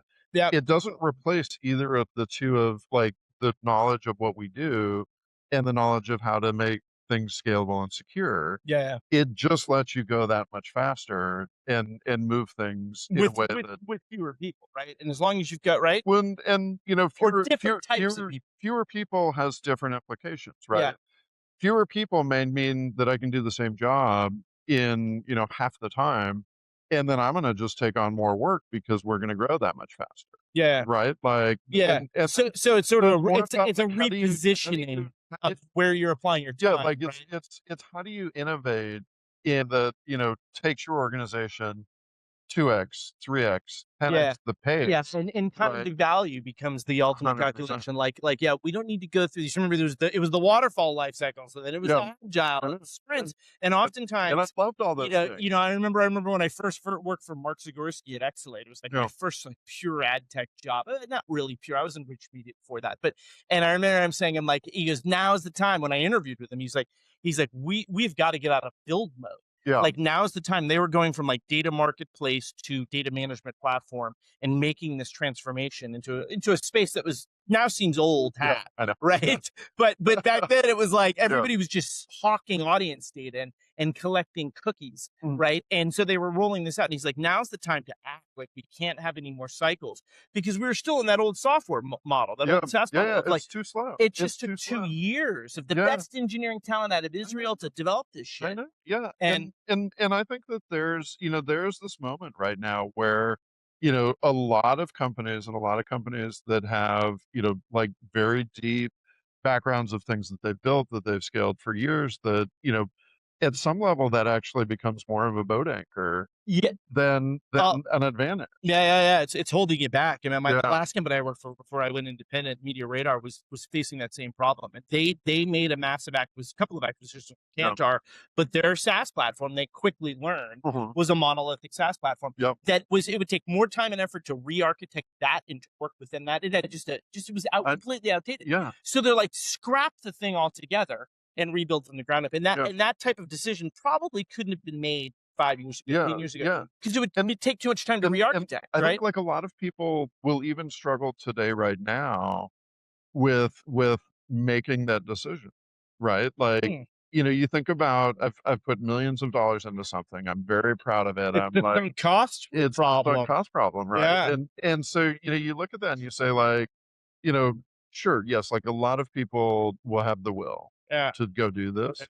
Some people will not, right? And usually the people that have built it and that hold it close, you know, they've dedicated times of their lives, their people's lives. And even like, you know, one of the things, and you and I talked about this a little bit, it's like, I've had to adopt like very different ways of working to do these things. And it's, you know, it's challenging. It's transforming yourself, but it's also, you get kind of amped up for it because you see yourself adapting to this change. But it also took time, right? Like, there were Be moments. specific about that. What do you mean? So when ChatGPT came out, like I could see the implications of what this was going to do. Yeah. And there were moments that were as much like building like hope and excitement, but there was also like a ton of anxiety, right? Yeah. And I think that like it's out there and it's real and people talk about it a bit, but I don't know that they talk about it enough, which is And anxiety from you, meaning like I need to adapt quickly, or like anxiety just for me, for my team, yeah, for my family, yeah. for the economy, for the country, for the world. Like, yeah. I mean, like, It's all funny of how you it. take it from like the 10,000 foot level, you bring it right down to the Yeah. personal level of like we're going through this massive industrial level transformation. It's probably the greatest transformation, industrial transformation in the history of humanity. I think it's bigger. It's hard to see when you're in it. We're human beings, right? Bigger than the internet. Like, Yeah. I mean, And like, so I felt some of that same pressure. It's like Yeah. not being a technical leader in the past, but like saying I need to transform myself, right? Yes. And then I got involved in it. I'm like, yeah, it's hard, but I'm actually enjoying this because it's yeah. empowering. Like you can build stuff much faster and with less dependency on. I'd always have to go to other people to like, Yeah. hey, could you build this or could we develop that? And now I'm like getting my hands in dirty, and it's Yeah. a fascinating transformation process. And I think that like, the biggest thing for me is how do you make it like actually less about me? Yeah, right? yeah. Like, Yeah, like that's a good point. so like I've had this transformation for myself and I know the pace of what I can do. Yeah. And it's like, okay, great. I unlocked myself. Now I want to go unlock, yeah. the next 10 people. Yeah. And then how do I take those 10 people and have them unlock the next 100? Yeah. And think about that as a board. Yeah, that's like that's the hard, right? I think unlocking yourself. Well, you've set a blue. Yeah. It's kind of like you're a trainer, and it's like I've learned how to physically manage myself. Now I can train other people how to physically manage their lives, right? It's the same sort of thing. So as a force multiplier, what are your secrets and what have you had to do within your own teams to not only unlock and also see where people are laggards or resistant to the change? And I think that it's, I think the biggest thing is just getting people to work with it and showing them a little bit of how to do it and how to do it in a more structured way, right? Yeah. There's a lot of kind of like things that, anybody listening, like you should go learn about Claude and Gemini and extra plugins. And like, there's a difference between just doing it and doing it well. Yep. And those are where the real edges of advantage lie. Yeah. But it's finding finding people that have always felt blocked by something. Yeah. Right. Giving them a tool to go explore to see what they could do if they got unblocked. And then, helping them through those moments of learning. Yeah. And then doing that in a like secure way. So it's like, go do your prototype and you don't have access to customer data yet. Right. Yeah. Like, don't get your agent anywhere near a production environment because you're not ready for it. Right.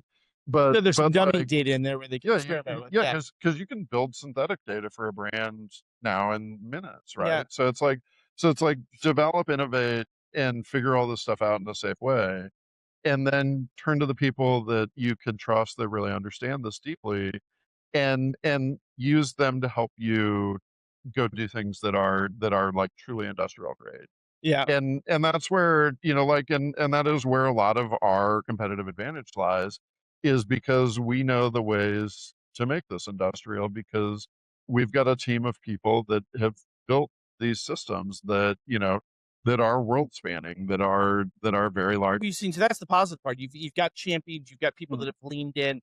Where have you seen other change management that around people that weren't able to sort of adapt to that either held on to things that were pulled too tightly, or engineering teams, like you talked about how you have an engineering teams in a whole bunch of different places, but you don't necessarily need the FTE load that you had in the past. And I think that's where, and again, like I'm too early into this to have the final answer. Yeah.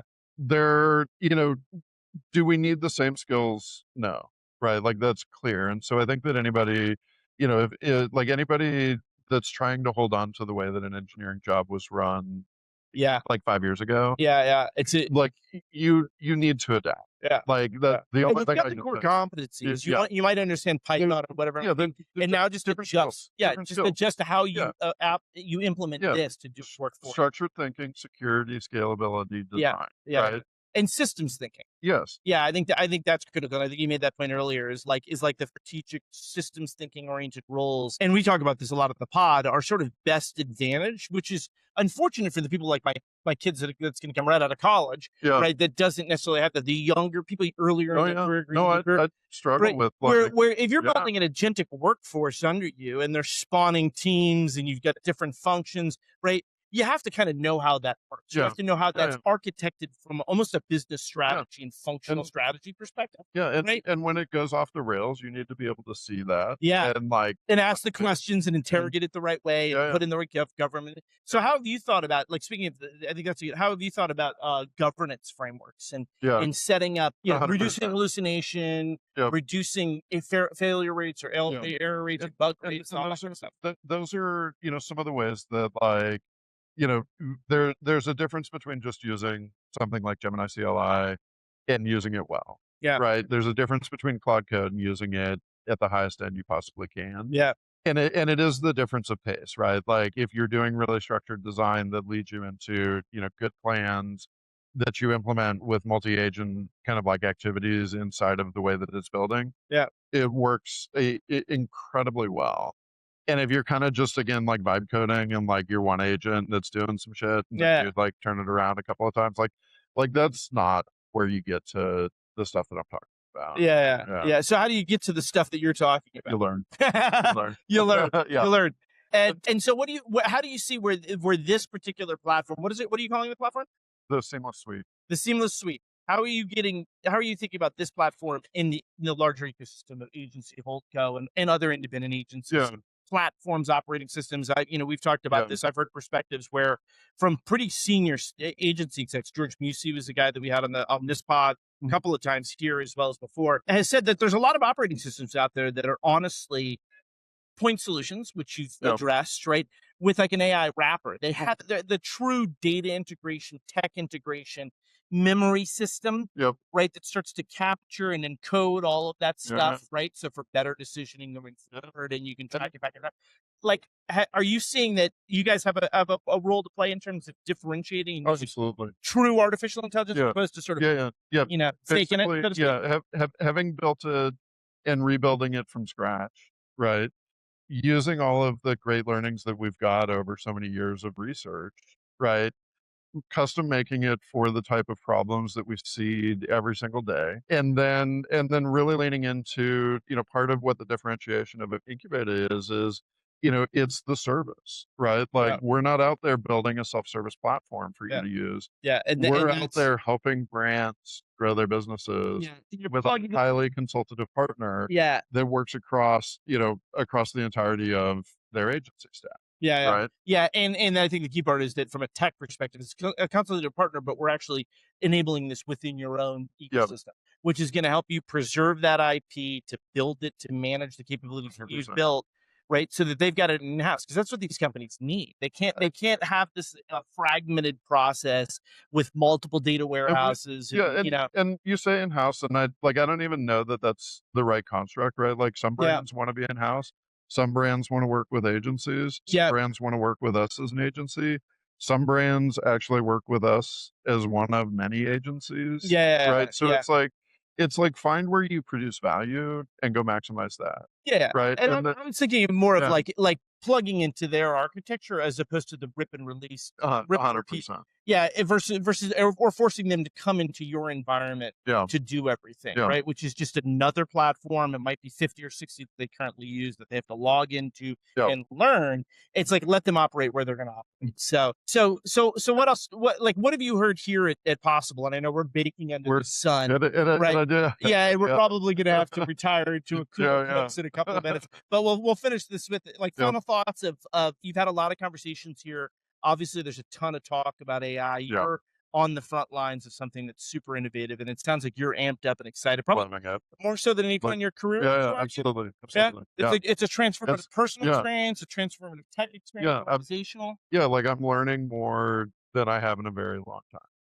And I'm loving that. And it's like that's kind of why we get up and go to work a lot of the time, right? Absolutely. And like that's why I went independent, where I was like, that's what I want, and I feel like I'm in a box, Yeah. like where I currently am. Yeah. I want to build and I want to learn Mhm. and develop. And I realized that we were facing just a transformative moment that I'm like, there's no other better time than now to jump into this. Oh, no, absolutely. So what have you heard at Possible, just to sum it up? Are you seeing a lot of smoke and mirrors? I mean, have you gotten inputs in this? I think that it's, that a lot of it is real. Yeah. Like in a way that maybe a year or two ago was not quite there. So I think it's really that transformation about like, more and more companies are doing interesting, innovative things coming from a lot of directions. Yeah. And doing it to enterprise grade, but doing it incredibly fast. Yeah, yeah. And it's like, And I think in the last year, I'd agree with you. You've seen from what was sort of theory, hypothesis, to where you're actually seeing like prototypes, you're seeing demo solutions and that are living up to the promise, right? And now we'll just see if they actually deliver the outcomes. So I mean, that's going to be the sort of next battle. It's like once these are implemented on the client side, are they showing efficiency gains, performance gains, outcome gains, right? Like, yeah, I think that's going to be where the rubber meets the road of like, it is worth the investment. 100%. Right. Hey, well, thanks everybody for joining us. Thank you, Adam. That was great. We'll get back into the air conditioning. It's about 95 degrees out there. We're both sweating through our shirts right now. And we'll talk soon. All right, great. Thanks, man. Yep.